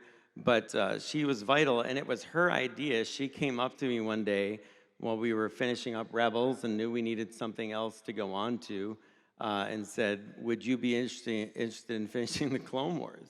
And I was like, sure, CB, I'd love to do that, but we're not, I don't see that happening. And she's like, well, what would it take? I'm like, I need everything I had before. I need to produce it the same way because the fans won't accept it.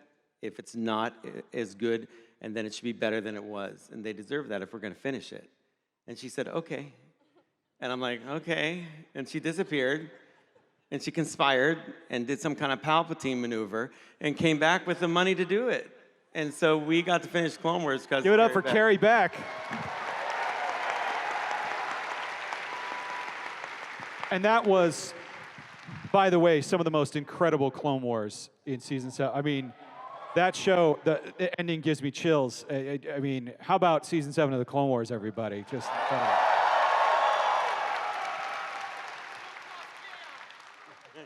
Now, we have a bit of a tradition at Star Wars Celebration. Some of you may remember a few years back, you, before you had finished the Clone Wars, had this amazing ability to somehow share pieces of Clone Wars along the way that you're like, well, we didn't quite finish that one, but we were working on this, or we were working on that.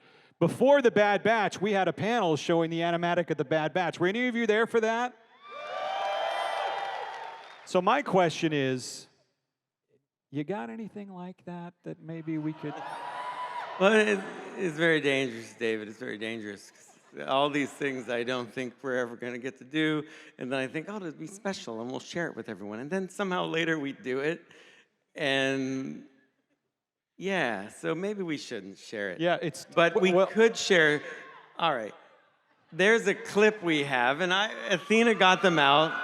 She found them in a dusty old computer, and I said, wow, let's look at these. And we thought they were acceptable enough to show you.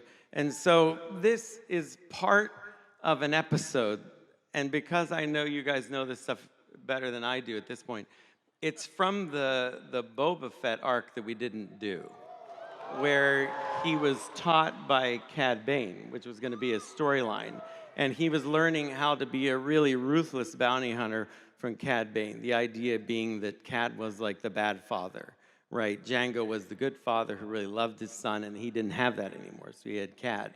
And so there was this really cool action scene that we've never shown you. We watch it sometimes internally, but we never share it with you guys. We actually recorded the voice actors associated with that clip. Did we really? The intention was to finish it. That's a shame. That's a shame, because we're not going to. But we'll show you. No, we're not. Don't do that. They'll hold you to it. So, but we'll show you this clip, and I hope you enjoy it. It's really rough. You know, it's old now by any standard, but we thought you'd enjoy it, so let's show it to you. Okay, for anyone who hasn't seen one of these before, this is an animatic. It's an animatic, so it's not rendered, it's proxy. It's basically the virtual storytelling tool that George Lucas invented. So we're not drawing storyboards anymore. They're not static. It moves, it's got pace, we could put music to it, it cuts, and the main thing was we could edit it like a live action picture. So every shot is head to tails. It's not like a moment, it's the whole moment as you would cover it. And by the way, it's because George made us do Clone Wars that way, and he taught us that I was able to go direct live action later. So anyway, let's watch the clip.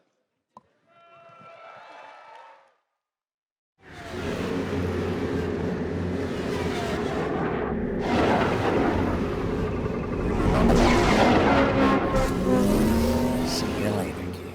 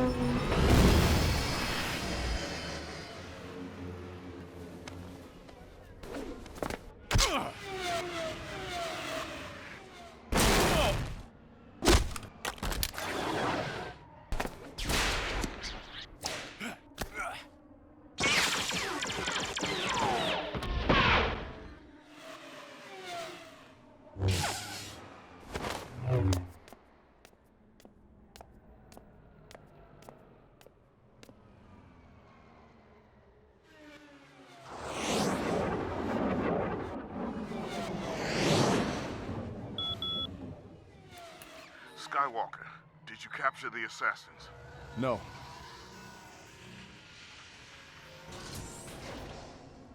How are you feeling? I'll survive. Any idea who the attackers were? Not really. It was a bounty hunter, but not one I'm familiar with. I'll notify the council.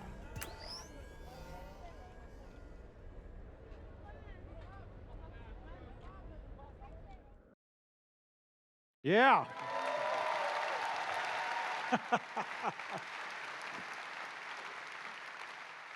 So that's what George would come in and watch. He would come in and watch that, and then we'd discuss it, would make changes if needed. We had a lot of latitude because all of those shots existed in the computer. So we could bring up into the Avid any single shot, and George could say, well, let's reframe it, let's retime it, and we could work that way as well. So we had a lot of latitude, and we still do stuff that way today. But that is foundational. The animation, the camera work is all based on that type of footage, and we use that all the way up through Bad Batch, that style.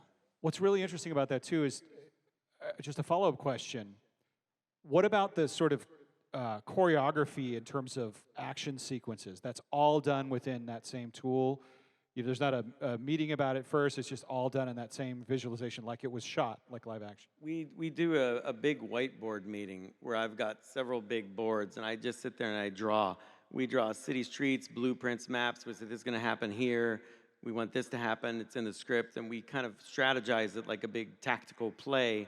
But then it's really the creativity of the individual artists, and some are really good at action, some better at dialogue, and then Athena can look at that, and I mean, you tell them when you analyze all of that. Yeah, it's what we call our story launch process. So we'll read the script together as the whole team and the episodic director associated with the episode and their team.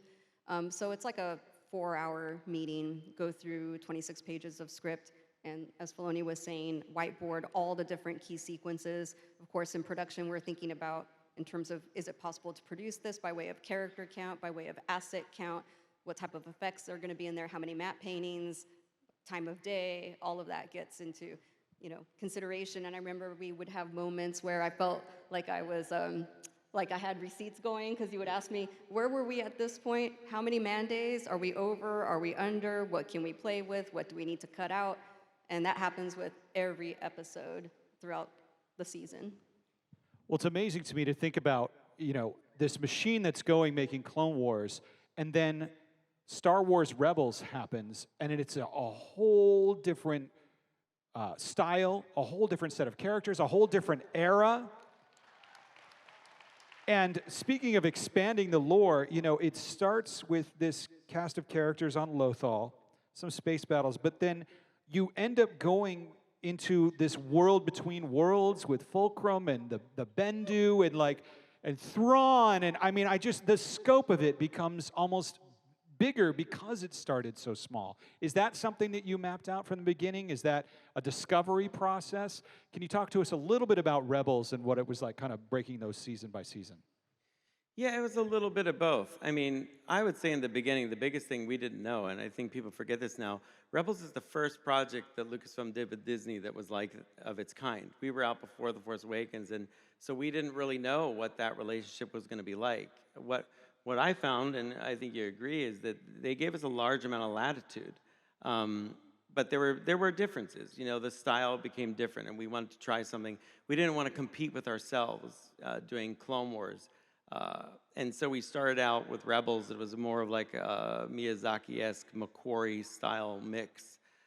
And as we got more confident with that, the stories became more confident. I remember this was the pivotal thing, was an executive that we were working with at Disney said, well, could you put Darth Vader in this show? And I was like, I could, but it will change the show. And they're like, what do you mean? And I'm like, Darth Vader's evil, and he cannot be kind of evil. He has to be really evil, because Anakin, at this point, rejects his former self, and he is just evil. And he will want to kill everything and anyone that he disagrees with or doesn't know. So if you're good with that, we can do that. And he said, I'm good with that. I'm like, okay. And you notice the tonal shift when Vader comes into the show. The whole show changes. The Inquisitors started to change it first, and then Vader really changed it. Because when you use the iconic characters, you have to stay true to their nature and true to what George's overarching plan was. And it's very important because you can really quickly without realizing it, changed something that impacts much greater things later on. So that was a big shift for us in Rebels, was bringing Vader in, and because Vader was in, I could bring Ahsoka in, and having Ahsoka was a connection to Clone Wars for Clone Wars fans, but also the show's never about her. It's always the show's point of view on the Rebels and Ezra, and she's helping facilitate. She's more in the Obi-Wan role in that show. So, but World Between Worlds and that stuff is just weird stuff I like personally, and I just like, I said, well, I've got this show and I want to explore it, and they're always game for it, and I say it kind of looks like this, and I like those odd ends of the galaxy that kind of creep into what's in the cave in Dagobah, and it asks you to believe in something that might be challenging, and for me, that deepens the myth. And George kind of did that with Mortis, and then I brought that together and expanded on it. And I'm still working with these themes today. If you watch Ahsoka, like, she's still very much out in that world, and that's why I think she's a fun character, because she can explore this kind of fringe element that, and in animation we can experiment with that, where I think it's even riskier in live action to do something bizarre like that world. But World Between Worlds is just an idea I had for a long time to materialize a existence for the Force. It was also a chance to honor everybody working in Star Wars. So I have dialogue from JJ's films in there. I have dialogues from Gareth's film in there, from Ryan's film, and you know, they were all working so hard, and I thought, let's include everybody in this. Let's reflect everybody and bring the entire Star Wars community together in one space that's echoing forward and back. Because I think Star Wars works best when it's total community. I don't get into this debate of what's better than what. I don't care. I like it all. I like all the people in it, and I like all the fans. That's just how I feel. Yeah.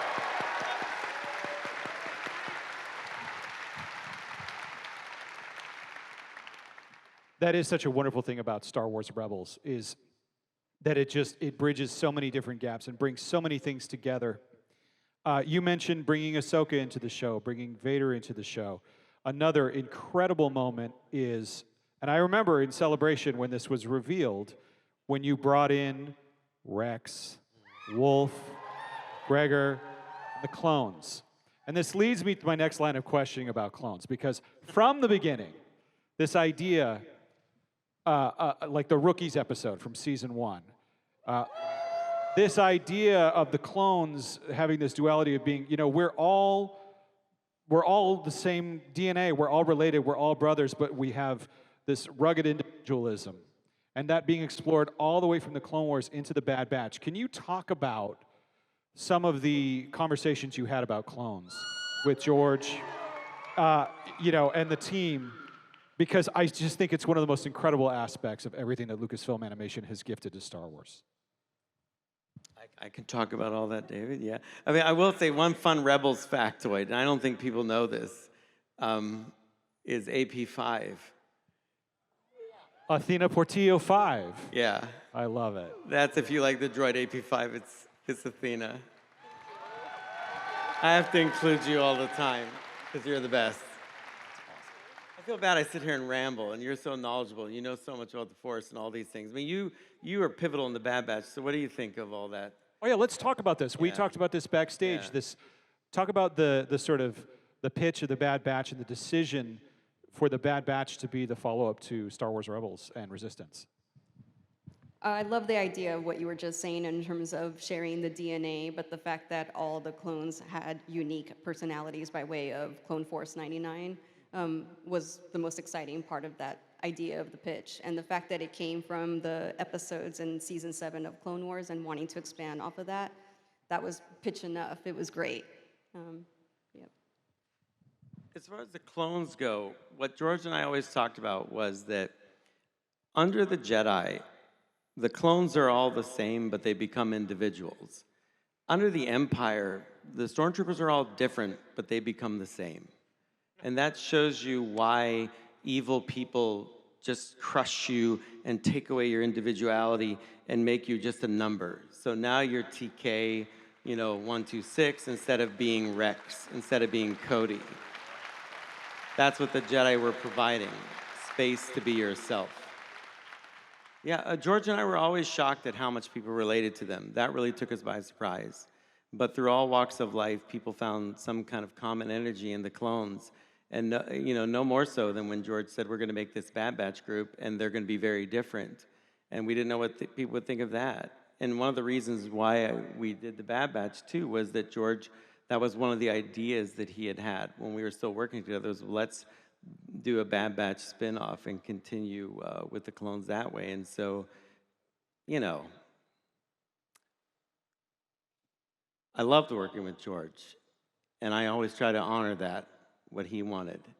It's important to me. Give it up for George Lucas.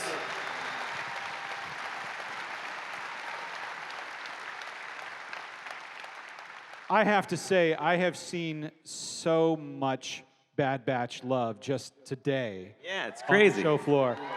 Give it up for Star Wars: The Bad Batch. What an incredible show.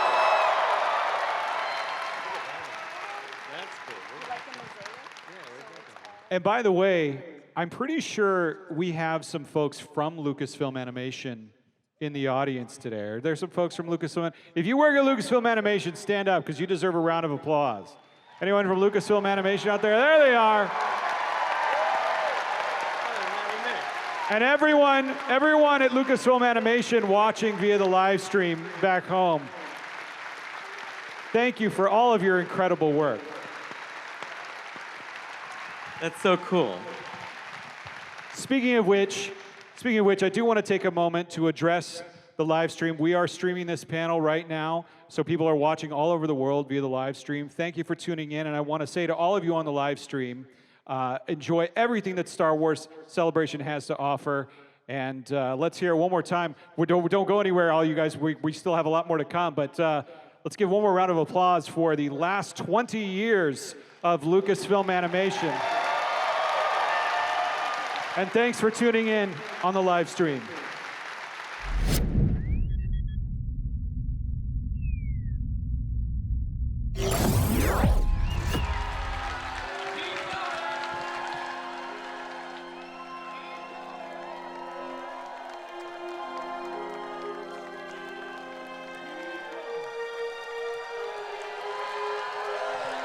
Our next guest is a 30-year veteran as Lucasfilm and Industrial Light and Magic.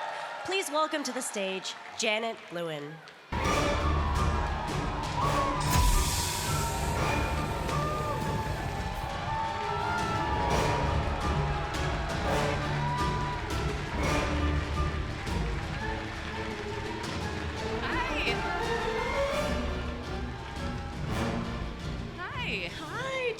This is so fun. It's so incredible here. Welcome back to Star Wars Celebration. Thank you. How has it been for you?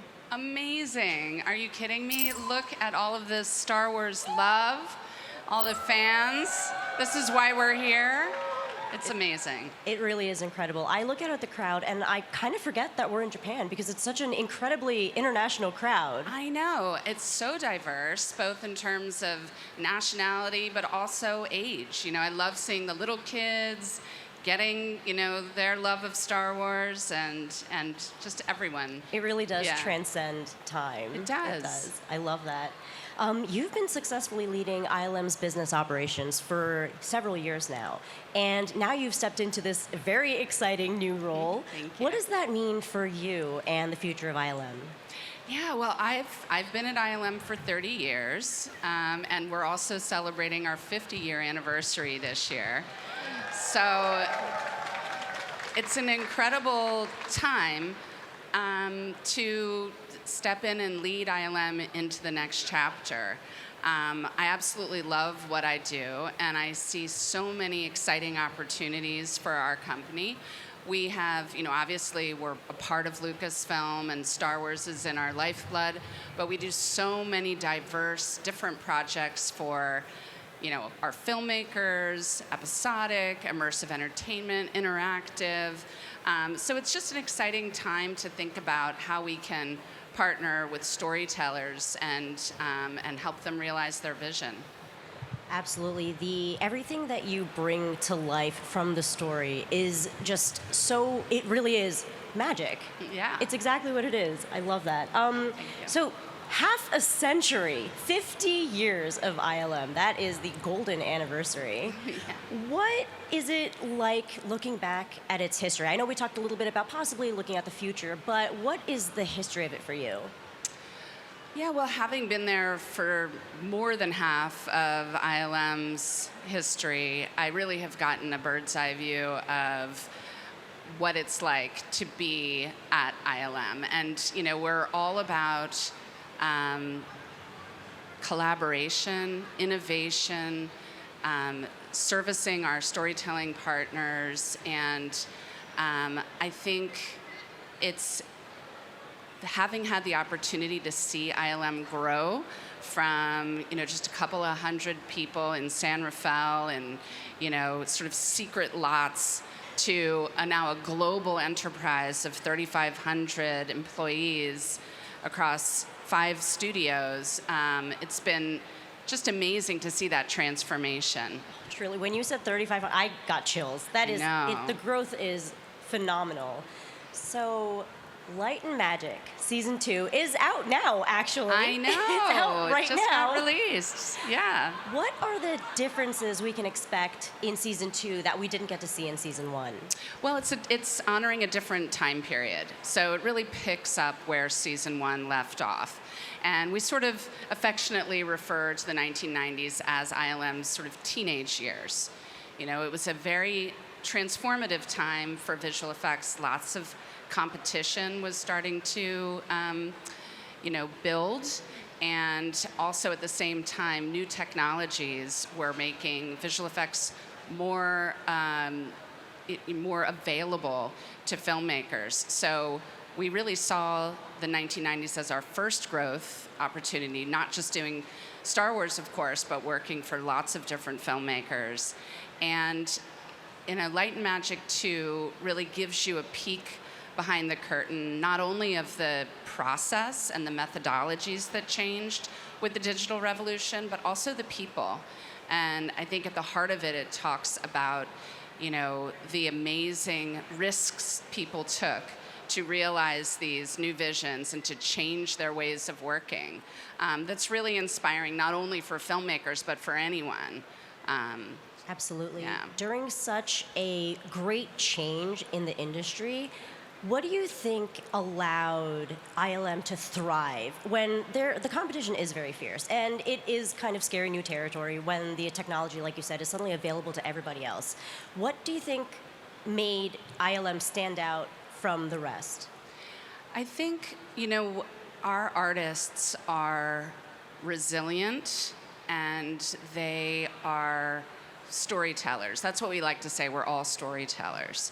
And they were able to adapt to the changing tides. So it's one of my favorite stories about that time period is that people who were working in the model shop adapted to learn tools in the computer when it became clear that that was going to be the more prevalent methodology.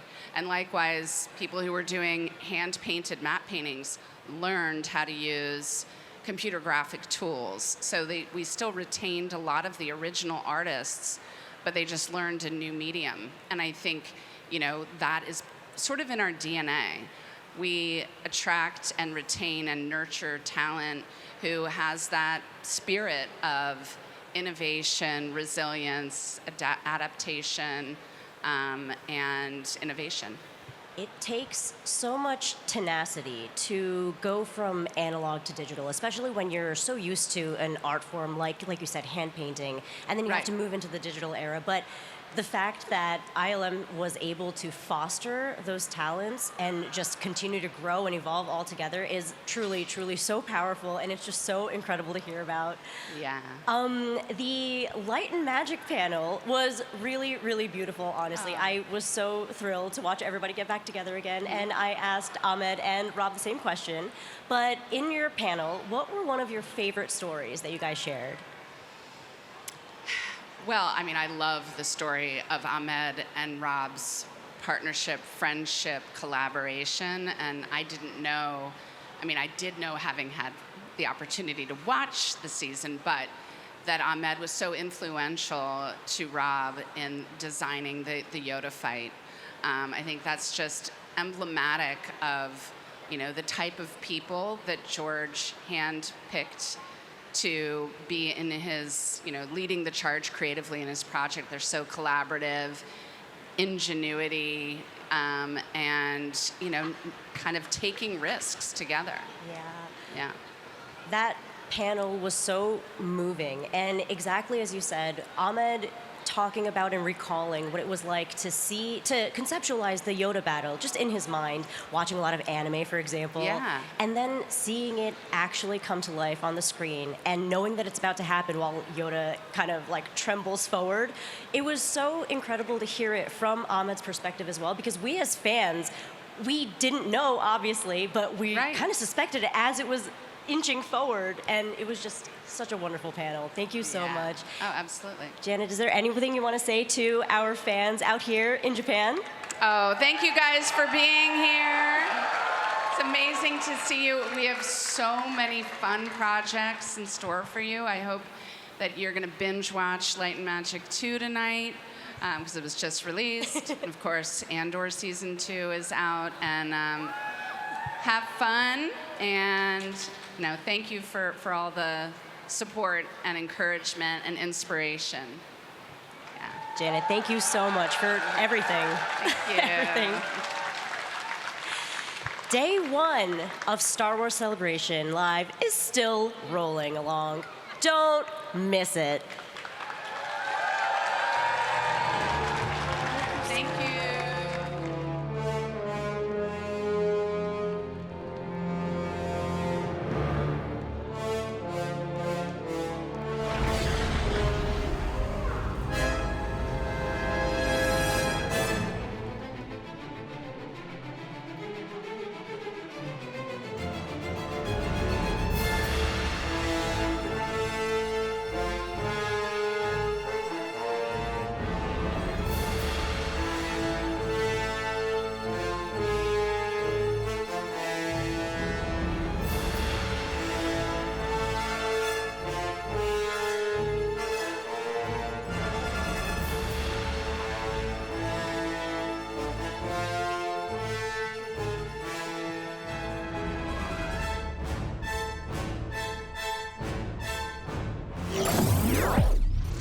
One of the great things about being here at Star Wars Celebration, you get to experience firsthand the latest and greatest games and products. And I'm here at MetaQuest and back with my friend Alyssa, producer extraordinaire with Lucasfilm and ILM.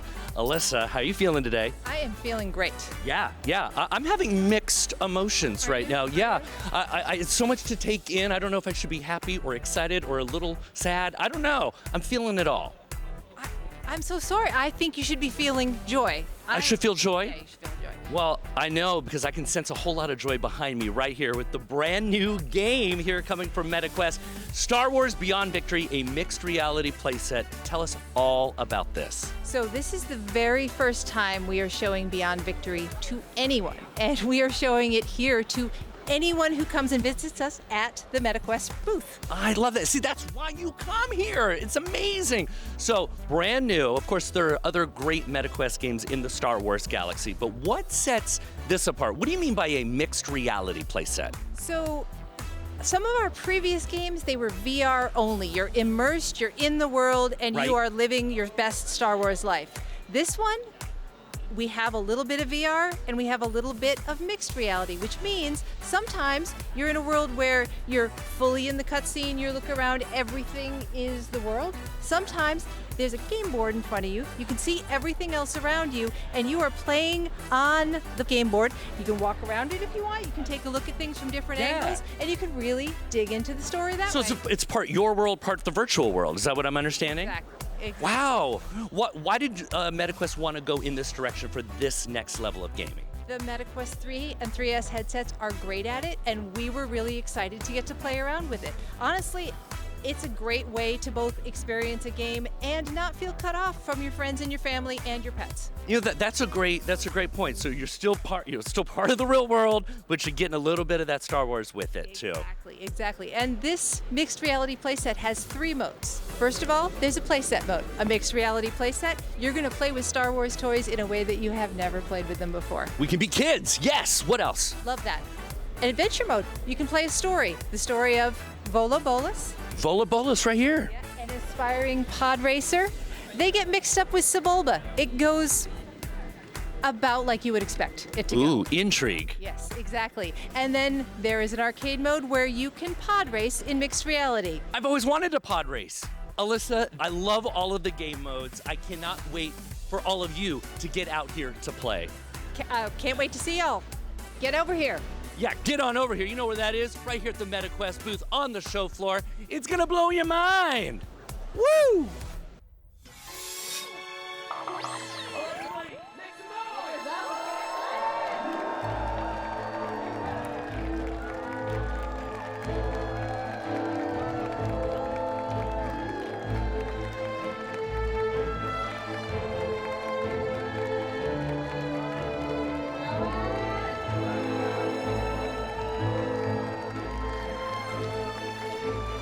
Star Wars and Japan have a long history together that dates back all the way to the beginning of the saga. Here to talk more about it are Roland Keltz, Mitsuyasu Sakai, Taika Sakuri, and Shuzu Shiota. Welcome! Fresh off a panel on culture and Japan and Star Wars and all that great stuff, welcome to Star Wars Celebration. Thank you. Thank you for having us. Happy to be here. Great to see you guys. How has it been so far for you? Awesome. Yeah. This is insane. In a word. I've never awesome. seen this much concentration of non-Japanese people in Japan. Yeah. I'm starting to lose where I am. This is crazy. Star Wars Celebration's a whole other galaxy. Yeah, it's a different world altogether now. It looks like we are in San Diego Comic Con or something like Yeah. that. Yeah. How's it going down there? Yeah, super exciting. Yes. Thank you all for having us. And isn't it Great. It's the fans here are passionate but also knowledgeable, which is wonderful. Really a great thing. It's a great Thanks, you center of guys. the Venn diagram Thank you. to be in. I love that. Yeah, and it's so exciting to have Star Wars Celebration back in Japan. We're so Yeah. excited to be here. Yes. All right. Mitsuyasu, Yep. how did the films of Kurosawa influence your writing on The Duel in Star Wars Visions Volume 1? Yeah. He wrote it. He wrote Duel. He wrote it. To tell the truth, I ripped off the story of the Yojimbo and put in the Seven Samurais situations. So it's direct homage of the Kurosawa movies And in 15 minutes. And have you been over to the pavilion to see that they made the umbrella, the lightsaber umbrella, in real life? It actually exists now. It's crazy. Is it crazy to see something that you wrote into a script become a reality? And see fans also cosplaying as those characters? I have no idea. It must be surreal. Yeah. Yeah. And it's a little overwhelming, I'm sure. It's sure about, so it's the first time saw those so many lightsabers. Yes. Lightsabers up. Look at that. It's a sea of lightsabers. All right. Taiki, Yay.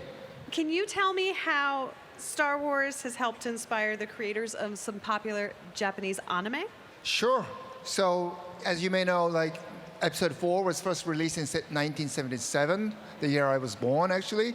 And 2 years later, a very popular Japanese anime, iconic Gundam series came out. Got some Gundam fans? And as you know, he has a beam saber that looks very, almost like identical to lightsabers. So he has a very strong influence, for sure. So, but both series are great, right? You guys? Very cool. Thanks. All right. And Shuzo? Yeah. Your work with Polygon Pictures Right. goes way back. I know you've contributed to Star Wars Visions Volume 3. Right. And you refuse to tell me anything about it yet. We are only on day 1 of Star Wars Celebration. Right. They you told keep me your not to. secrets. Keep your secrets. That's all Right. right. But what can you tell me about what Polygon Pictures has contributed to the Star Wars galaxy so far, beyond Visions Volume 3, which I'm sure you'll tell me about by the end of the weekend? Right. So I run a company called Polygon Pictures. It's based in Tokyo. We're a CG animation company. And so our relation with Star Wars franchise runs back to The Force Unleashed 2 cinematic trailer. Thank you. And then we were able to contribute a few episodes to season 4-5 of Clone Wars. And Clone Wars fans in the house. and also we were invited to do really early art explorations for Star Wars Resistance. And we've contributed multiple episodes in seasons 1 and 2. And so, like, I mean, not only the episodes, but like, the relationship that we forged with Dave Filoni and his staff.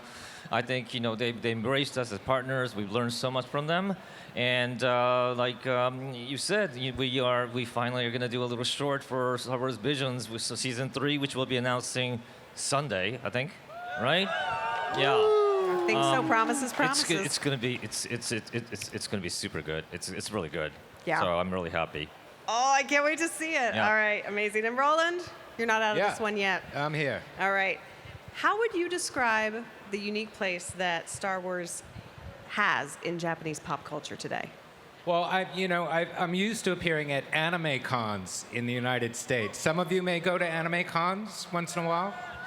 So I wrote this book called Japan America, which was supposed to be about Japanese pop culture exclusively. But the first few pages of the book are about Star Wars. And as some of you may know, Star Wars actually opened the floodgates to a whole slew of anime series in the United States. Specifically, at the beginning, Gatchaman, or what was called Battle of the Planets in the United States and around the world. And because Star Wars was a kind of space opera that took place in outer space but featured these oddball characters all working together to one goal, the Japanese pop culture model worked perfectly. So you had Battle of the Planets, you had Star Blazers, eventually you would get Akira, and eventually you would get Ghost in the Shell. So there's a whole continuum that Star Wars set off. So it's all here in the book.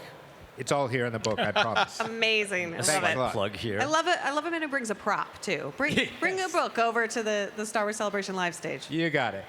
Love You to got see it. All right. Thanks. To wrap us up here, there is one icon of both for Star Wars fans as well as fans of Japanese cinema. There's one icon that we haven't talked about yet. Well, the four of you have been up here, and that is Akira Kurosawa, of course. So why should Star Wars fans watch the films of Akira Kurosawa if they haven't yet? And do you have a favorite Kurosawa film that you would recommend, as if there are any beginners in the audience here or watching at home?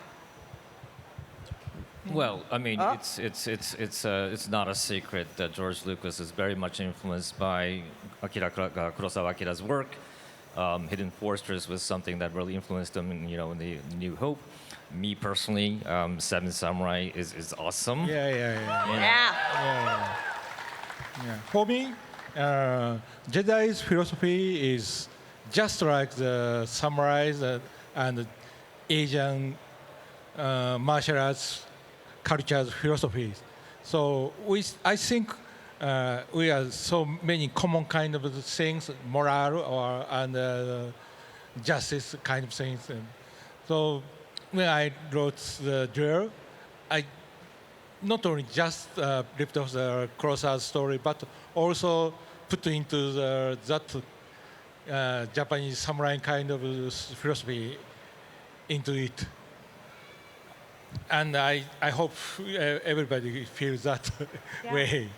Yeah. Favorite starter film that you'd recommend? Me? I'm old man, so I love the episode 4. That's a Star Wars film. Yeah. Yeah. You know what? We can recommend Star Wars here at Star Wars Celebration. Okay. I think that works. All right. Oh yeah, my favorite film. Maybe Hidden Fortress. Yeah. It has a heavy influence on the Star Wars storytelling, so it might be worthwhile watching if you haven't watched it yet. Sure. A movie about a princess and two bickering best friends. Right. It sounds like something this crowd might like. Yeah. Might be into it. Yeah, I also think, it's almost a terrible thing when a filmmaker or a writer becomes a classic, because then everybody thinks it's going to be boring. Kurosawa is not boring. He's really funny, he's crazy, he's wacky. I mean, Mifune is a nutcase. And if you watch Seven Samurai or Hidden Fortress, or even the earlier films, some of you might know Drunken Angel, Stray Dogs, they're amazing films. And they are full of the unexpected, and they're really entertaining. So don't watch Kurosawa as homework. Watch him for fun. He's really a lot of fun. I promise. Yeah, and I anticipate those who haven't watched yet will watch Kurosawa films, and they might see Star Wars actually from a different point of That's view right. afterwards. Absolutely. So it'll enrich that experience. But wonderful, gentlemen, thank you so much for coming to the Star Wars Celebration live stage. Thank you. Thank you for your insights. Hontoni And arigatou gozaimasu. I hope you enjoy the rest of your time at Star Wars Celebration. Thank you. Speaking Thank of you. enjoying, we have even more Star Wars Celebration live for you to enjoy, so don't miss it.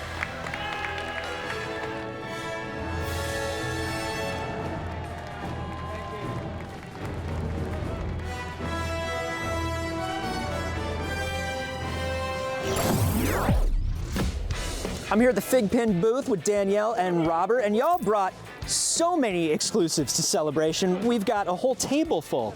Tell us a little bit about them. Yeah, so alongside our classic Fig Pins exclusives, we have a variety of products that we want to share with the world, as well as with everyone that's attending Star Wars Celebration. So Robert, do you want to go through our lineup? We'll start with the Ahsoka box set. This is our classic Fig Pin with 3 different Ahsoka poses from the Clone Wars. And cool. This, and that's limited to, that's going to be 500, right? Yes, we did 500 on this particular set. So, but there are only 250 here at the show, yeah? Only 250 here at the show. Okay. And then we also have our XL pin of Jabba the Hutt. This also comes with a Fig Pin logo pin as well. And again, this as well is an LE500 for the show. Turn that around. I want to see how many pins it takes to put an XL pin on my shirt. Yes. Because that's a big boy. Yeah, it's like a suit of armor. Yeah. I love that. But a lot of people put them on their backpacks or they'll put them on their pin board, and they'll create their pin collection around the XL. Yeah, absolutely. It makes a good centerpiece. Yeah, it really does. It tells a nice story. Yeah. And then Danielle, tell me about what we've got going on here. So alongside our Classic and our XL, we have a variety of mystery products that we have for the show. One product that we have is our mystery minis. They are about 2 inches wide, and they are featuring a variety of droids from across the Star Wars universe. And then new to FigPin as of the last 2 years, we have our FigPin Quest line. It is a mystery box that contains one of our 3-inch pins, but with a twist. So each quest has its own storyline that tries to follow a unique version for each of the quests. So for the show, we have our trilogy posters that match the posters from each of the Star Wars films and have a classic lineup that you can chase after, as well as rarities across all the 3 different variants. No, I'm a sucker for a blind box. I really am. I love these. And you've got here throughout Vader's quest, you've got Vader's life starting as the adorable boy. And then we go all the way through, and this is one of the rarest ones, right? Yes, from Pod Racer all the way to the Darth Vader himself. We have a variety of pins in this quest line, and the gold Darth Vader is only limited edition 50, so only 50 collectors would be able to find this specific pin. That really activates something in me where I want to like open as many of these as possible. I really do. Well, you're in luck today, so I think we want to see what you pulled today. Okay, here comes gold, baby. Gold, baby. Gold, baby. There's my base.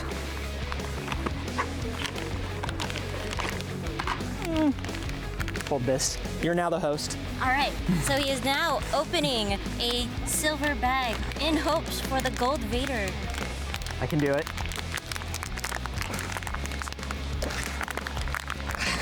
Really getting in there. And Anakin Skywalker. Ooh, that's moody Anakin right there. I love it. Oh my gosh. Thank you so much, Danielle, Robert. If people want to get these, a lot of this stuff is limited to the show, but then will also be released limited elsewhere as well, right? Yes, you'll be able to find it after the show. Release date to be determined, but it'll be available in the US. Awesome. So if you're here at the show, definitely come by the Fig Pin booth. And if you're not, stay right here because we got more Star Wars Celebration coming up.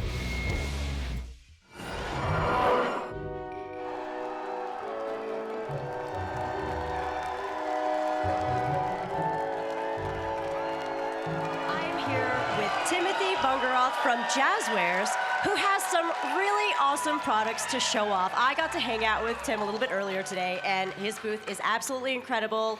Tell us a little bit about it. Oh, thank you. So I'm from Jazzwares. I'm copywriter and head of collector engagement. The Jazzwares booth is right over there if you want to check it out. If you don't know us, we launched Star Wars Micro Galaxy Squadron in 2022. It's a line of vehicles. It's a roughly 1/72nd scale. Wave 1 was in 2022. Wave 9 we just revealed at our booth this morning, spanning all the saga, authentically scaled, incredible details, and we have a very special limited edition early access here today, which I'd like to show off. Now, R2, do you want to take this one? Yeah. No, you're being shy. R2's shy right now. R2's shy. There's a lot going on. He's got stage fright. The blinding lights. It's all right. Oh. No, he said, Tim, take it. No, I'll take it. So what we have today to show off is, like I said, an early access, limited edition Star Wars Visions X-Wing Starfighter with Kare and our duo from the episode The Twins from the first season of Star Wars Visions. So yeah, it's really cool. It's got retractable landing gear, locking S-foils into attack position. Yes, R2. No, don't lock them now. Don't lock the S-foils now. Later on our way back. But we've got our duo and Kare in the cockpit. It's got beautiful cell-shaded deco, which is really fantastic. And it comes in this premium window box packaging, as you can see here, that you could display at home on your shelf if you're an inbox collector, or you can keep it out of the box and keep it. You're an inbox collector? He's an inbox collector. He's an inbox collector. I understand. Yeah. It's the best of the best. So, well, yeah, we have this. This is at the Hot Toys booth over there. If you want to pick it up, it will be available online for our fans that weren't able to make it to Japan. So follow our socials, and you'll get more information on that. But for everyone here, this is the place to get it, and you can get it right there. I am a huge Trigger fan, so when I saw the Twins episode, I absolutely lost my mind. This is such an incredible figure. I am so excited about this. Thank you. Yeah, it's my favorite. And it's a really important moment because when Kare pulls out his lightsaber and then rips through the Star Destroyer, it's because they put the hyperdrive in with our duo. So it's a great piece of fandom. Fantastic. Now. Okay, so I heard that the Darth Vader Premolux costume is sold out online. Yes. However, I heard that you may have some great, excellent, amazing news for some lucky person in the crowd. I do. No, and it's not available for droids. But, so I don't... Oh, he's upset. Well, you knew the original. Anyway. So, if you've been over to our booth, you'll have seen our Darth Vader Premolux costume. It is the best of the best. It is the ultimate suit for the ultimate cosplayer. Also, if you're not a cosplayer, the best thing about it is that it doubles as an amazing display piece in your home. It is, you can get it life size. It's absolutely fantastic. If you haven't seen it, go check it out at our booth. But the really exciting part here is that one lucky fan here in this audience is going to get to take one home today. Yeah. Isn't that exciting?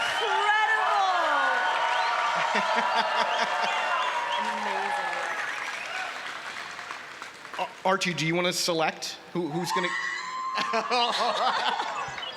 Maybe too much pressure. Okay, so I'm going to just close my eyes and do a... It's happening now. Oh my goodness. Oh, all the way, you right there. Yeah. You got it. Yeah, we have 2 sizes available, so we'll get you to come over to the Jazzwares booth and you can check it out. It comes in a deluxe collector suitcase, so you can roll it around and walk out of here in style. Congratulations. Very jealous. Thank you so much for sharing these items with us today, Tim. For those here at Celebration, be sure to stop by the Jazzwares booth to check out all these items and more. Stay tuned for more Star Wars Celebration Live coming up.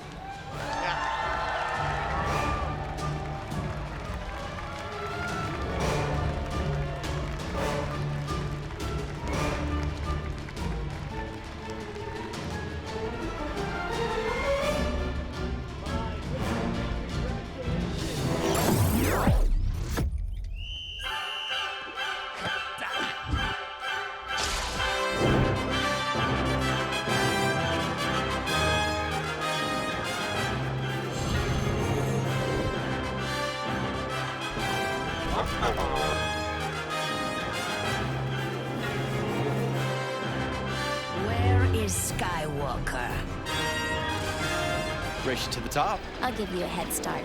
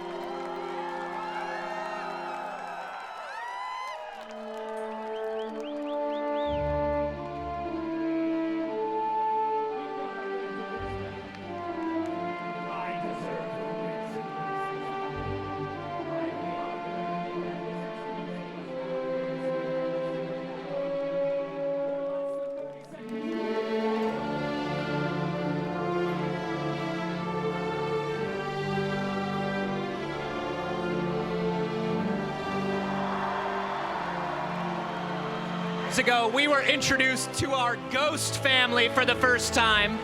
Our next guest is known as an amazing pilot, Spectre 2. Longtime bestie to Chopper and mama of the ghost crew. Give it up for Vanessa Marshall.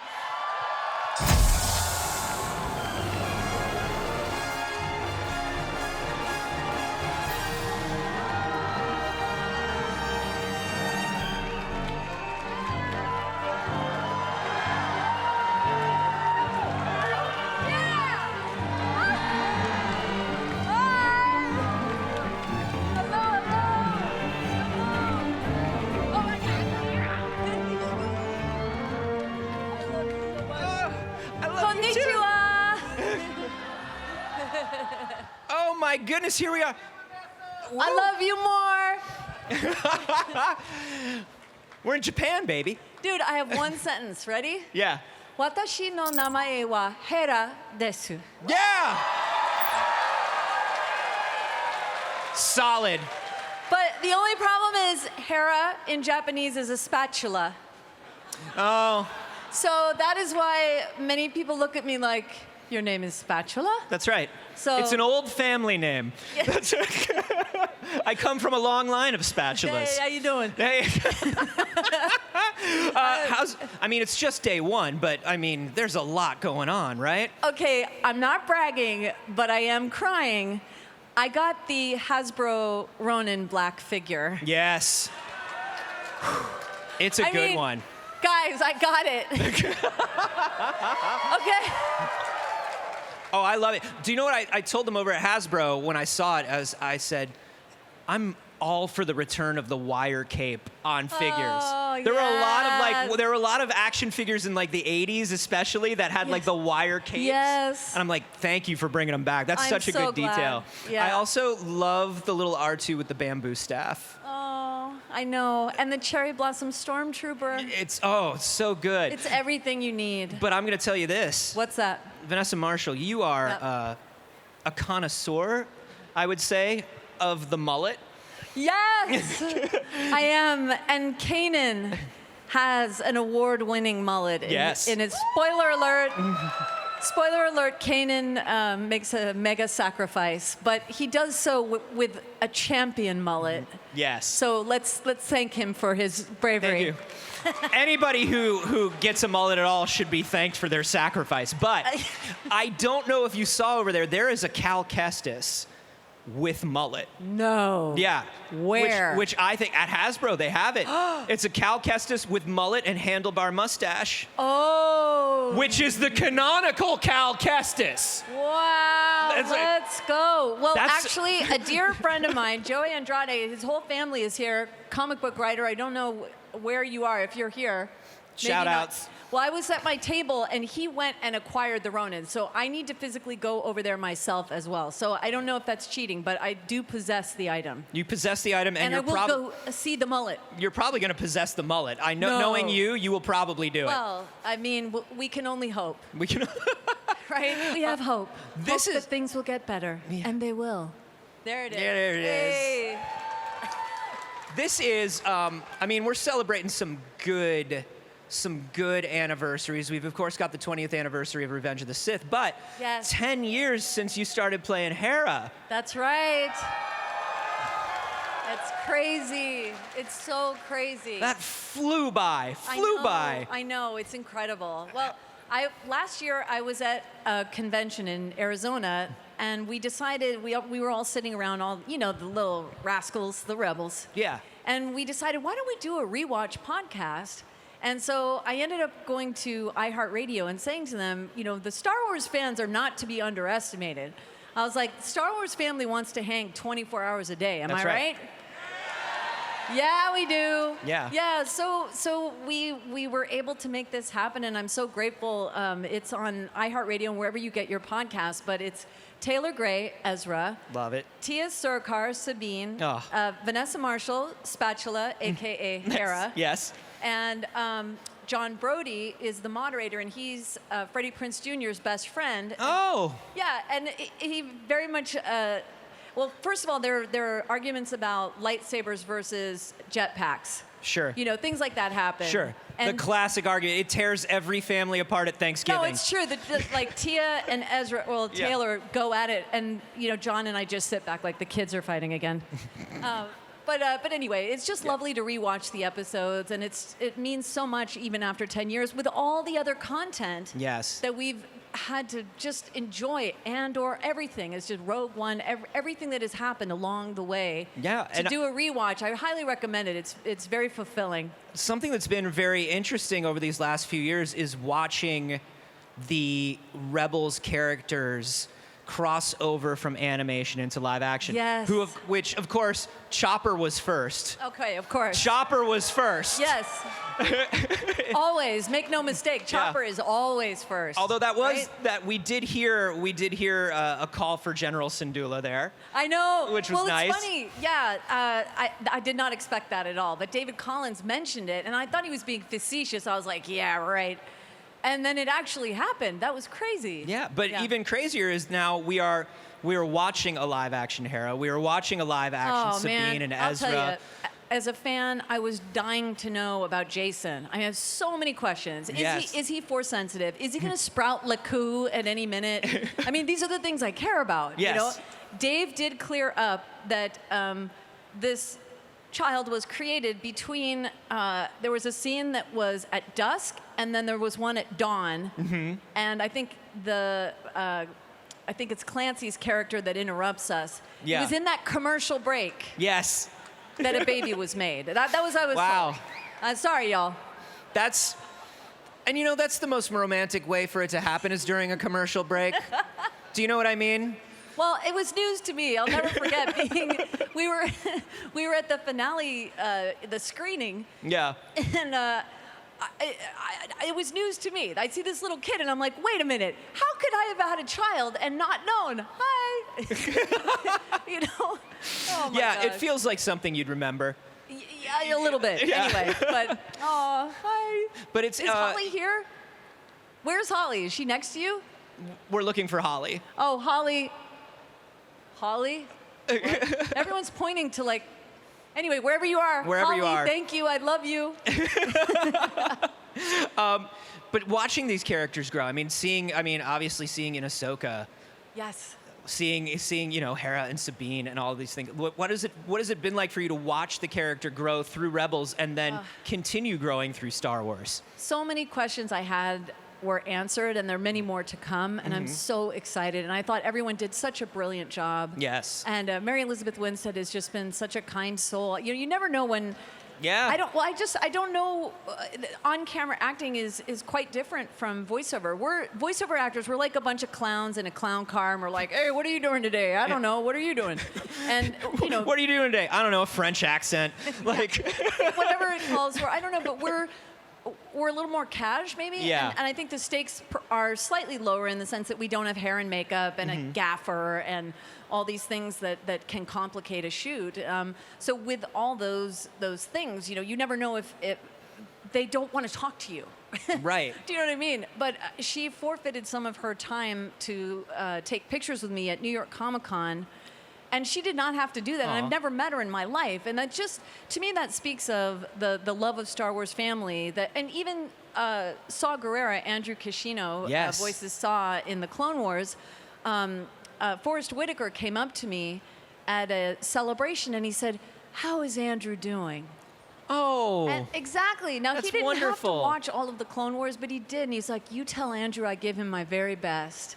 And I called Andrew crying. I was like, "Oh my gosh, they actually watched the Clone Wars." No, it's amazing because I've seen that with all the actors that I speak to, because these characters have been going for 50 years, a lot of them, and so from the original Star Wars, and so it's been wonderful to talk to actors and people who have been involved and understand that the character is huge. The character is bigger than anyone. Yes. And the Yes. story is bigger than anyone can ever be. Yes. And it's lovely to see everybody getting along and just loving being part of that. It reminds me of the theater, because in the theater, many women can play Masha or any Shakespearean character. There are many Hamlets. Everyone can have a go at it. The characters are iconic, and they tell a necessary, sacred story. And I feel perhaps Star Wars is similar to that, and that the community in the theater, it resonates here as well. And then, of course, extends out to all the fans. Yeah. And we love you. Love you. It really does. You have all these. Love you. You have all these cosplayers that take on the character and are being the character for many weeks and weekends of their year, and that's I who know. they are. Believe me, I've got a whole text chain. If there are any Heras here, oh my gosh, there you are. All right, dude, I'll find you. Filipino Garrison in the house. Let's go. Vanessa's like, I'll find you, parentheses, friendly. No, that wasn't a threat. We have a surprise. We're planning a surprise for tomorrow. So, no, if there are any other Heras here, if you've come to me on Instagram, we have a whole text chain of all the Heras who are like, the mom jeans are really a struggle. And they work out mom jean problems, and they're so loving and kind. There's a perfect lipstick for season 4 Hera. So these are the things that you need to know. So find me on Instagram, and I'll put you on the text chain with all the other Heras all over the world. That's amazing. Yeah. The Hera network is real. It's true. Well, the mom jeans are a struggle, so there's that. I love this. You're not just Hera. You inhabit so many other parts of the Star Wars galaxy. The first time I walked through Batuu, I was listening for people. Because if you've all ever gone to Galaxy's Edge and you've visited Batuu, if you sit in the middle of the marketplace and you just listen to what's going on, you will hear a lot of familiar voices. Definitely. Well, I believe I'm Hondo's assistant. And I said to them, I was like, by the way, I played a character for 4 seasons who has a bit of a history with this guy. And I'm not sure if Star Wars fans, we know who are like Steve Bloom as a stormtrooper. You're like, there's Steve Bloom. Yep. I know Steve Bloom is right there. You know, we all know each other. And I said, you may not want me to speak in the same voice, because the audition I did, she was more like down in here and had nothing to do with Hera. Yeah. You know, and they were like, no, we actually hate that. We like your real voice. I was like, it's gonna be a tough sell. And I called Carrie Beck. Yeah. And I said, Carrie, you gotta fire me. I was like, Star Wars fans are not going to accept this. There's no way Hera's gonna be like, yeah, well, welcome to the Millennium Falcon and whatever else. Yeah. You know? And Carrie's like, no. I said, well, at least pitch it down so that people won't be distracted. Like, why is Hera on the Falcon telling you, siéntese, por favor? I think that you are doing yourself a disservice as an actor, though. What? I think you are, because I think... What, you didn't think, like, why is Hera talking to me and telling no, me to fasten my because you seatbelt? are playing a different character. Okay, well, it's slightly nuanced, but... Yeah, okay, and yes. I think... Well, thank you, sir. I think contextually, and you're playing a different character, and I did not hear... I mean, I heard you because I was listening for you, Yeah. but I didn't hear Hera. Well, the true test, Dave Filoni went on the ride. Yeah? And I said, so? And he goes, what? He didn't even notice. I was like, oh, See what I mean? Yeah. See what I mean? You're pretty good at this. But here's the thing. This is what I'll say about those of us in the Star Wars universe. We care more about the fans' experience. I was willing to forfeit my job so that your experience at Disneyland wasn't confusing. You know what I mean? But that's how we are. That like, no, I think you better not let me do this. Or that does not happen in many areas of the business. But we all do that to try to make the experience as best as possible, whether we are a part of it or not. That's one thing that's a real through line with everybody on every creative level of Star Wars. Yeah. It's just like, we all want to make sure that we're doing right by the other people. Yeah. Because there are so many people working hard at every level to make it work for fans. Because Absolutely. Because everybody who works at or for Star Wars is a fan to begin with. 100%. Yeah. And So- I'm your biggest fan. So. I'm your biggest fan. Are I you love kidding you. me? I love you so much. I love you so much. Vanessa Marshall, is there anything that you would like to say to these people, these wonderful fans, before we have to go? May the Force be with you. Yeah. Thank you so much for coming by. Vanessa Marshall, everybody. Viewers at home, do not go away. We've got a lot more coming up.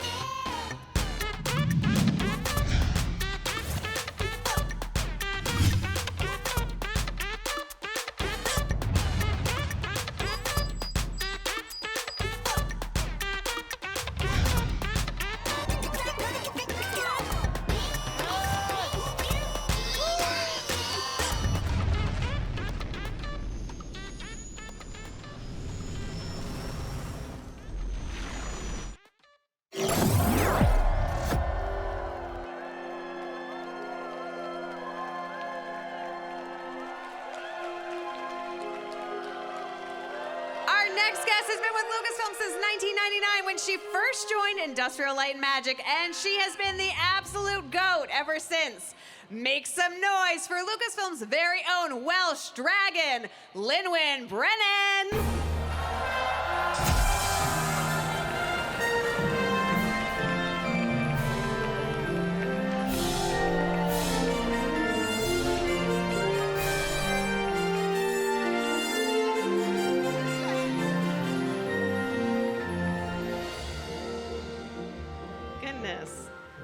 Welcome. Wow, look at this. Yeah.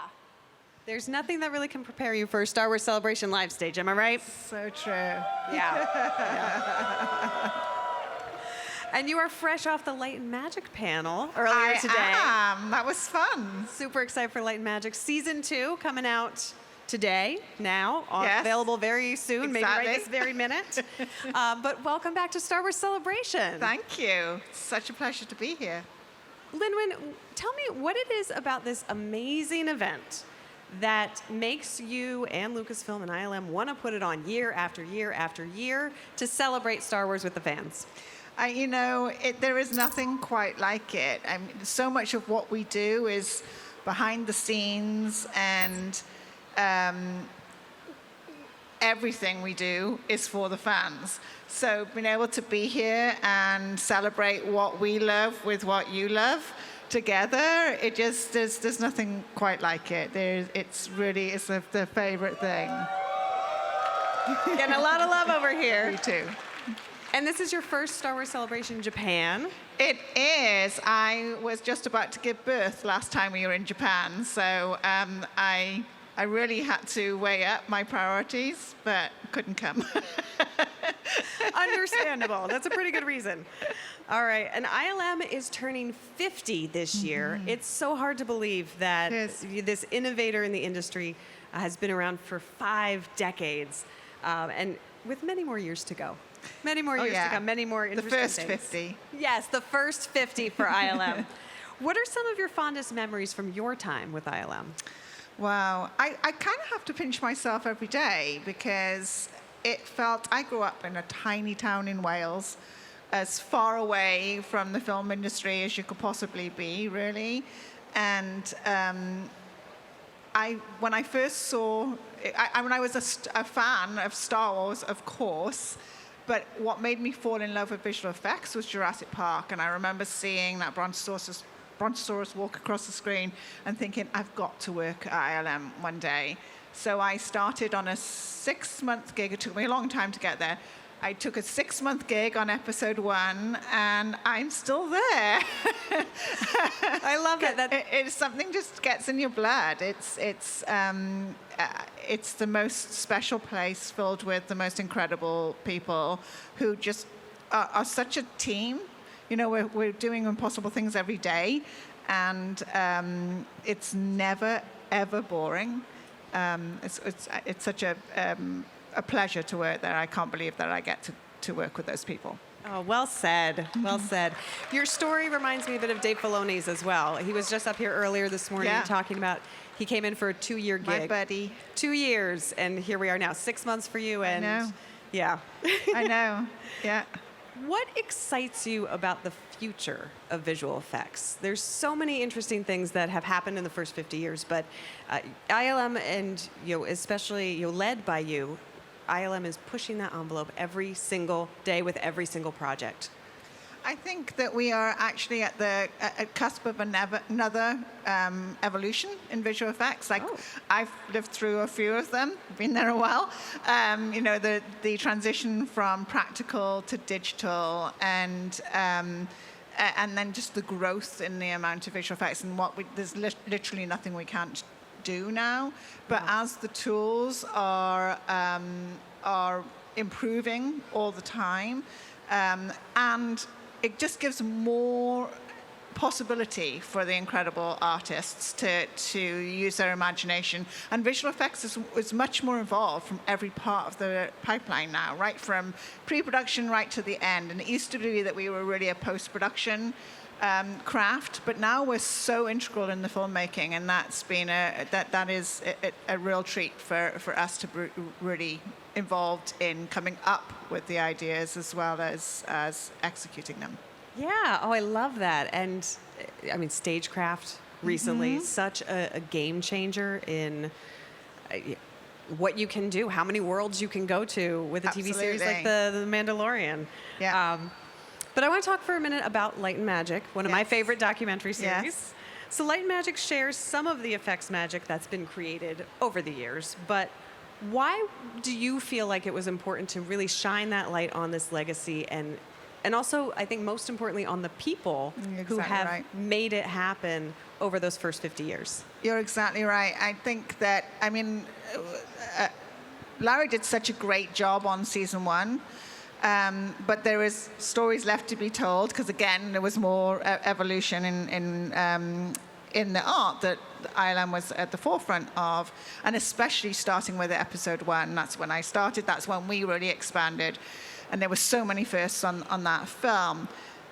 What Joe has done, because Joe came from ILM and he knows all these people and he knows what it takes, he has done an amazing job at really showcasing the people.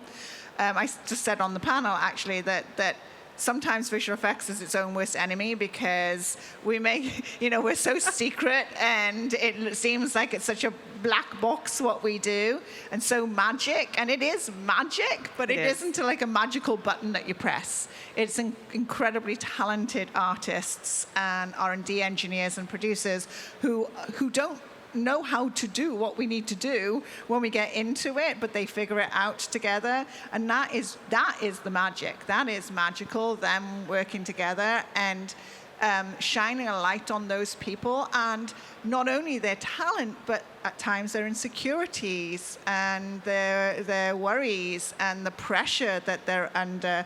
I think they've done a great job in this series at showing that it isn't something that's easy to do. Absolutely, and it makes all of those stories so relatable because you hear from these giants in the industry, these absolute titans, talking about, I think it's John Knoll talking about George Lucas coming in and saying, okay, here's what we're going to do. And he had no idea how to accomplish that. No. And he's very upfront about that. But and I love those stories. They're so human. They're so fascinating, but it really is the heart of ILM and all of the magic that you create with it. It really is. And the behind-the-scenes crew that we had at the time did a remarkable job because they captured all of those moments. They captured moments, like they captured John Knoll's face looking like, how on earth are we going to do this? Because there was 2,000 shots, all of them things that we'd never done before. So, but the kind of trepidation, but also the confidence that George had that we'd figure it out. And of course, we did. And it's still stressful and it's nerve-wracking, and you don't want to let the fans down, and you don't want to let your colleagues down. So I think that the series really shows that. Yeah, absolutely. And speaking of the fans, I know everybody here is a Star Wars fan, right? Got a couple Star Wars fans in the house? Yeah. Me too. All of us, truly. We've seen such a depth and breadth of new Star Wars content. We're so spoiled now. We used to have to wait 3 years.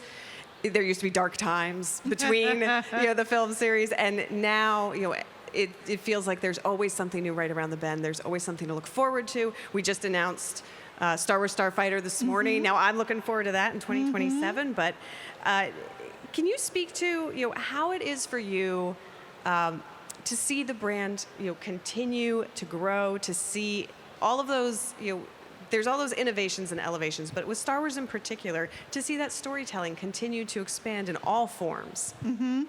Well, it's a huge galaxy to start with. And I think one of the things that is wonderful about working with this franchise is that there's so many different stories to tell, so many genres to tell.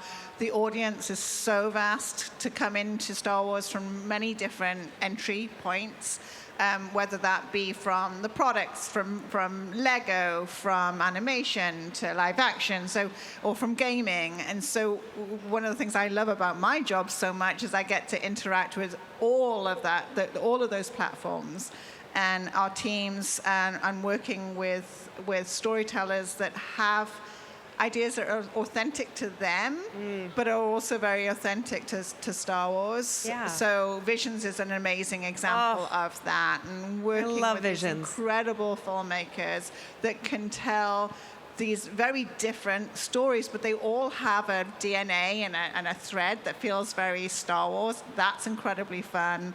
Our games team is the best in the world. I know I'm biased. Truly, though. And we work with incredible partners, and our games are always have such a heart in story as well. So that's incredible to see. I know you just had the publishing panel, and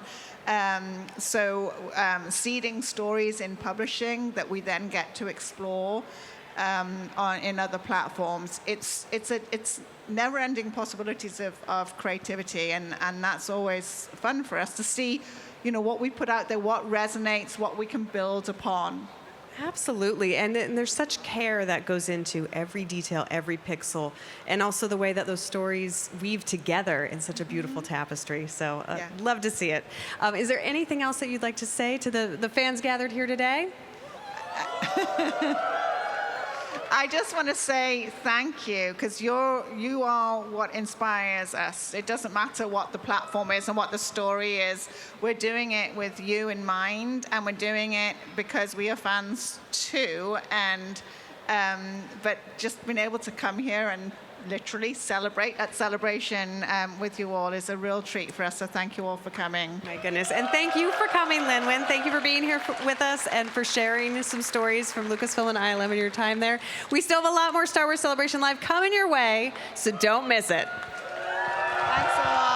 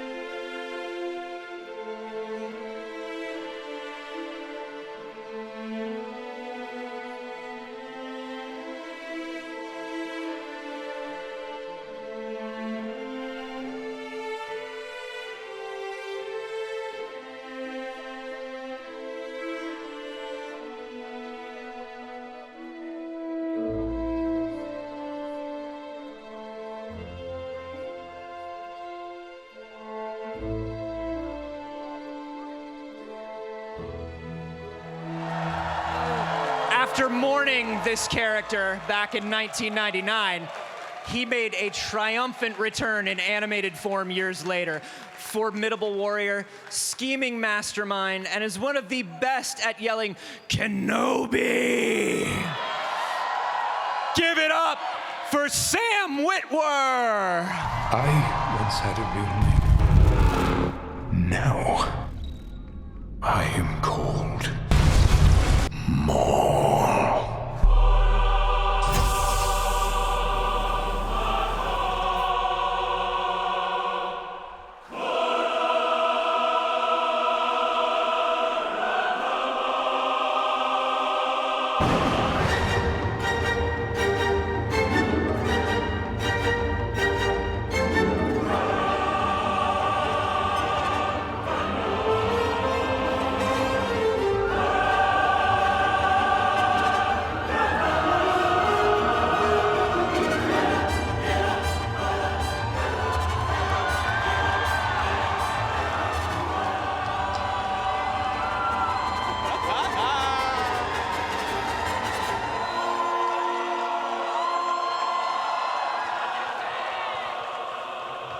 Before I sit down, always to their own.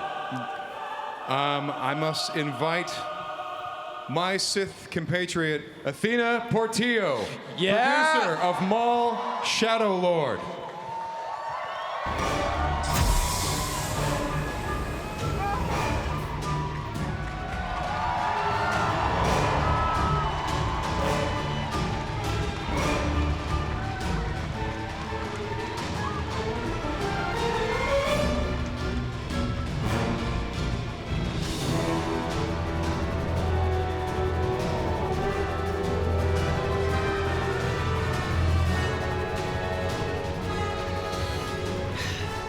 You two look pretty chill and cheerful.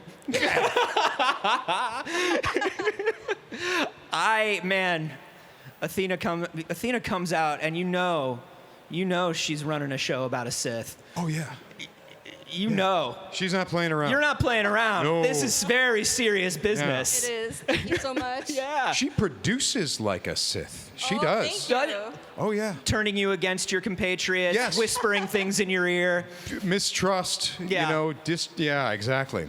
So sure. She's like, you don't know. Yes. He's trying to hold you back. Yeah. Do it again. Well, welcome back to Celebration. It's always lovely to have you here. Thank you. It's, just about the end of day one, but I feel like y'all have had a pretty full day. Yeah, it's been okay. Yeah? It's been Anything just happening? fine? Anything big for you? Nah. No? Nah. Nothing you want to talk about? No. I don't know. Is there anything you guys want to know about from Sam and Athena? But I would have to violate my NDA. Oh. No, it can't. Yeah. That's where the Sith comes out. Yeah? I'm hearing what's an NDA? I'm hearing do it. I mean, listen. You know what I say? I say, do it. Do it. Do it. Is it okay? Can we talk? Can we talk about it? Talk a little bit. Let's talk a little bit about it. Okay. Why not? I am more afraid of her than I am of you. You should be. She's my boss, man. I know. I'm like, you be cool, Sam Witwer, because if she gets mad at either of us, it's over. Yeah, exactly. So no, tell us a little bit about what you've been working on, because this is extremely exciting. Maul is coming back. Yeah. Yeah. Yes. Well, what do you even say? I mean, they brought me in a year ago on this. Mm-hmm. So this has been something that I've been wanting to talk about, but haven't been able to talk about for a year. Yeah. Which is terrible. Which is horrible. Why for would you do that to me? Why did you do it to me? Because Sam is I'm terrible. Sith. Oh. Sam's terrible at secrets. That's the Pretty issue. much. Holding on to that for a year, you were like a kid sitting on your hands. Yeah. He texts me. He's like, hey, man, how's everything going? I've never even seen a Star Wars. What are you talking about? Yeah. What have you been up to? What have you heard? What do you heard? What do you mean? It's a lie. I'm fired. Yeah. No, but okay. We do have some details that we can talk about, right, Athena? You can tell us a little bit. Sure. Well, I'd like Sam to tell us where he was exactly when he found out that he was going to be a part of this show. Well, wait. When you think I found out, or when I actually found out? Both. Because Do you see the treachery between the two of them? Yes. Do you see the clandestine antics? Do you see? Many Bothans died to bring me this information. I grew up with Manny Bothans. Manny Bothans is a great guy and a hell of a spy. Great spy, turns out, that guy. James Bond, that guy, Yeah. you know? Well, no, Dave summoned me to Lucasfilm in Burbank. Yeah, he can do that now. He has the powers of summoning. So I was just, I was in bed and I woke up and I've been summoned. No, so I went over and sat me down. And Dave, he just kind of like without any fanfare, he goes, okay, so we're doing a Maul show. And here's the thing about the Maul show. You got to remember, and you're like, what's the first part you just said? Yeah. What? I'm sorry. And it's like, we're doing a Maul show. It's like, am I part of it? He's like, Do I get to be in it? Peter Serafinowicz. Yeah. I'm like, oh, cool. Nice. Yeah. He just started telling me about it. Mm-hmm. And what was really cool for me was that, there were moments when we were working on Maul for the other shows. Yes. And I would come up with an idea. And Dave would, this happened twice, where I'd come up with an idea. What if this happened with Maul? And he says, yeah, that kind of detail, it's not really Maul's show, so you can't really do that. Oh. And he said that twice. I had another idea, and he's like, yeah, with that kind of detail, that's not really Maul's show, so you can't really do that. So we're doing those types of things because this is Maul's show. I just had no Wow. thought. Yeah. And it never occurred to me that that's what he was thinking. When he said it's not Maul's show, I just took it as, well, yeah, this is about Ahsoka right now, and this is about that, so we're not going to do this. But I guess he was thinking long term or hinting or tormenting me or something. Yeah. Yeah. But now we do know there is a show. Do we know the name of the show? Oh, do you guys not know the name of the show? Oh, okay, good. Maul. Yeah. Go ahead, say the name. Oh, Maul Shadow Lord.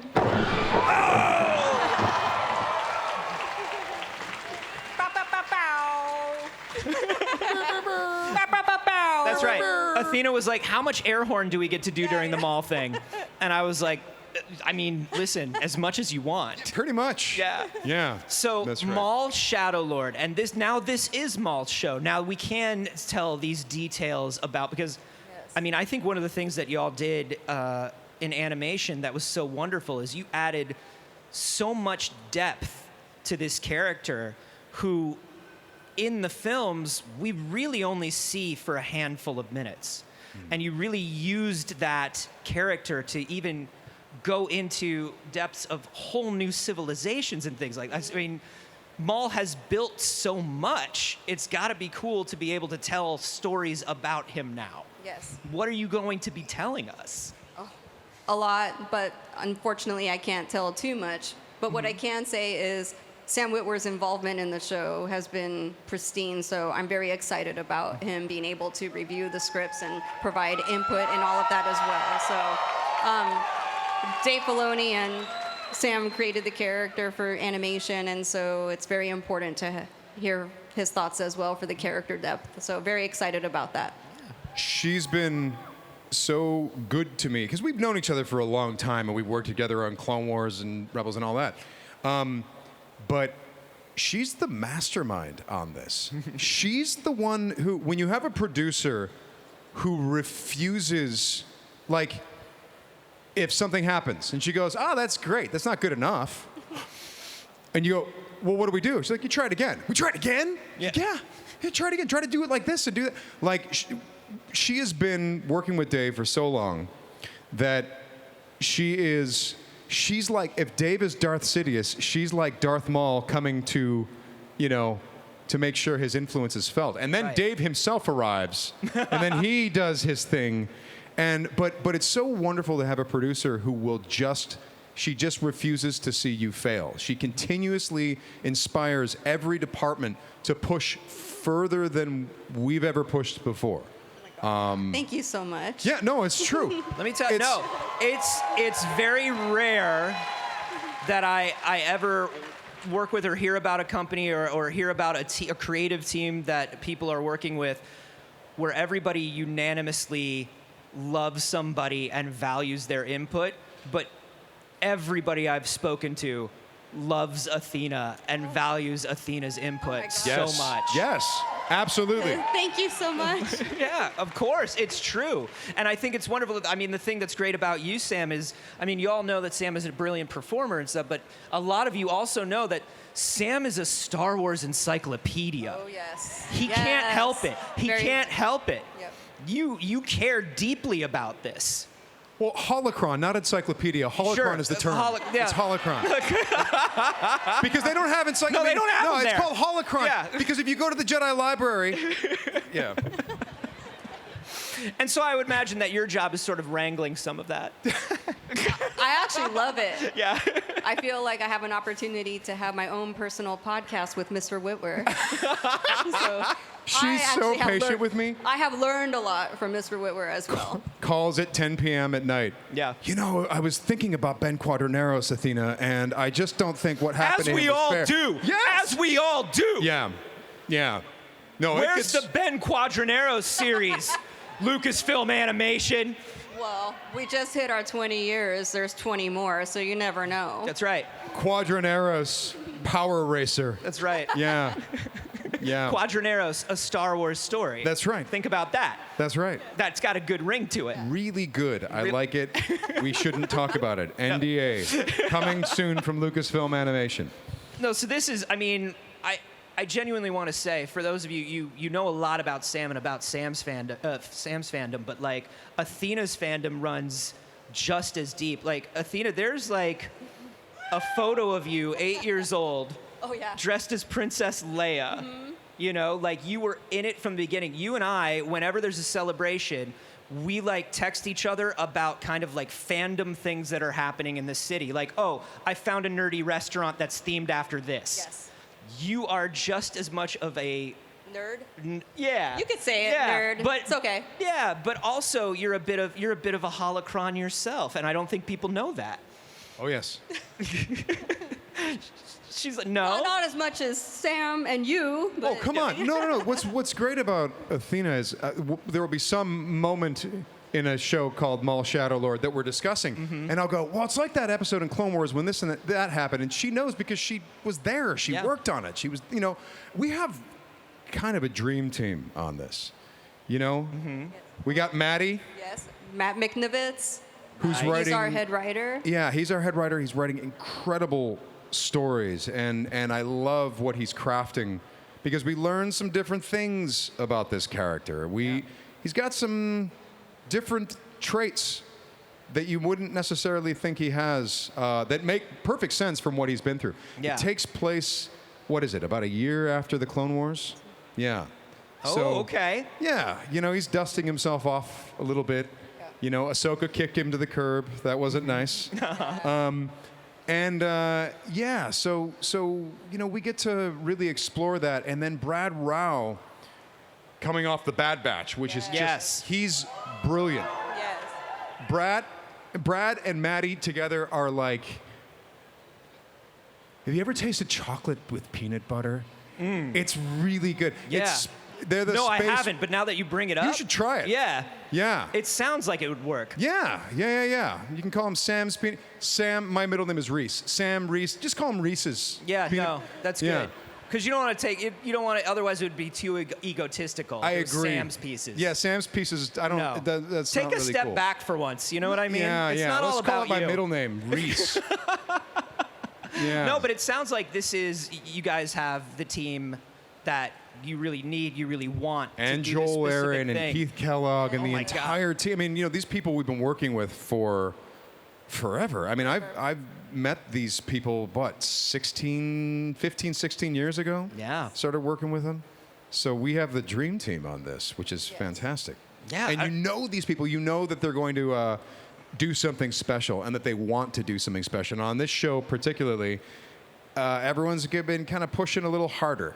They've just been really excited. Would you say, is that Yes, accurate? absolutely. That was the agenda, making sure that everything was, we called it like a 30% upgrade overall, but it was more than that. And the morale on the show is so stellar. Everyone's so excited about this show. I'm very excited about this show. It makes me very emotional to even think about it, and I can't wait for you all to see what we're creating. So I think very we're all looking forward to excited. it.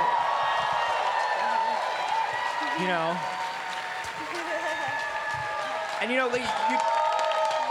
and you all touched on the fact that we're talking about 20 years of Lucasfilm Animation now, and you all have really been there since the jump. Yeah. Do you have any? You've worked together for so long. Are there any memories that really stick out to you from the early days? Things where you're like, wow, I can't believe that happened. I can't believe we were a part of that. I would say the Emmy nominations for Clone Wars, we were all there together, experiencing that. It's just brought us closer. We are definitely family. Like Lucasfilm Animation's always been family, and Sam's part of that family, a key part of that family. So, yeah. I always liked learning the lore. No. David. No, it's going to be weird for me to say, I know. Go with me here. You would learn something new about Star Wars, and you would learn it through Dave and George. And now, Dave, we're learning that he's been keeping secrets from us. That there's forgotten pieces of lore that, that he and George worked out, and that they're seeping into this series in weird ways. So now, my trust in him has been broken. He has been keeping way too much, and it is time that... He's got a new hat. What should we do? It's time that he share? He's time that he share. I mean, Because the Sith always share. that's right. That's Yeah, right. they're great at that. That's what they know. Yes. No, I was going to say, it looks like he's wearing a new hat, and it looks like he can keep more secrets under it than the old one. That's right. Yeah. Yeah. It's a little bit bigger. That is a covert hat. That's right. Yeah. That's what I say whenever I see Dave's hat. That's a covert hat. That's a covert No hat, one's going to Dave. notice that. Very suspicious. Yeah. It's like the hat from Harry Potter. It Yes. sorts you into different, He is our mentor, Dave Yeah. Filoni. He sorts everyone perfectly That's every correct, time. yes. I do want to touch on some other stuff that's happening in Lucasfilm Animation right now. We just saw that Asajj Ventress and Cad Bane are coming back in Tales of the Underworld. How does it feel like coming back to those two fan favorites? Oh my gosh, I am a Sith girl, Jedi girl. Like, I love Ventress so much and Cad Bane. So, very excited for you to see that as well. That's on May the 4th. Perfect. Yeah. Yeah. Anytime Asajj Ventress's name gets mentioned, I'm like, Okay, and she's, all right, I'll hold on. But she's coming, all right. It's real now. So this is gonna be very, very cool. Y'all, I am so excited for this show. I am so excited for the two of you. I love you both so much. You're so We love you. wonderful. Yes, we do. And this show is going to be so amazing. Maul Shadow Lord, we cannot wait to hear more. Thank you both for stopping by. Athena Portillo, Sam Witwer, we cannot wait. More chapters of Star Wars Celebration Live are coming up right now. Don't turn away.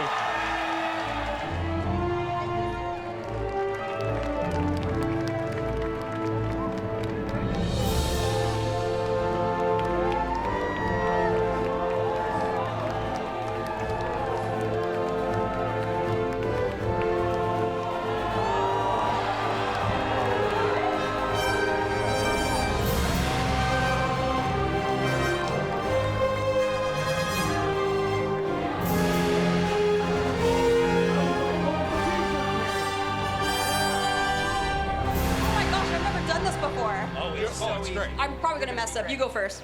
Okay, you want to see how this is done? Go for it. Here we go. I'll reload it for you. It's all ready to go. Just point it up. It's all set to go. Come on.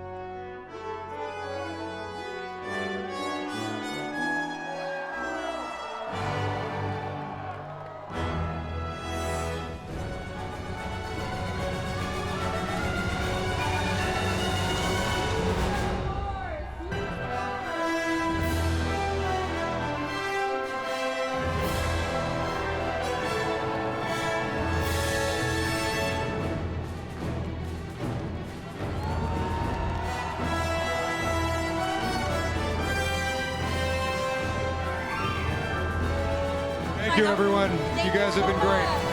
Thank you. You're the best fans in the world.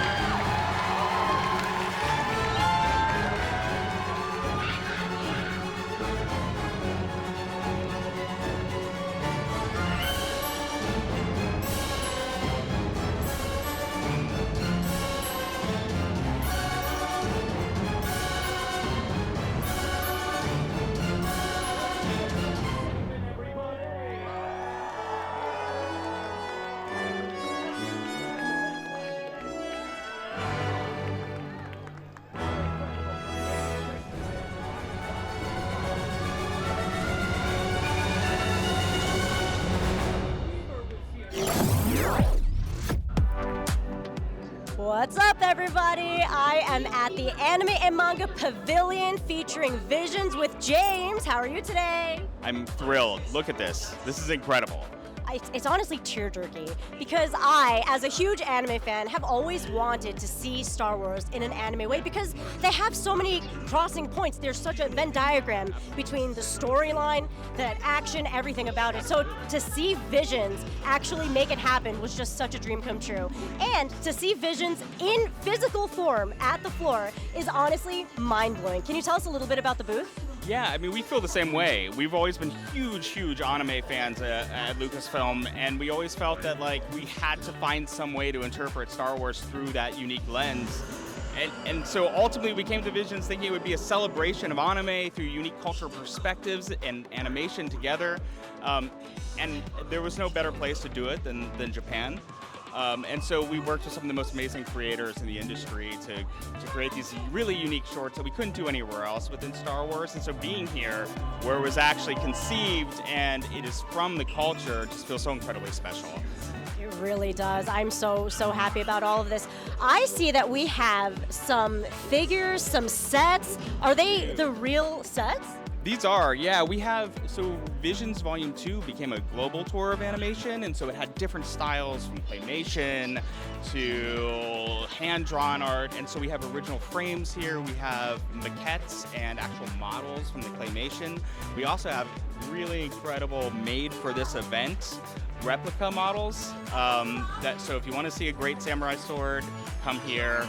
All sorts of incredible things that represent Star Wars Visions and all the kind of imagination that's in it. Oh my gosh, truly. The Anime and Visions Pavilions is so much more than you can imagine. You have to come check it out if you're here this weekend. And there are also lots of activations going on, amazing backdrops for your cosplays and photo ops. Come check it out.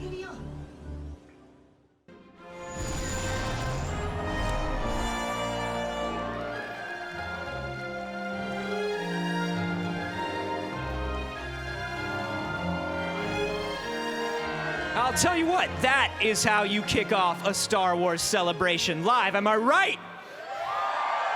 Yeah, it is. Did you all have as much fun as we had up here, down there in the crowd? Good, good. That is what it is all about. What were some of your favorite moments of the day? I don't know, not to brag, but Pedro Pascal came by. He did. And he had some amazing boots. Dude, he is always killing it, that guy. He is, you know what, he's a fashion icon. He truly is. He truly is. And, you know, maybe you don't want to toot your own horn, but, like, maybe I'll toot your horn for you. Hey, was that you talking about Star Wars Starfighter with Ryan Gosling and Sean Levy? Yes, that was. Oh, my goodness. Why, yes, that was. That's pretty amazing. That's got to feel good. Well, I got to tell you, we've had such an amazing day. I mean, I got to welcome Sigourney Weaver to Star Wars. Sigourney Weaver. Ellen Ripley was there. I had to get so many legal clearances to say that Ellen Ripley is here. She didn't bring Jonesy, though. She did not bring Jonesy. And you, sir, I'm going to toot your horn now. You opened the show leading this crowd. Some of y'all have been here all day. Leading this crowd, singing happy birthday to the chosen one, Hayden Christensen. That's true. How is that all in one day? A lot of people are going to think that that was a planned bit, but I encourage you to go back and watch the video and see Hayden kind of go and decide whether he liked it or not. And then he really loved it. And then he started taking video. That's right. I mean, there's honestly been too many moments to name today. It has been incredible. I mean, how are you feeling down there with the crowd, Cam? Oh my gosh, we're having the best time, aren't we, everybody? We're doing amazing down here, and you know, we've had the best fans, as you heard me mention before, and they're still here throughout the entire day. You guys have recapped it for us, but I'm talking to my friends here from Spain, everyone. Spain is represented here. Your name is? Martin. Martin, and? Diana. Diana, great to have you both here. What has been your favorite part about Day 1 Star Wars Celebration Japan? All live stage. Yeah, the live stage, right? It's all coming at you, huh? All the surprises. All the surprise. Looking at your face. Look right at that camera. Look at that is surprise right there. Yeah. All the surprise. It's not often you see Thrawn surprised. Am I right? Yeah, absolutely. Deanna, what's been something that's stood out to you today? Everything is amazing here. I love that. Is this your first time? No, it's the third. The third time. Oh, you've got your own Star Wars Celebration trilogy going on here. Amazing, amazing. Even more fans here. Hi, guys. How you doing? Oh, super psycho. Yes! Oh, arigato for that. Yes, thank you so much. And where are you folks from? California. Hey, California's here. We got all the continents besides Antarctica. We're looking for it. Represented here at Star Wars Celebration. It's so much fun. And we're going to be bringing so much more to you over the course of this weekend. And we want you to be right along with us. We can do this, right, everybody? Because the Star Wars family is a family that lasts forever. That's right, everybody. I'm going to send it back to the stage.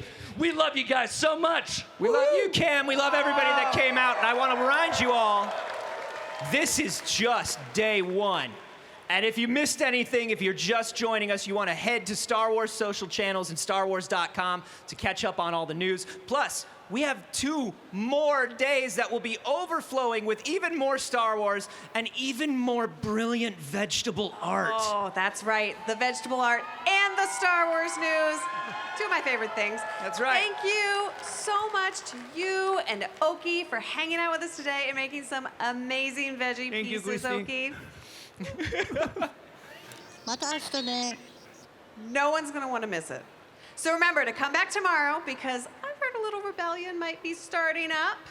And those involved, perhaps in building a rebel alliance, if you will, perhaps architects, maybe stopping by. You never know. Okay. Hey! No! I'm trying to do my show close, and it's the running of the Wilro Hoods! We will see you all tomorrow when Star Wars Celebration Live returns. But for now, the running of the Hoods are here to honor Egbert Sen, the original Cloud City King, who wouldn't leave his Camtono behind. Thank you, Hoods. Oh. Ice cream, ice cream. Ice cream, ice cream, ice cream, ice cream. Ice cream, Save the rebellion!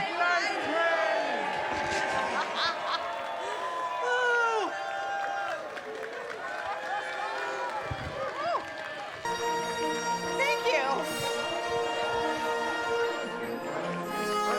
Ice cream, ice cream, ice cream, ice cream, ice cream, ice cream, ice cream.